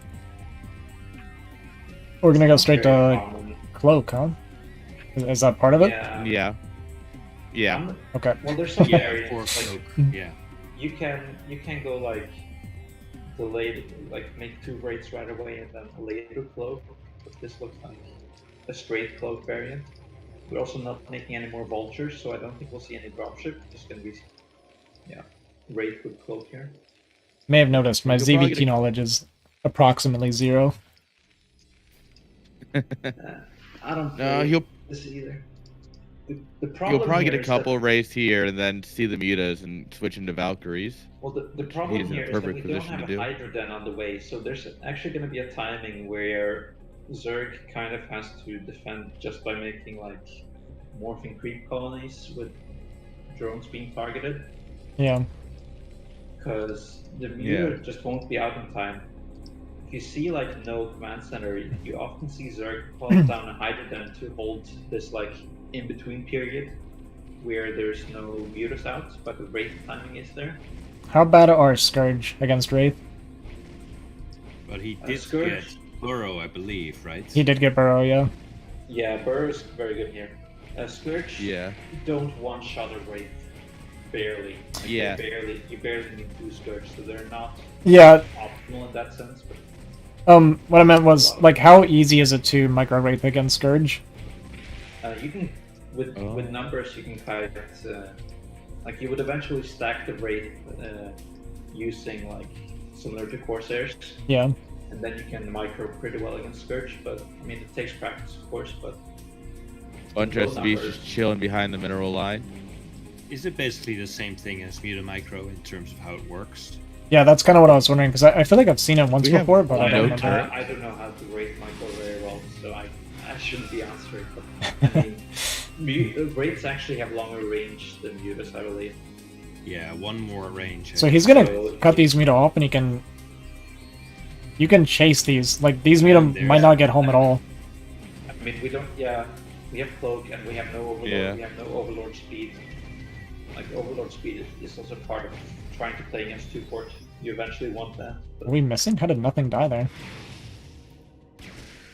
now we're getting drone damage. And behind this, like Neblime is doing his build quite well, I would say. You going into bio behind it.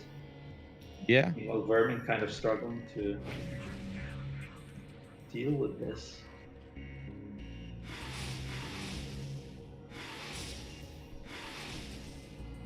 So we can fight these Muta. Well, straight up, without cloak, the Muta fight pretty well, but of course, Yeah, they were just really low from before. Yeah. yeah. Going into mass Muta, there we go, there's the Overlord speed. Bit surprised we didn't see it, but More race coming up. That's an What's interesting about the choice. He's just gonna go to Yeah. a full control group, I guess. he's really leaning into it, but and then also getting bio behind it. Like this is eventually going to be a timing with like some bio, a bunch of rate, and like stim. +1. Yeah. Vermin's also been stuck on supply block for almost 2 minutes now. Yeah. It's difficult, like... Losing so many overlords. Dude, it sucks. It's so annoying when you're playing against someone who just snipes overlords all game. You just can't do anything. Yeah, it's really tough to play against 2-port if you don't have like early hydras. Nebula was able to snowball pretty hard with like the early timing. This is so painful. We're losing so many drones here too. He's got enough to one-shot drones. Yeah, we're at 17 drones. Yeah. And he has to keep them burrowed all this time to make sure they don't die. And then... Yeah, and then you're not mining. Yeah. Yeah. We're getting the We're concept going to Vessel, actually. scan burrow drones. Possibly. Okay. Yeah, I think this That's is gonna be like perfect. a range stim vessel timing.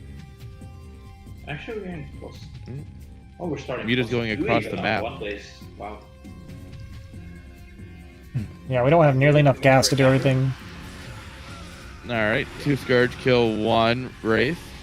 Yeah, but the Muta counter attack. Ultimate trade deal. Yeah, this is gonna hurt a lot. Yeah, And this is where I'm you have to surprised follow he the didn't tech into bears Valkyries. He's seen so many Wraiths, or here. Mutas. We're bringing all the overlords here with overlord speed to see the Wraiths are just sure they clear the third base, but now we're losing our entire mineral line here. This is Yeah, this feels really catastrophic. all in from Zerg, though. See here, what are we? We're not making. It's kind of all in from both. That's the thing. Yeah. We're like not. A cloak coming in here. Oh, are we gonna snipe the overlord? Good for the overlord. He's gonna snipe one of them. Oh. Unfortunately, Wraiths also are made of paper, so... +1 attack Muta actually kills Wraiths pretty well. But yeah, now it might be just too many Marines. Oh, right now the overlord's not in position here. If you're moving, shut this down. Yeah, we unfortunately got a little bit of a stutter, so they're gonna get away. Yeah. We're gonna get juked. This is Australia against the US, so I don't know what the turn rate was here. Oh no, we're gonna lose Oh everything. no! Disaster. I don't know if that Wrong was. place to park. We It have feels like a 6 misclick or something. We turned back around into the Wraith. Could be. Yeah. We have like 8 more Muta, so maybe he like missed which control group it was. I'm not sure. Wait's coming in. Overlord's just chilling in the Terran base. Yeah. Oh, well, Marines. Free Marines. Waits can fight. Tasty. Can fight this though. Yeah. Yeah, nice link pickups there. I feel like I'm like questioning a little bit just the way Neblan is doing his build thing. It's like going into +2 attack here instead of like a Valkyrie or a Vessel timing. It's really interesting. Do we even have? I assume we got Marine range, but I didn't notice. I didn't. I'm so bad at judging that. I can tell you if I have goon range, but Yeah. is the Marine bird links here seeing the move out? All the vision a Zerg could need. Zerg still on lair, just gonna try and fight this with Muta Scourge, it seems like. Burrowing right in front of the race, baits out a scan that won't be available later True. if he needs it.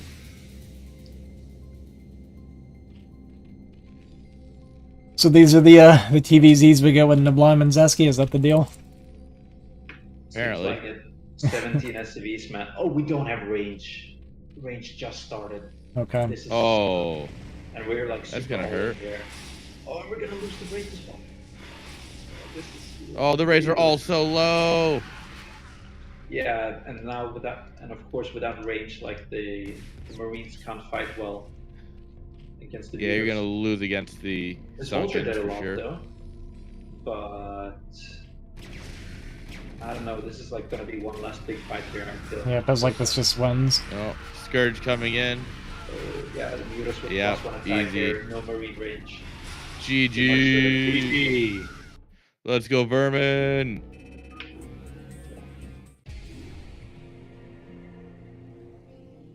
this 1-1-1 style or 2-port style, it's really tricky to like convert into a win.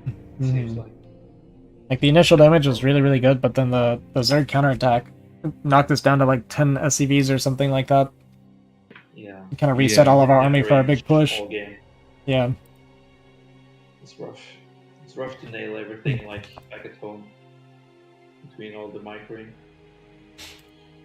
Yeah, it seemed like he just didn't have the gas for what he was trying to go for, right? We went 2-star port Wraith into going for 2-upgrade Terran with Science Facility and didn't even have enough for like stem range early, right? So Yeah.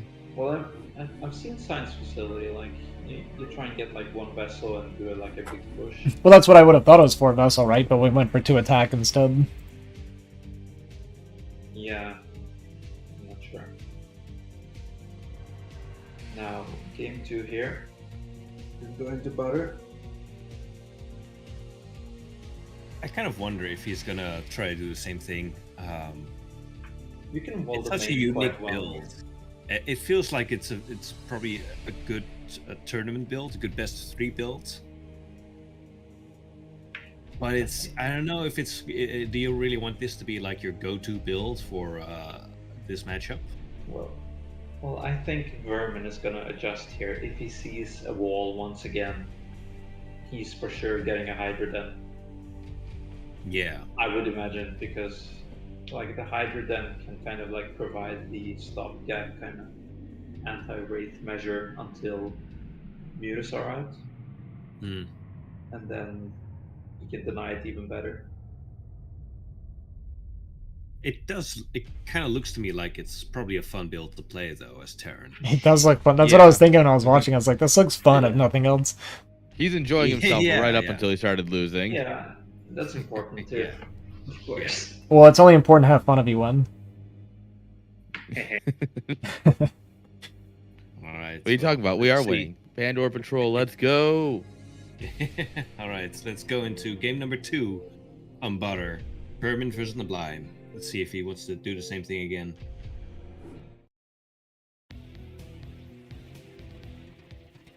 All right. In the top right corner, it's Sublime, caster extraordinaire. And bottom right with the blue drones. Give it up for our incredible Zerg player, Vermin. Now, All right, question blue to versus you. bluish gray. Let's go. Yeah, I was gonna ask about that. Should I switch the colors? I've been doing TVB, yeah. All right. Yeah, I think this is an acceptable shift tab moment. Yes, that's the Yep. first one of the cast, so it's acceptable. We've been lucky. And of course, Sublime is a caster, so he knows he has to play on top versus bottom. Yeah. You know, I've seen casters like speak real loud, and then they still host on melee. But I don't think anything. Yeah, It's fine. It happens to all of us. that's right. Yes. I mean, it doesn't happen to me. The thing is, as a caster, you should know to pick a color, no matter what. This is nine. Make sure you pick a. Sorry. This is 9 pool. It's 9 pull, but we dropped the pull at Yeah. 280 minerals. Yeah, it feels bad. Okay. Oh, 9-9. Ooh. No. Is this a... Yeah. Oh, Yeah. extractor Cancel. trick. Yeah. Sorry, to go back. Yeah, you should pick your colors. If you're a caster. Being I like the color orange, but I can't really use it because butter is in the map pool. You can't use orange on butter. Well, Yeah, you can. Don't if be you a wanna get coward. an advantage. No, it's not allowed. Actually, the game won't let you. Oh, Like sometimes, that's like dumb. let's say brown on like polypoids or eclipse is pretty good for that. Yeah, can't always. So Neblam is gonna see that this is a 9 pool. What's our response? We This- just go for the wall. I was gonna say, does he have time? He has time to make the marine, right? And then lift and land and make the wall. Yeah, you should. Yeah. Well, I don't think. He's gonna go for the forward bunker. Or no, that's a depot. And he's doing an eBay block. Yeah, eBay. Oh, that's but he smart. didn't get a lot of HP on the eBay, unfortunately. Yeah, this was Yeah. not really worth it. We actually Bunker have coming gas up now. behind this pretty quick as a response to like the. We have a lot of idle SCVs right now in the blind space, which is pretty painful this early. Oh no. We fixed a yeah, couple We of them. grabbed a couple and we missed one. Every single SCV matters now. Oh, and the SCV. That SCV is me goes at down. work. Now we don't know if this is really all in or if it's drones behind it. We have the bunker. We have 3 SCVs. He wants to make a CC here, but It's pretty safe Yeah, I here. think. yeah. Oh, he's gonna go for it. Oh. Oh. Good SCV, pretty good SCV block. Still Good still blocking. 3 links in You the make main it in. against 2 Marines. We weren't like making Marines constantly. This is The Marines Yeah, are he no longer in the stopped making bunker, and Marines. whatever comes out is just gonna be able to run by. Yeah, there's 2 more links, but there's no more links coming behind those 2. But now this one gets No. in. These ones get in, and we'll deny the natural for a little bit. And try to at least. Yeah, but this is a flash SCV, or maybe not. There we are. Well done. Alright, this gets cleaned up. This is Yeah, but he did. A he delayed really the good- natural for quite a while here. Yeah. he denied it for a while, but the worker count is really, really good for Nablam right now. Yeah. Yeah, 9 pool is rough in that way. Like, Neblan, Vermin is mining 1 per patch, barely. But. What are we gonna see? And when the Marine's pushing Fire. out, it actually forces Lings or a Sunken, which hurts really, really bad this early. And I don't know that Vermin saw this coming. I don't. He had the Overlord. He sees a Marine moving out now. We're not making Sunkens though, and we made a Spire, so like, we're really poor right now. Yeah, so we started 6 Lings We're making here. links. We're making links. You We're missed making it. links. Yeah. Oh, that's a bunker. Yep. Yeah, this is like the 4 Marine kind of like pressure. Even if you just get a few. Okay. Alright, drop to the creep colony. This could be a really, really efficient trade for Nablan if we can get in the bunker. Oh! Denies it, and the bunker doesn't get cancelled. Oh, if he Well, there's gets still in, one Marine. One Marine gets in. that's gonna kill a bunch of links. Oh, Actually this gets is- the Oh. drone, which is Wow. huge here, by the way. Getting the drone is so nice. Why would the bunker target the drone? Why would the AI Because target the drone? Because Brood War is a fantastically consistent game, and there's no issues at all with the coding. Very nice. And now behind us, It is- we made even more links. Like, it We're- feels really all in. Yeah, we're super all in from Vermin right now. If Nablan defends, he basically wins. He'll have such an incredible lead. We're gonna make like 2 mutas here, maybe? The only thing is, we don't see this Alright. coming. We'll see how quick Nablan reacts. Where's our eBay? Alright, guys, see you all in game 3 then, here in just a minute. Well, this could... I don't know. We don't have an eBay, but There's I mean, quite a the lot links of are. Marines here. These links kind of like they got on top of the Marines. There's a good but drill. There's a good drill. Wow. Bunker Yeah. just did enough. Yeah, good drill. Bunker did bunker things. And And sure, they we have have three third. meters coming, but like this is 3 racks. Yeah. Yep. We need turrets though. This eBay is gonna be too late. I think. Yeah, these 2 Muta need to kill a CC right now. Well, that's not happening. And the But yeah. entire mineral line along with it. And we made fire bats down. I mean, this is What? What? What? What? Excuse me? Sublime! What are you doing, man? What? You're trolling? What? Alright, okay, Idra. What I the think- shit? Well, I mean, it's fair. I mean, we have map pack. Netline doesn't. He thought probably that Vermin had a lot more mutas coming, and I mean, the turrets weren't ready. That's fair. But Oh, I mean, there were 4 talk more about mistimed mutas coming. GGs. There were 4 more mutas coming. But it doesn't matter. Like, Nablan is more than doubling the worker count right now. Yeah, but he can, I Yeah. mean, he can camp the barracks. He can camp the barracks with 6 mutas and like one-shot Marines. I guess. There's no way there's like 1 base would at least be lost. I think. Wow. That was kind of Yeah. crazy. I can't believe. Yeah, that was wild. Damn. I mean, I don't know. Maybe. I'm not convinced. I need to see it play out. I think it could. He could probably play it out from like one base for a little bit longer. I mean, we had medics and it was only like 6 muta. I don't know. I don't know. Or Marines without like third support eventually kind of like with good meter micro. Yeah, I don't know. Yeah, it seemed a bit early, but Okay, when I said those muta had to kill a CC, I meant for that to be like an even game. Okay. Yeah. No, the mutas just show up and it's GG. oh, mutas! I hadn't counted for this. You make mutas. I'd have thought in he'd this build game? the #1 unit in the game. I mean, it would have been what a tough. weird- It would have been annoying, right? I 100% Yeah. understand that. It would have been very frustrating and Yeah. difficult, but I still think it was playable. Yeah.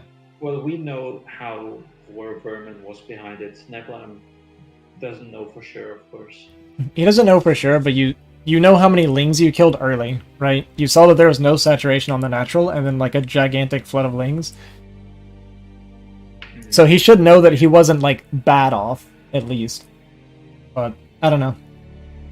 It happens. It happens sometimes. Wow. You misjudge a situation and you think it's over. The game be like that. Yeah. That's true. What a weird ending for the cast. Yeah, but that was the last game, and that means that Jinjin the Panda Patrol wins the Tier 0 this week. It's 3-2. Yeah. We had some Well pretty done, well damn done. good- GG's. Let's go, Jinjin. Yeah. Jinjin 5000, he's not dead. It's funny. When I was Can looking at confirm. I was looking at the timer on the replay and I thought the Zerg quits whenever the lings died. That's what I thought was gonna happen. Oh, yeah. Yeah, I don't know. When I see a Terran natural like that, and it's like sealed up really tight, and there's quite a lot of Marines, and there's SCVs mining, I feel like that just never works. So I was kind of thinking the same thing. Yeah. Oh well. Oh well. It was an interesting series, and we got to see 2 port wraiths, so that was quite nice. And the ZVTs It were was fun. Yeah. definitely interesting. So, guys, that's all our games for today. I want to thank everyone who co-casted here. Thanks to Asi Dahaki, thanks to Superman, and thanks to Iron. You guys know Iron from his solo cast, but he's a co-caster too now. Yeah. Once in a while, I managed to make something Yeah, when you guys have it reasonable times. yeah. It's actually quite late here now in Damn Europe. Europeans. Yeah. Yeah. So yeah, thanks everyone, and nice for of you having to us. join us. Yeah, All right. and Have a next great night, week- everyone. Let's Yeah, look for next- someone to raid, maybe. Yeah, let's. I'm gonna look at someone's raid for sure. Let's see who's playing, and yeah, next week is gonna be a week off as we're preparing for the playoffs, and we'll see. The number 1 and number 2 teams don't have to play in the first week, so they get 2 weeks off. Oh, Who are we gonna nice. raid? Let's have a look. We can raid Azida Haki. That We'll works. do that. Should we raid? Yeah, let's just raid Azida Haki. Seems topical. Everyone should just follow Azida Haki. Do it.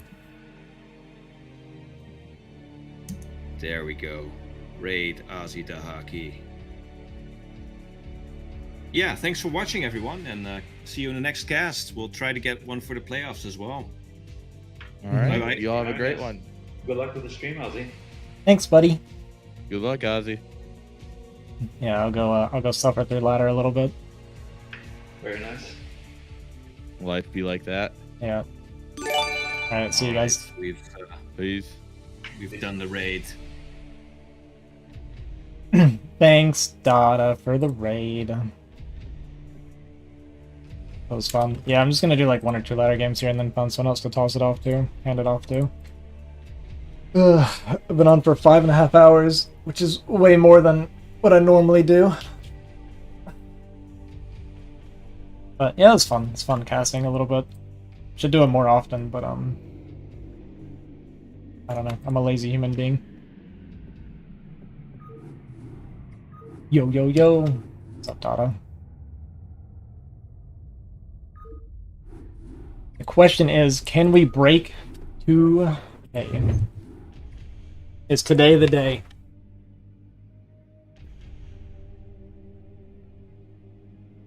Yeah, thanks for inviting me, Dada. I'll pretty much always say yes if you remind me to do things like that.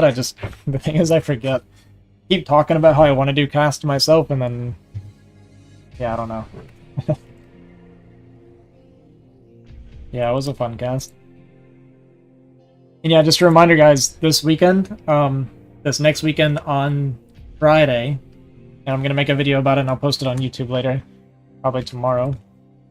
I'm gonna be casting a best of 5 series between Love Snow 7 and Tasteless.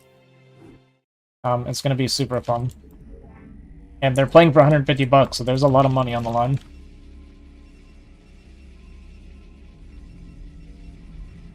Yeah, I'll let you know, Dada. My matchup? Damn. That was like 1700 or something. We're aiming for 2K, like 4 points at a time, I guess. Hey, what's up, Legend?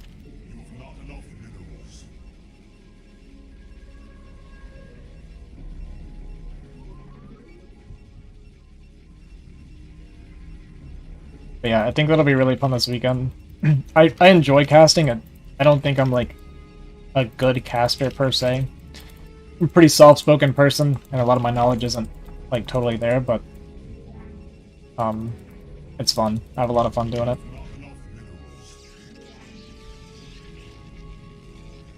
And it's PvT at least, so I think I have a bit of insight on that matchup at least, if nothing else. And I'm kind of curious to see how Tasteless plays it, because I'm pretty sure Tasteless is not a macro player. I feel like his style's probably more like Jumper.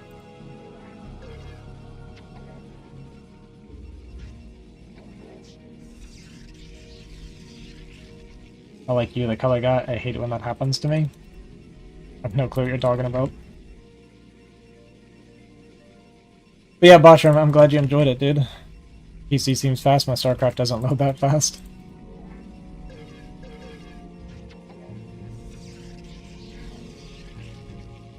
Yeah, I do actually have a really good PC. It's kind of nice.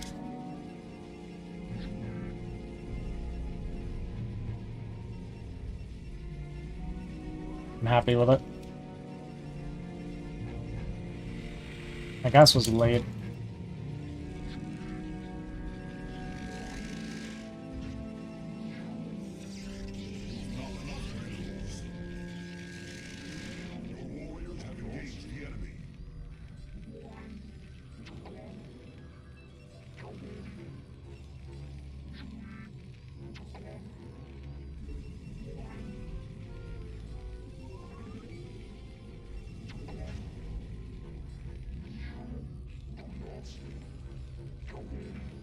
Is there a weak one?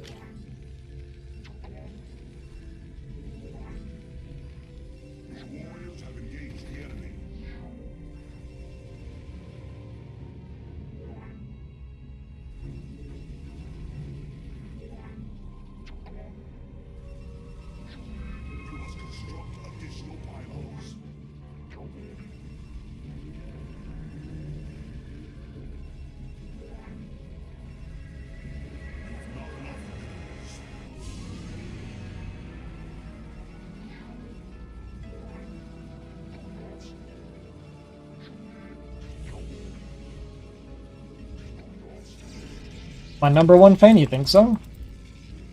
Is that true, Legend?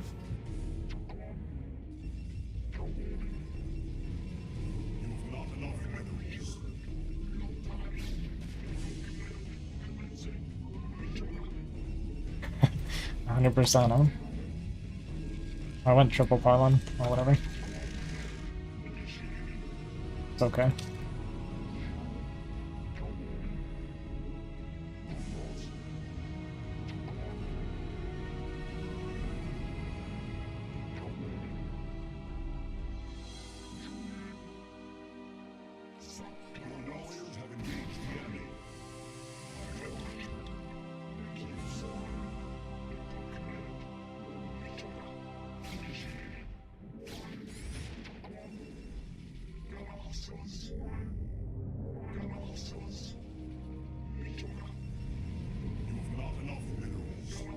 It's like you did not go Vulture. Unless I missed it. What's up, Crockington?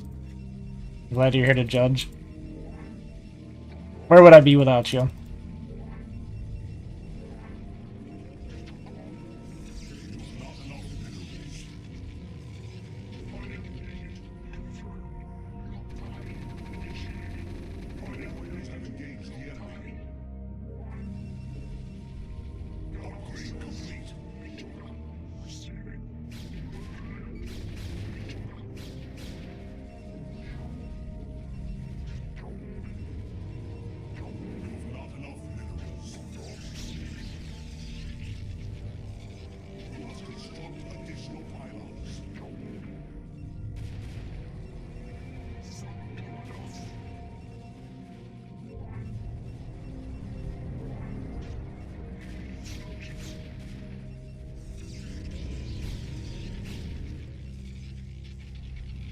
Bad supply block.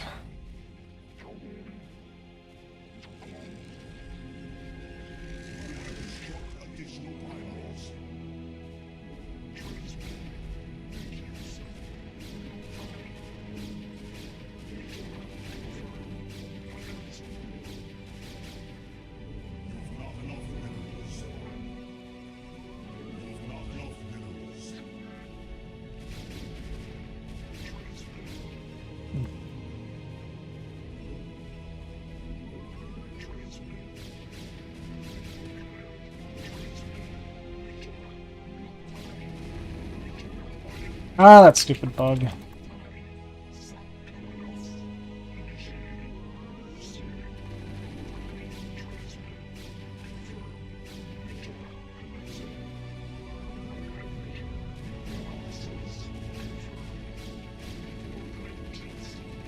Come on, dude.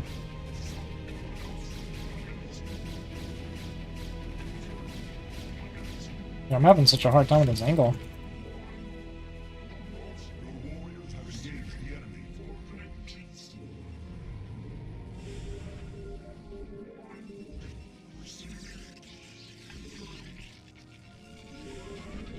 It's my real name? Not quite.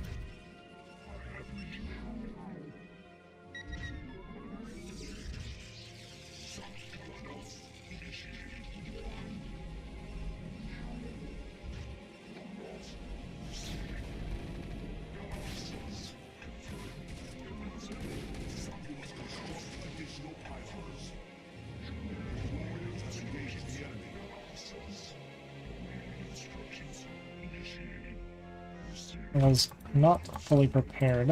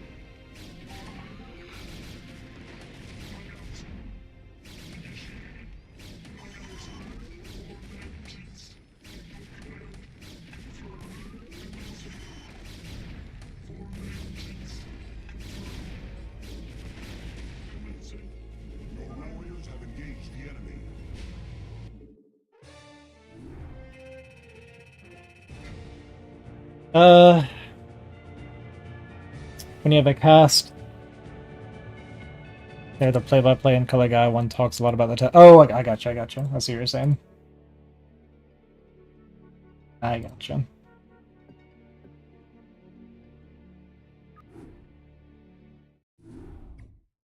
Four? 5? 3? 4. I'm guessing 4. That's 5. That's huge, boys. Alright, this is my highest MMR account now by 1. My other one's 1988.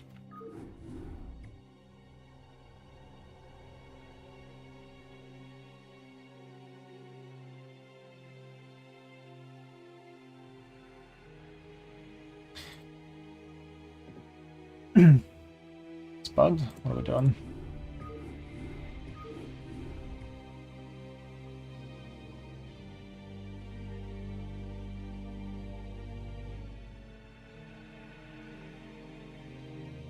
Yeah, I took so many shots from that bunker, which made that push scarier than it had to be. It wasn't scary, but if he if he hit it really well, I'd taken so much damage trying to get my position right. But yeah, it could have been bad. Random. That's annoying.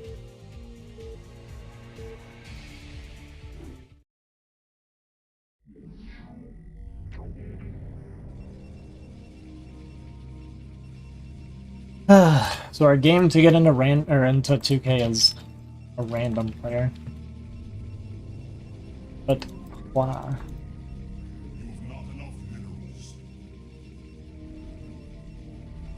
Turn rate's good at least. I think turn rate was good last game too, right? Felt good.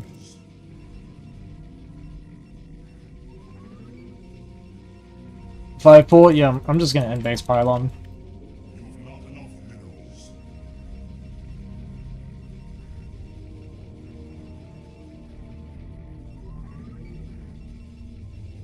Fat bodies.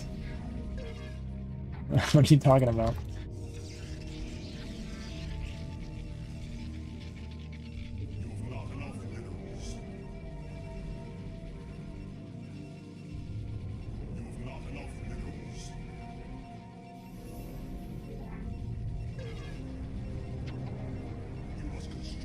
Please give me the first scout. Goons? Oh, yeah, yeah, gotcha. They are fat. Hard agree.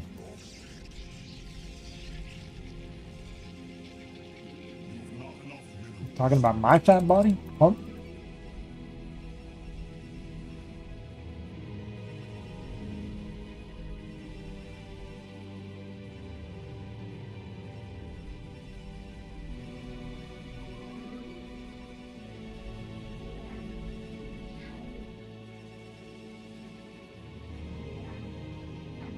Ah, that sucks.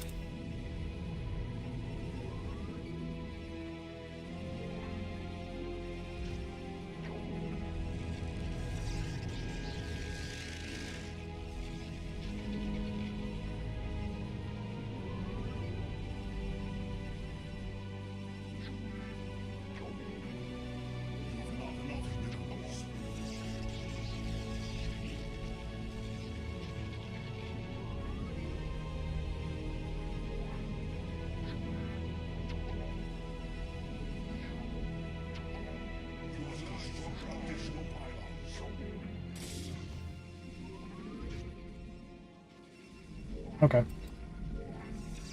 This is a totally fine position for us then.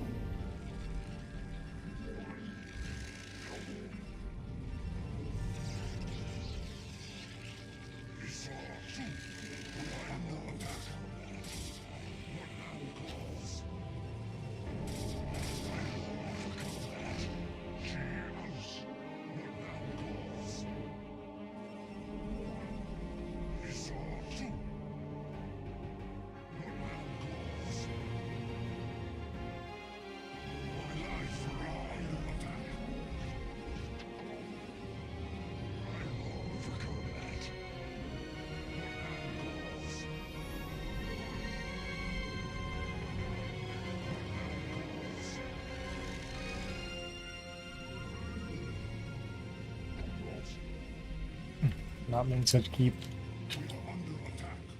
Needed more on gas there. Okay, so he's gonna go Forge Expand here.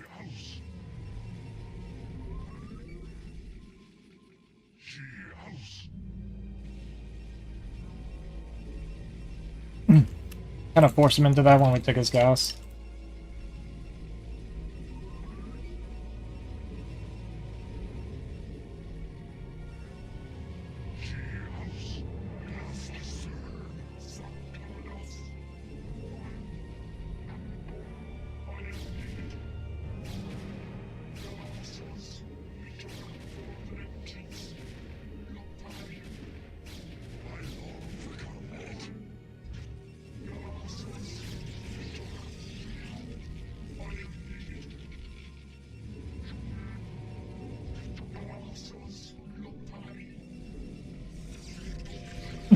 Yeah, I'll explain on frame rate in a little bit here.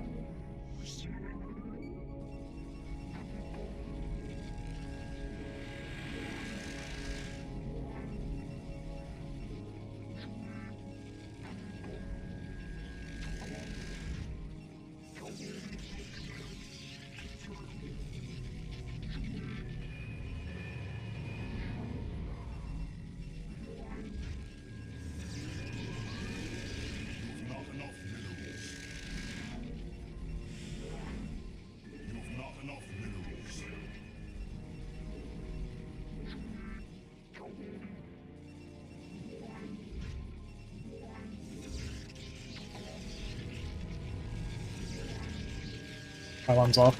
Oops.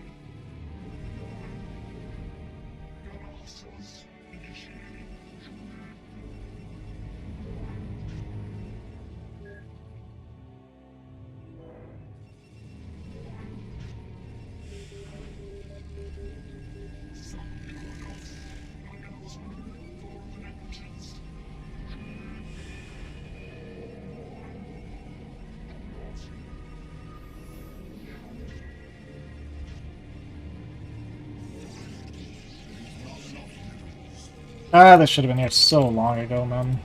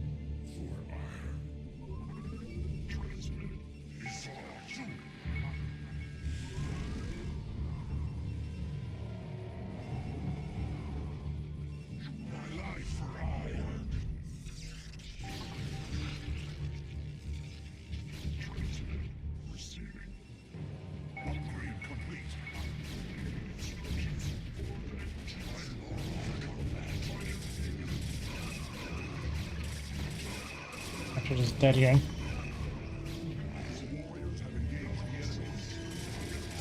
God, how am I this far behind? Well, I guess I probably made way more throw? I don't know.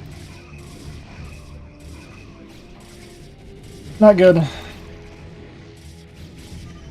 Let's see this. How did I get this far behind? Now our ego's the same. Did I just tech too much? I mean, he just goons zealot. Ugh.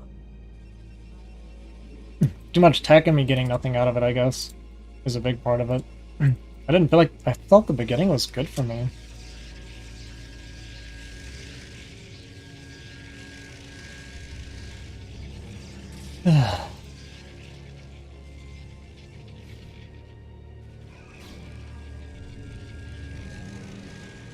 Yeah, I mean, we were fine. 5 workers, 4 workers. Yeah, I think I just tech too much. Too much tech and not getting anything with it.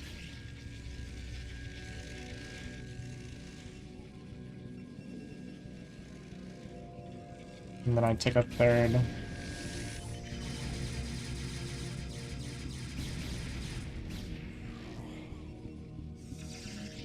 He starts his third. Mine's done in mining. Up 10 workers. This is my... too much tech. This is too much tech, I think, for what he was doing, right? I mean, I don't know. Not really, actually. I guess I'm way up on workers. If I had like another like 20 seconds, I would have been ahead, but...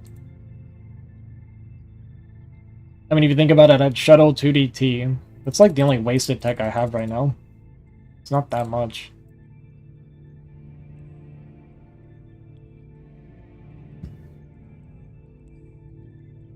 More cannons? I mean, I don't know. I can't commit to too many cannons because then my third dies because I don't have enough army. He has the upgrade advantage on me.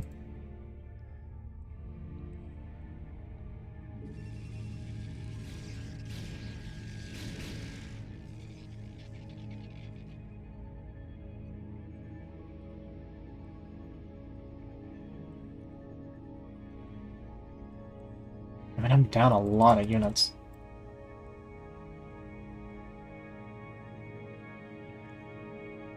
If I hold, I'm like super far ahead.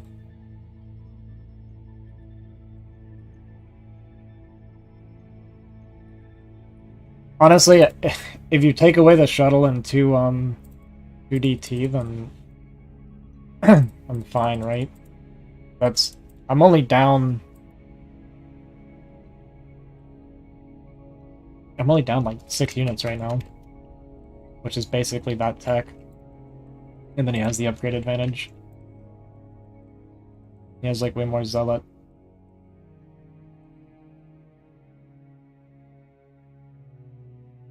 I should have... I also targeted the observer person, then I remembered I don't even have any DT building. I was doing Templar, not DT. I have this one guy up here. I saw the probe go up, I didn't realize I killed it, so I was looking for like a hidden base or something. That kind of sucks. It's just me going into tech and doing absolutely nothing with it. Really hurts.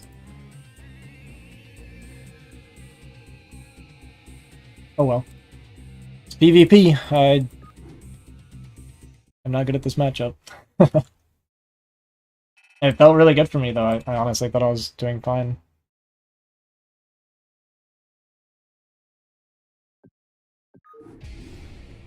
Okay, last game. Then I gotta get going. Man, I felt so good about the opener. Like, I know his Nexus was ahead of mine, but...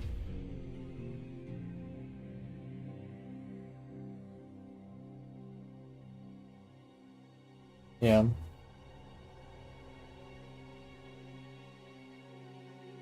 If I just Reaver instead... If I would get comfortable with Reaver, because, like, that's the thing. In that situation, going for DT drop isn't... It's almost never the right call. It's looking for, like, a cheesy win. And I only do it because I'm not comfortable on Reaver. I need to get comfortable with Reaver.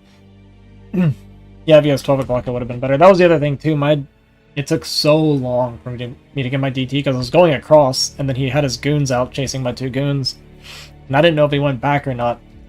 Turned out he was at 6 o'clock.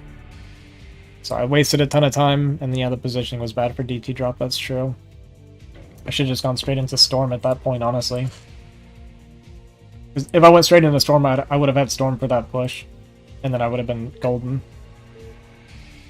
That's got 1725. I think my head's in the way.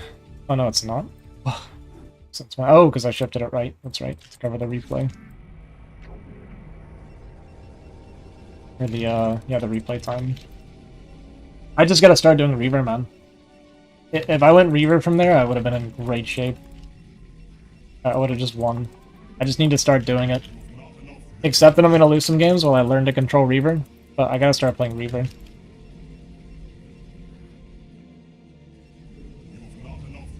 Yeah, it's just the right thing to do, right? And like, I knew it. When I dropped my Robo Bay, I was like, man, I should Reaver. Because I wasn't actually planning on DT drop. You can tell because my Citadel was like crazy. Like my DT were so far behind my shuttle. Because I wasn't really planning on it.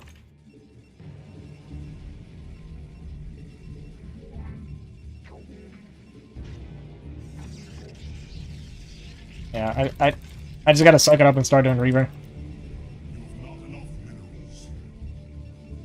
Once I get good at Reaver, if I practice Reaver and get decent with it, I'll start winning way more games.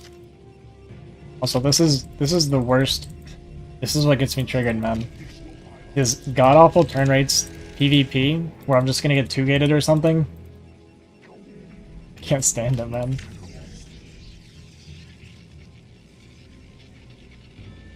Time to get triggered, boys.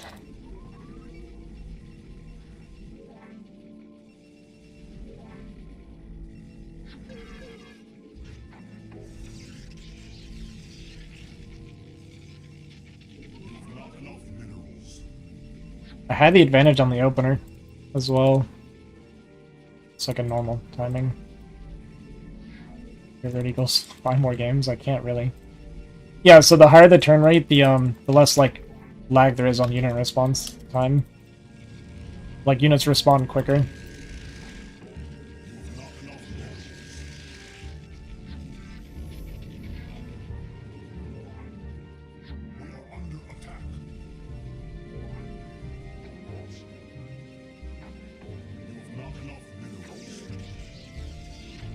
Good for the stream. It's true, I guess.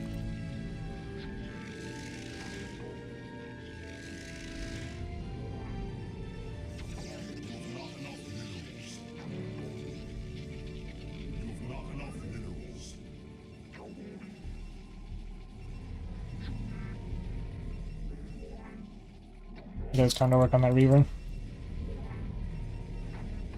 Like, if I lose them MMR in the process, it's fine, right?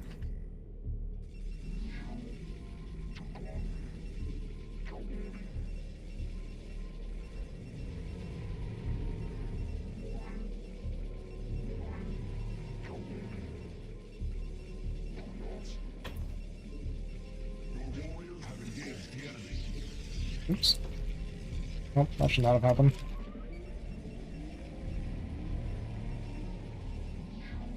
I had 2 on gas.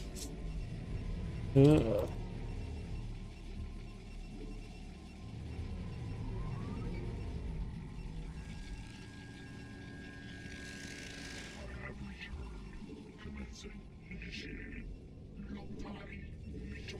Did I just leave and I didn't see it? What?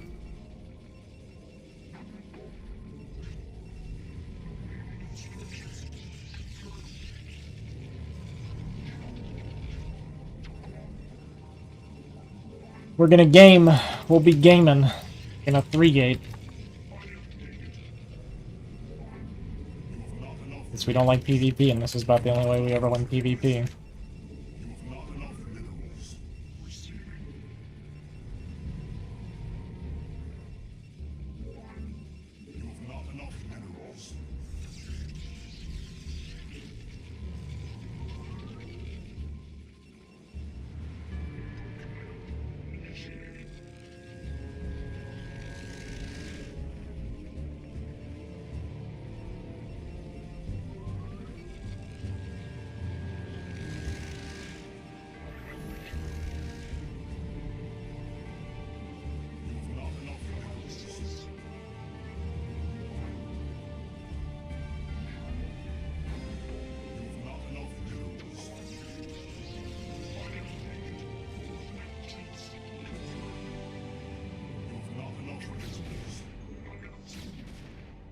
More like this. There's my range.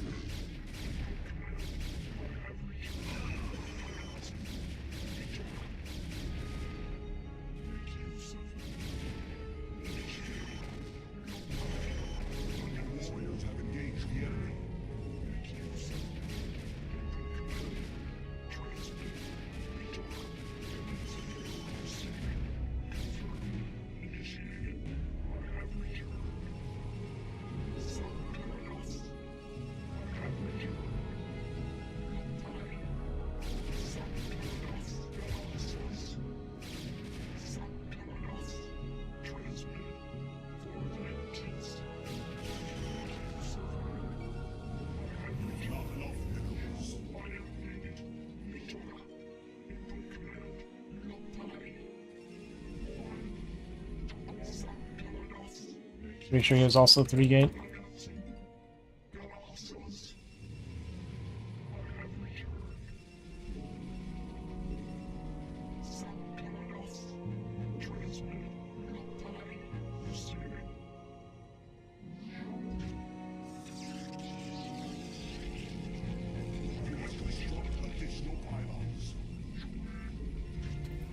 What's up, Sergi?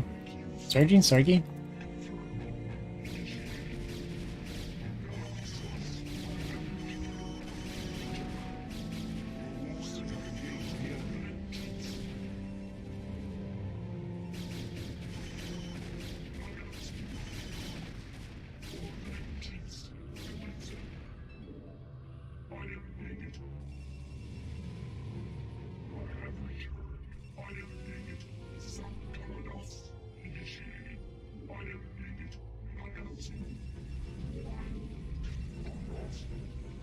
Okay, let's get a Reaver.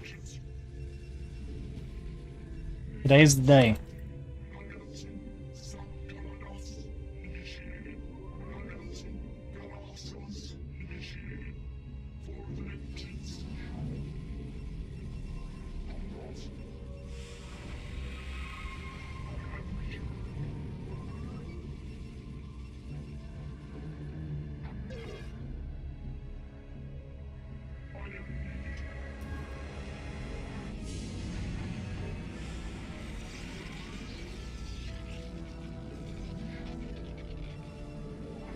I don't believe they can.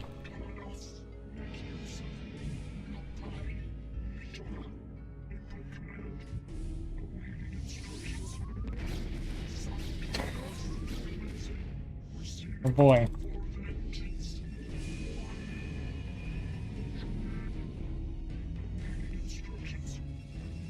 Is that me controlling Reaver?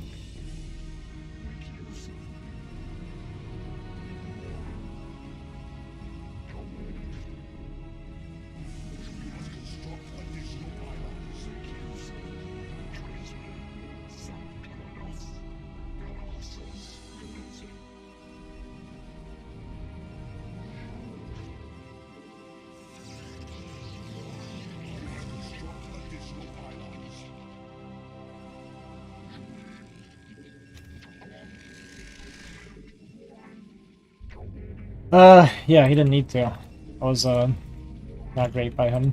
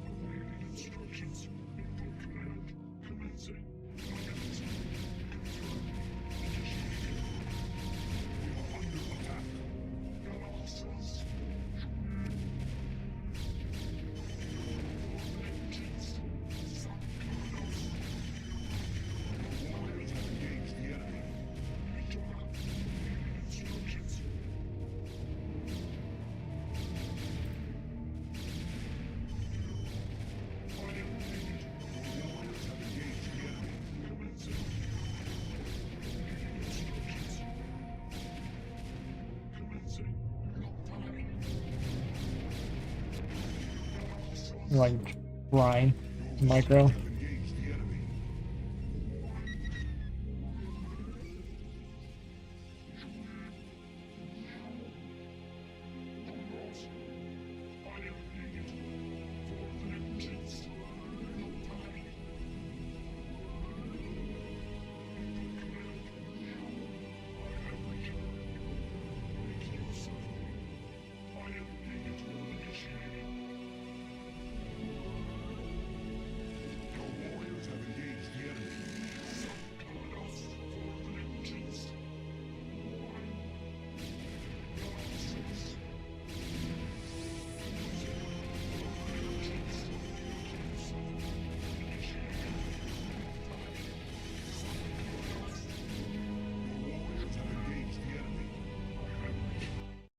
I hate PvP, man.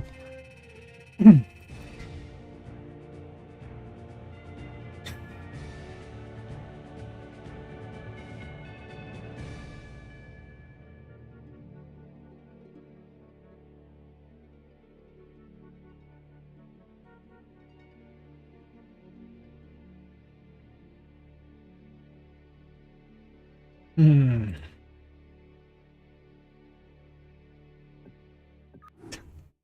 It's like it's gonna be like 5 or 6 points. I think it's 6, right? 5. It's like hate this man. Can I get a non-PvP? I don't even care if I lose. I just no. I don't want PvP, man.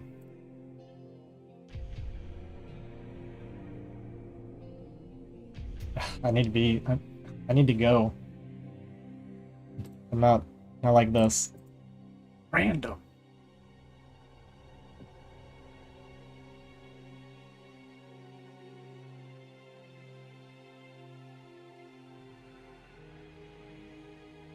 So 2-1 and lose 3.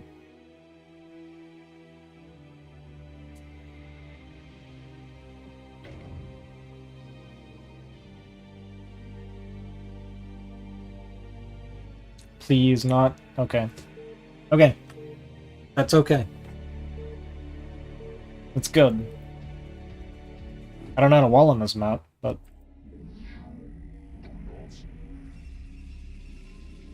we'll figure it out. Yeah! 224? Did I get 2 subs during this stream? Oh, my notifications aren't going off. But, is that like another one of your accounts? Why are my notifications haven't been going off, huh? For YouTube, anyway. I did for Twitch earlier, yeah.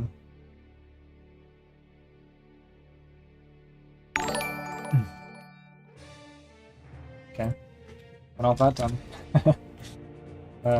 1 second.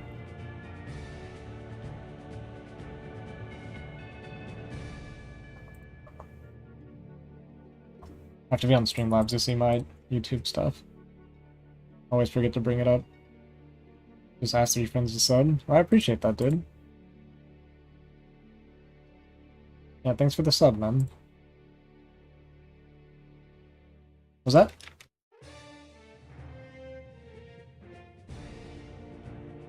I don't know. I don't know what that was. I didn't see it. Anyway, thanks, I appreciate it. 9 watching, 7 likes, let's fix that YouTube. Thanks, guys. Alright, we're doing a game. That doesn't count. It's gonna get me over... Okay, not quite. Not quite over 2k. Let's earn 2k. Man, this guy's 2050? I like 3-0 versus Slayers. He plays very odd. But I've also played well when I play against him.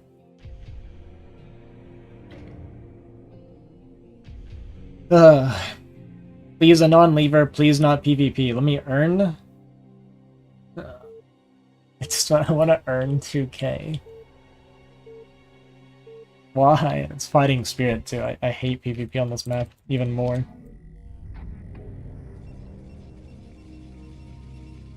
Ugh.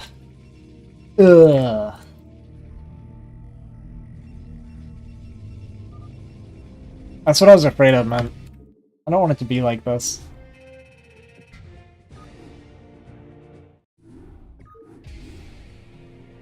I don't want to hit A rank with levers, man. I wanna get my wins for it.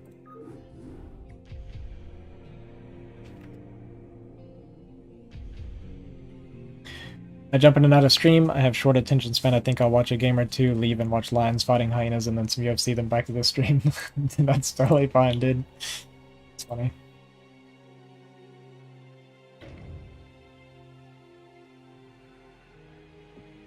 I mean, I'm kind of like that when I watch streams too. I tend to like randomly mute and go watch some other stuff.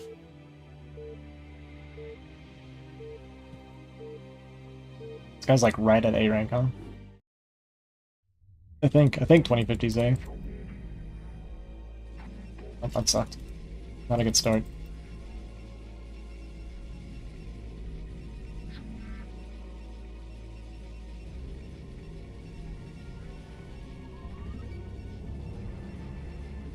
$16 turn rates, okay. Playable.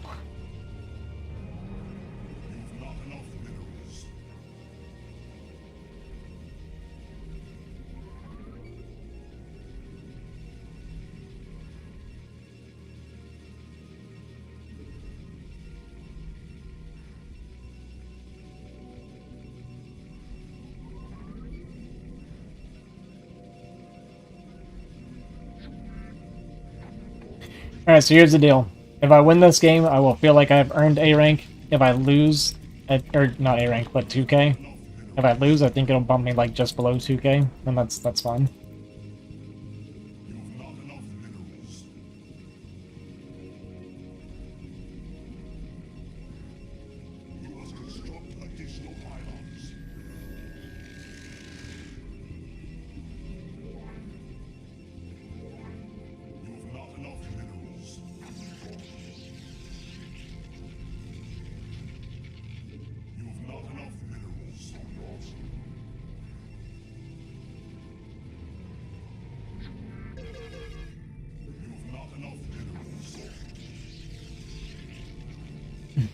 $780. Nice. I appreciate that. That's a lot all of a sudden. It's like 6 or 7 then. I really do appreciate that. 1K has been my goal for a pretty long time. Because that's like a big like moment.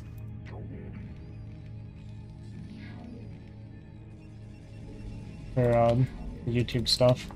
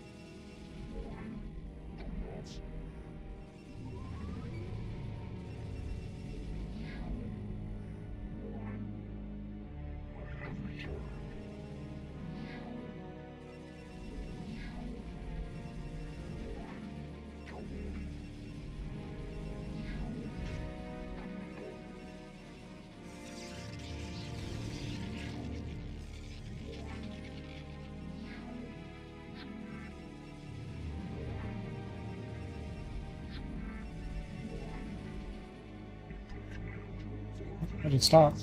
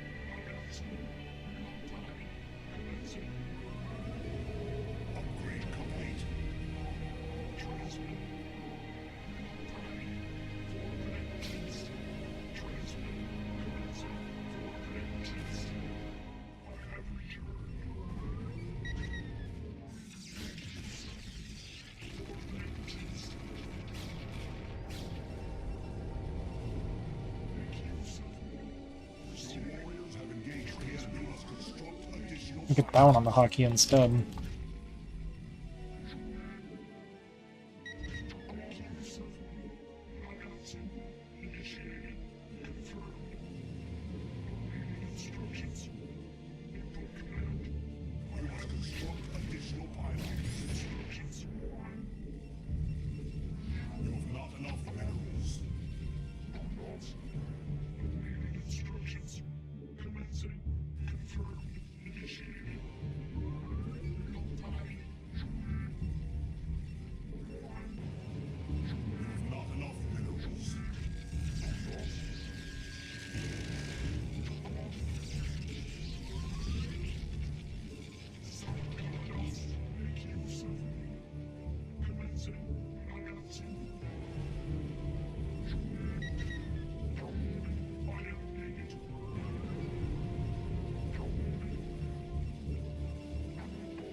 I'm not gonna go Reaver here just because, I don't want to try something new. I'm trying to get a big win for myself.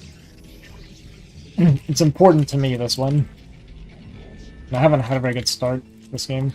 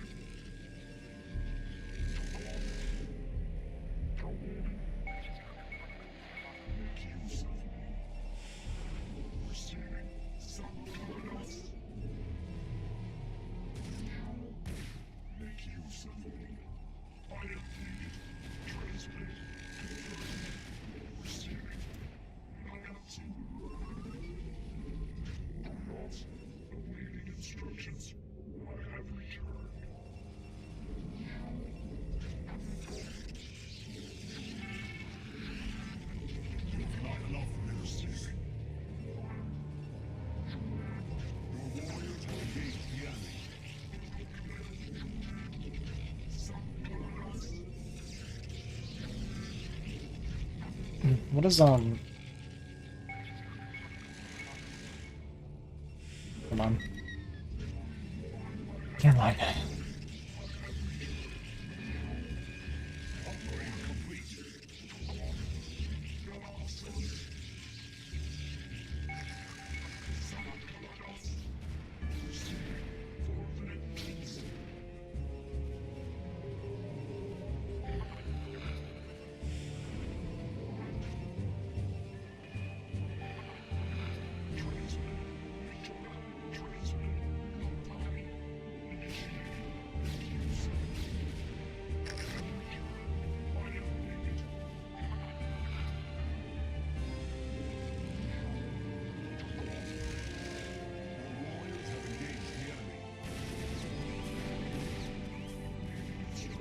It's like, I do this stuff, man.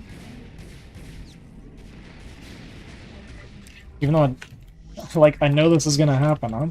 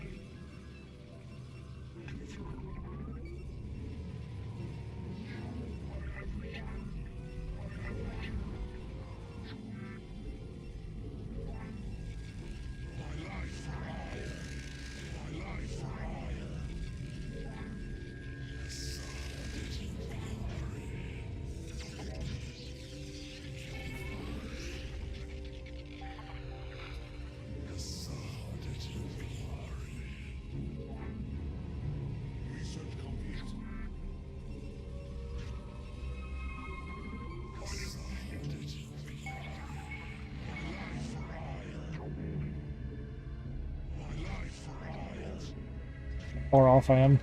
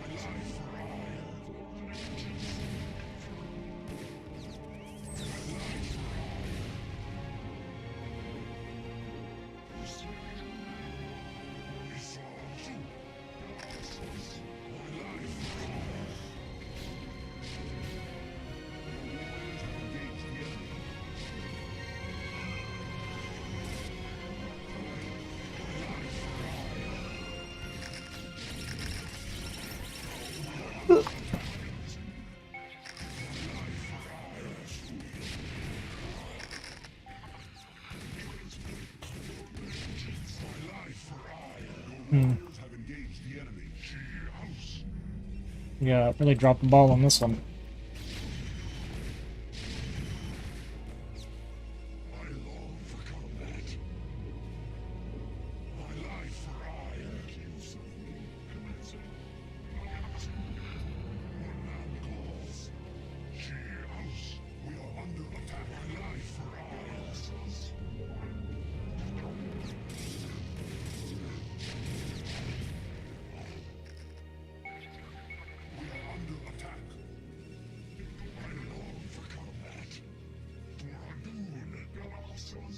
I have 0 guns right now.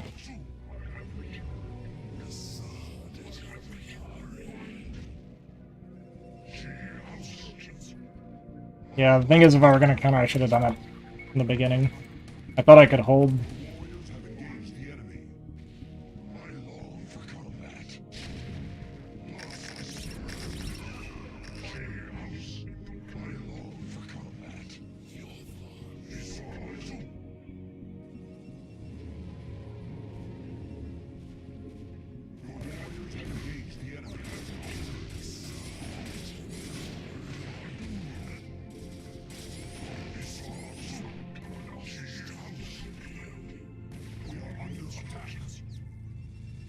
I should have been able to hold is the thing.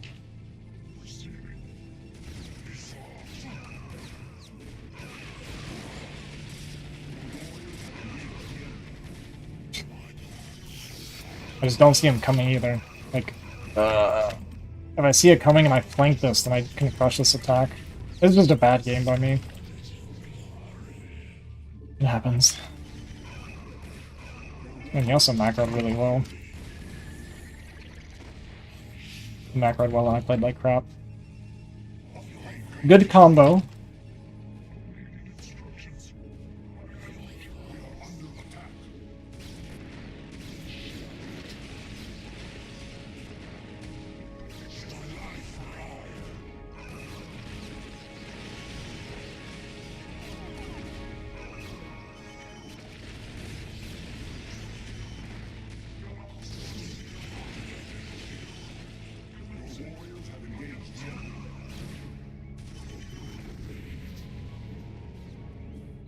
Guy just played like way better than me.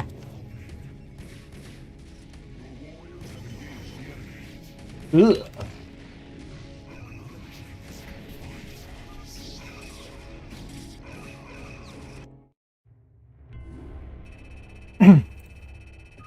Well, that sucked. It felt like I felt totally fine. I didn't even think my fight went that poorly. I thought it was not bad, but I don't know. Macro was too slow behind it, I guess. I mean, we'll see. I guess I overstayed, but I just thought the trades were going well for me. I mean, I was floating a ton. My remax is so slow sometimes, because I don't macro during fights, right? Gotta fix that. I mean, I did lose a lot of probes here at one point, but it sucked, but that was not like a game-ending moment. Probe count's a lot lower than I thought. I thought I was like over-making probes.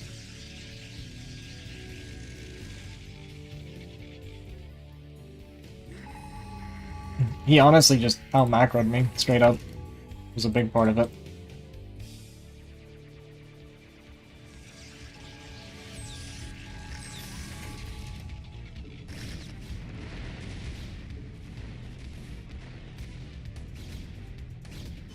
I don't know, I feel like this fight here in a second goes pretty good.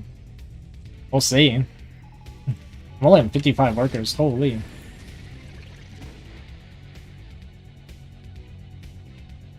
When he cleared that one mineral line, I guess. He's also like a low worker count. Like, we're both pretty low workers here.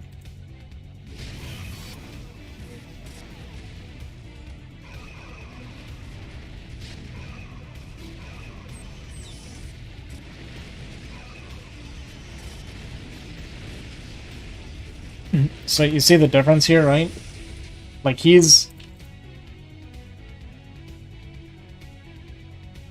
He's just macroing better. Like, I'm not spending any resources hardly behind this. Or I'm just not. Like, I just queued up 10 zealots. Like, they're at the end of it. I guess they're gonna be finishing, like, kinda soon. Like, I have this big bank.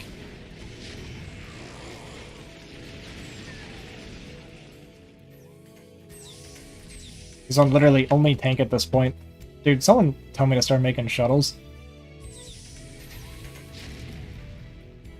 Because, like, see here, right?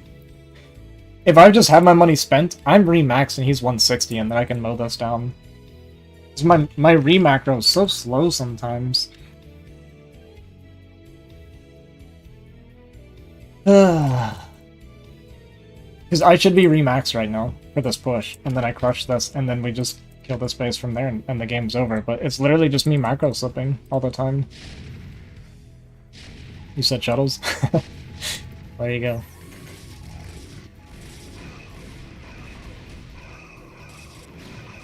And no goons here either.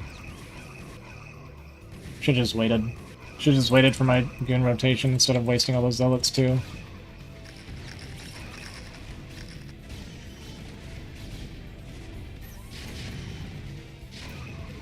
Blech. Blech. Reavers, bro, just trusted, I bet, with a couple Reavers. Well, it's just I didn't want to Reaver, but I've only practiced it like once, but he is completely wide open. Does he know me? Man, he has no defense anywhere. I could even just, like, beat, like, Templar drop. Okay, here's the deal. We're playing Reaver from now on. Reaver and Shuttles. I gotta stop skipping out on this, because it's making me lose games. What's part of what's making me lose games? We're playing another one.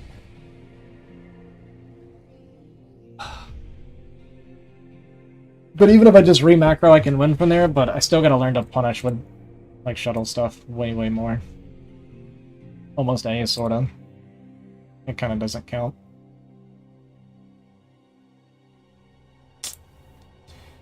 Blech. Blech.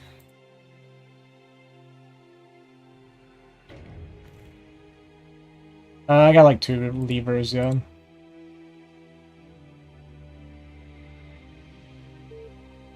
Two or 3 in a row. I think it was 2, but... and I had like 2 PvPs where the guys were like 16 or 1700. Which was like 9 points.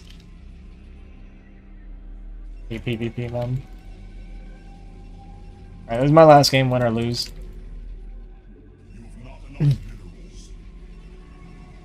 Once you're maxing, get the drops rolling out. Yeah. Yeah, I mean, there's no reason not to. Start working in shuttles as well. 7-hour stream. I guess so. I didn't even realize. I actually feel okay for being 7 hours on StarCraft. That's Fighting Spirit. Dude, this pylon is so late. This is you guys' fault, stop talking to me. Hey, BD, thanks for the gifted sub, dude.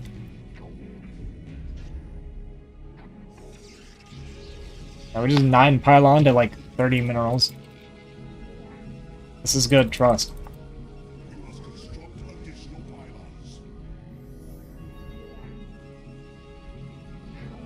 I shouldn't even do this because the natural's so far away.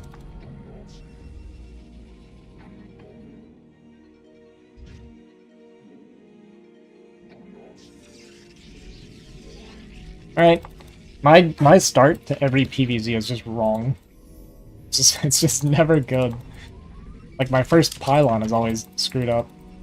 Yeah, I should actually just stop talking and focus on.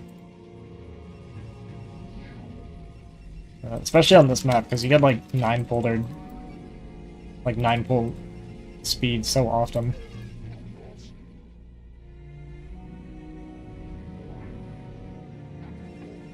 I do anyway.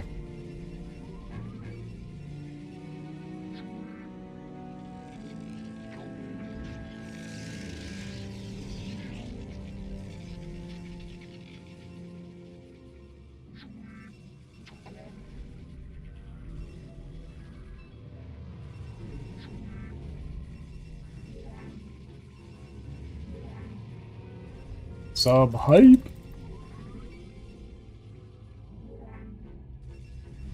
Yeah, it was 9 pool.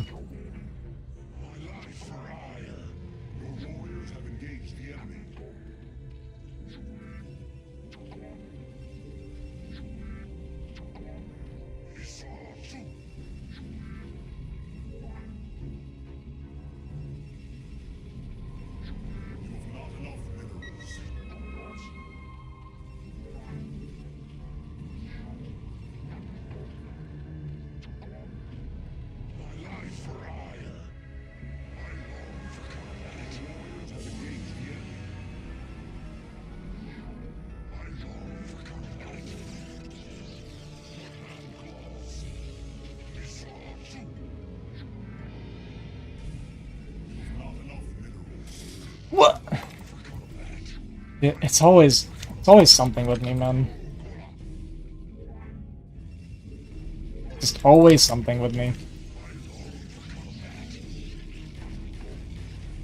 Very good. Perfect. Unbelievable, dude.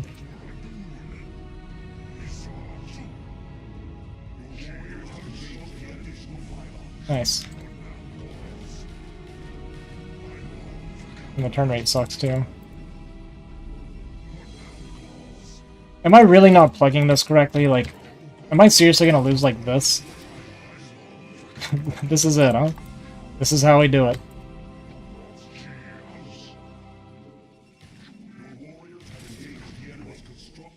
And I can't pull fast enough in the turn rate.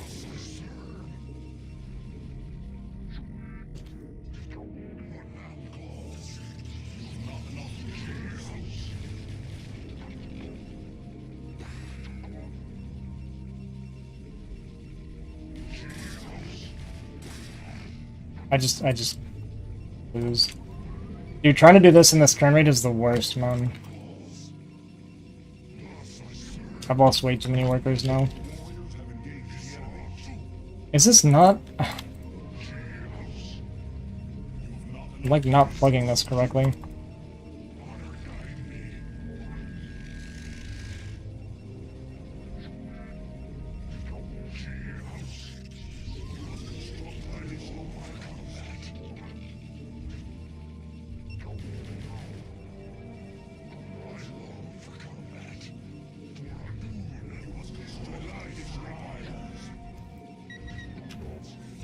We're so late, man.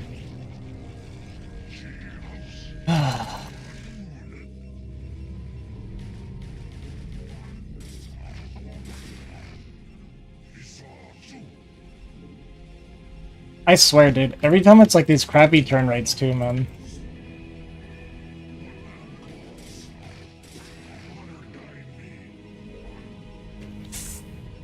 And apparently I don't know how to plug this wall correctly, so this is like another loss to another bad wall. It's like story of my life.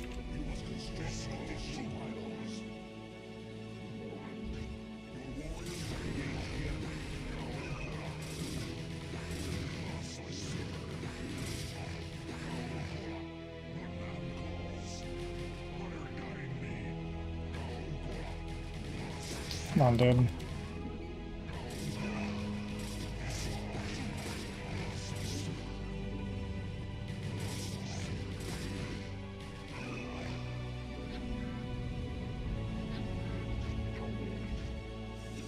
Alright, so here's the deal. We're skipping Corsair because I have screwed up so bad. We have to just take a massive risk.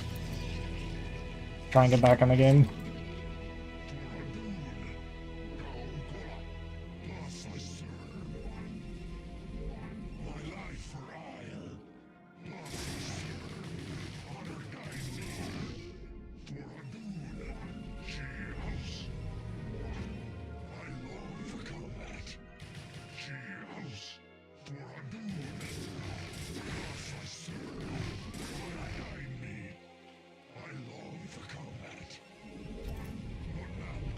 Because it looks like Muta, though.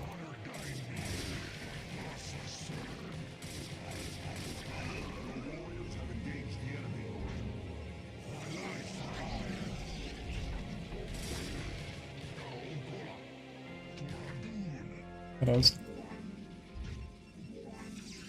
Oh darn.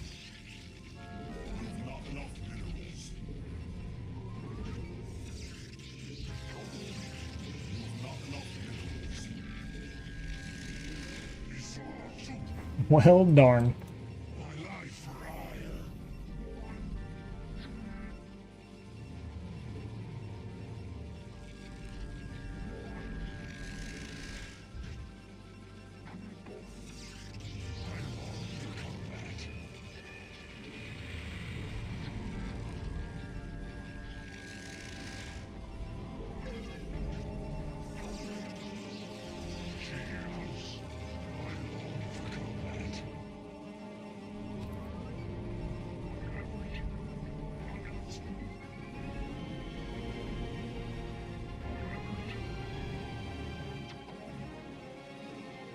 This is pretty unwinnable.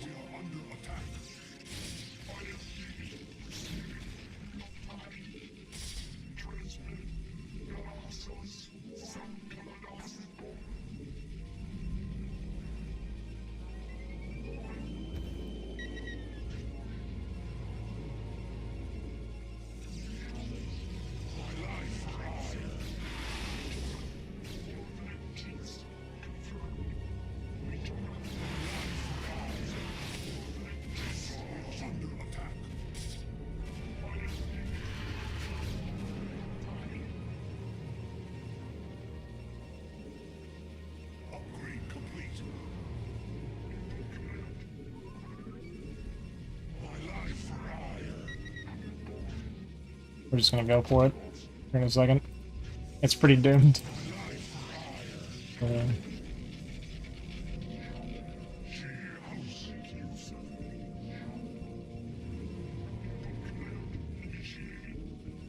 It's gonna be really hard to keep Templar alive against me without Corsair.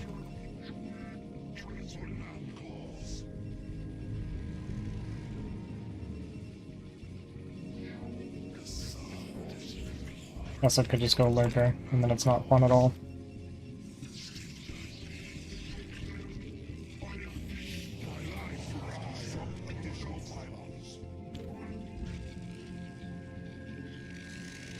Well, this game's been a bit of a disaster.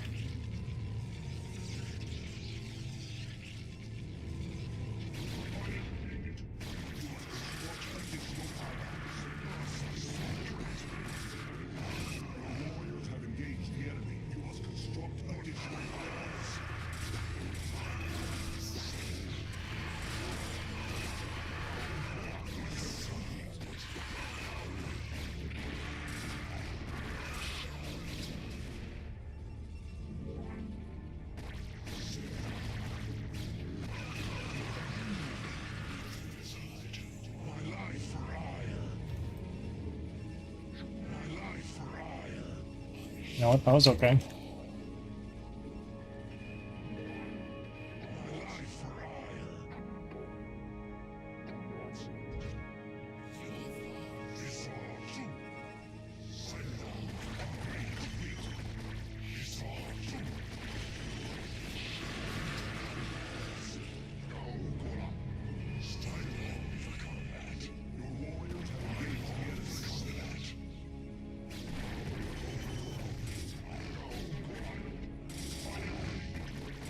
Dude, we're so far behind. There's like no way.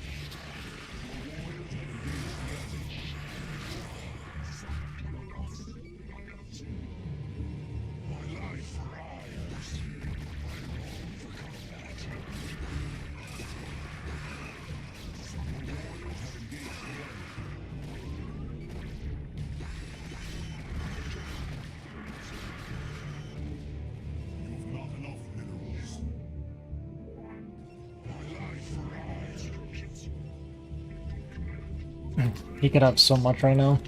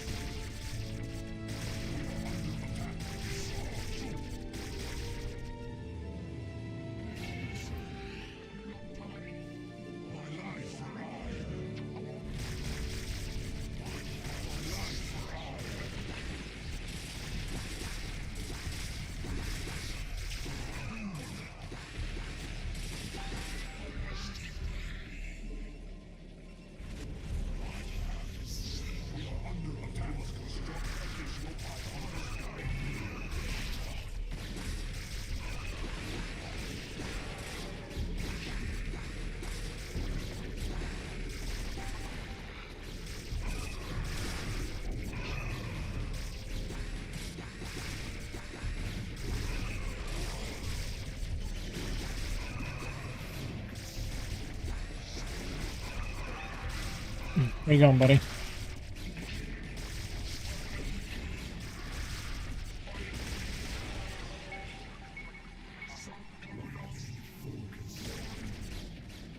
Ah.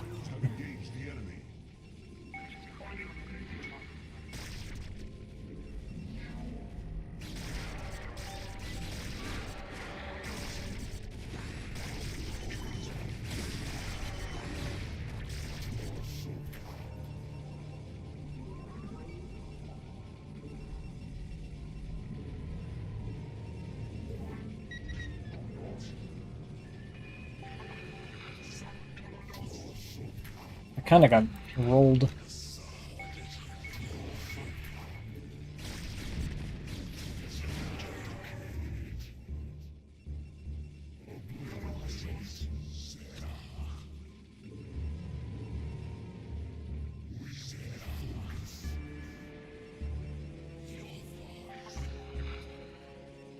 I assume he's got like the entire map. We're just gonna, I don't know, here.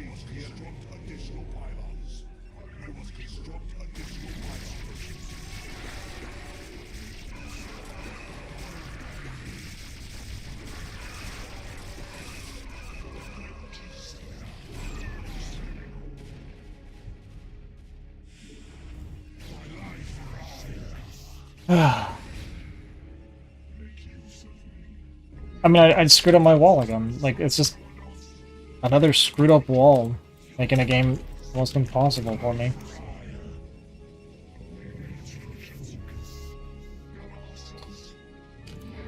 I don't know why.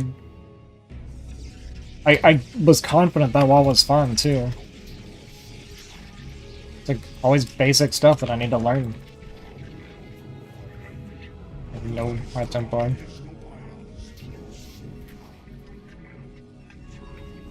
Curious how much map he has right now.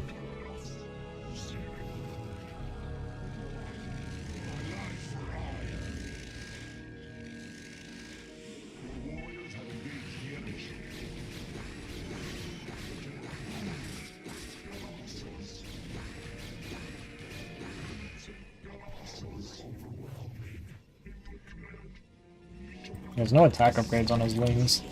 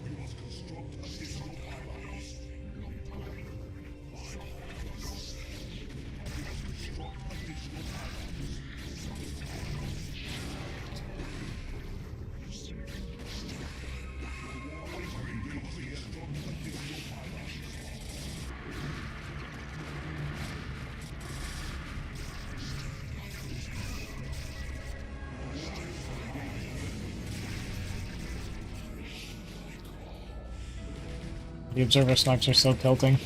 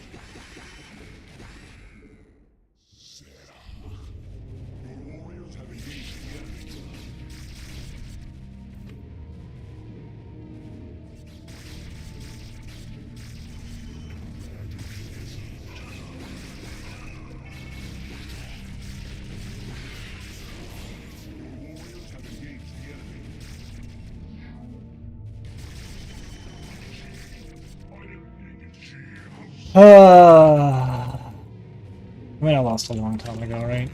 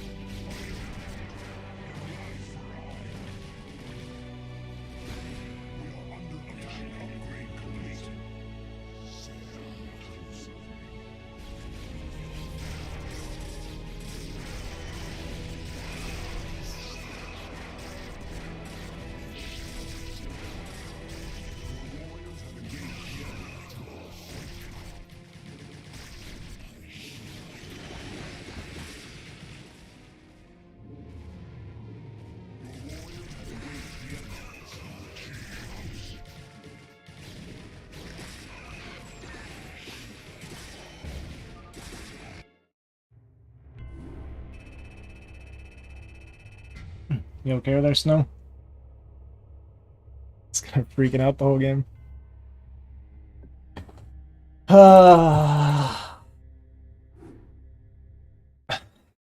I have so many losses in this matchup from thinking my wall is good and it's not.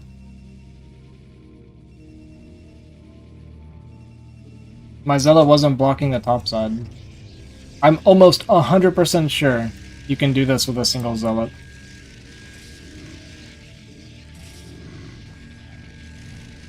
Almost 100, because now I'm not. I thought you could, now I'm not sure. If my placement's just... I just can't figure it out or what. Like, it feels like I should be able to tuck it right there. Yeah, I'm just down workers. I lost so many. And that's the other thing too, man. I don't want to make too many excuses, but like, when you have to like...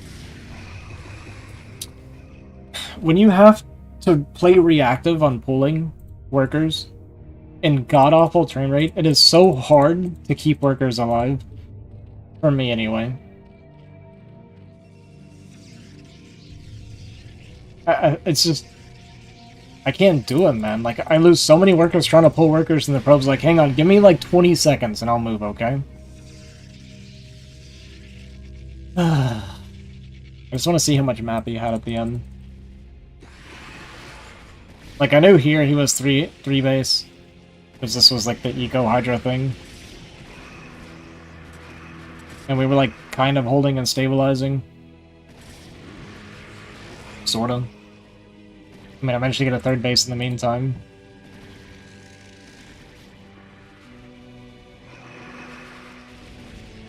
He's just now taking a 4th.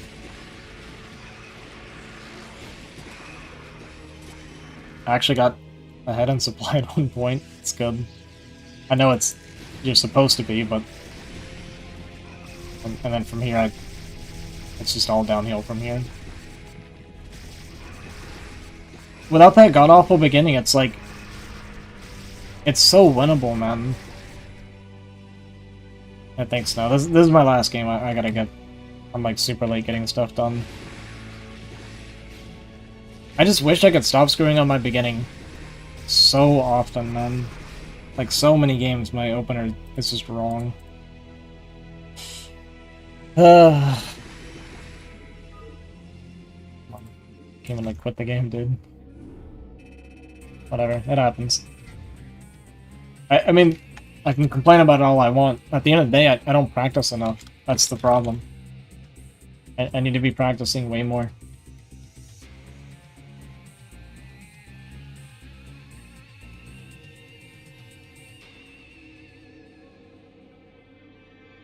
Final last game? I can't. I really want to. I don't want to quit on that game, but what I just need to play again tomorrow, honestly. So I'm gonna try and push myself to stream more ladder tomorrow. I gotta stop making stupid mistakes, man. I gotta fix this stuff.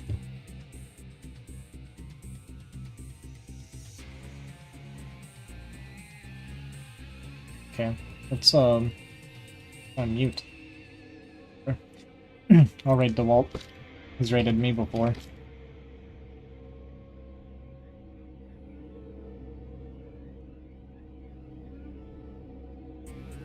Gotta chat before the game and then no talk. I know, I really gotta stop doing that too. I talk at the beginning of my games and always like screw up my opener because I'm not thinking. Yeah, I really gotta stop doing that. But thanks for watching, guys. I appreciate it. I'm gonna throw it over to DeWalt. You guys can watch an actual good Protoss player. We'll get 2K sometime the next like couple days probably. Maybe A rank soon after if we can keep it up. We're getting there. Close, close, close. Bit by bit. Let's see what we finished out real quick. Still positive on the day. Yeah, this is fine. 1982. Alright guys, thanks for watching, thanks for hanging out. I appreciate it. I'll try and be on tomorrow with more ladder, hopefully. I am on solo farm duty right now, so I'm gonna be a little bit tired, but we'll try and push through it. But I appreciate you guys. Thanks again for all the subs and stuff. Thanks, guys, for getting your friends and everything. I really appreciate that. But you guys have a good night. I'll catch you guys later. Peace.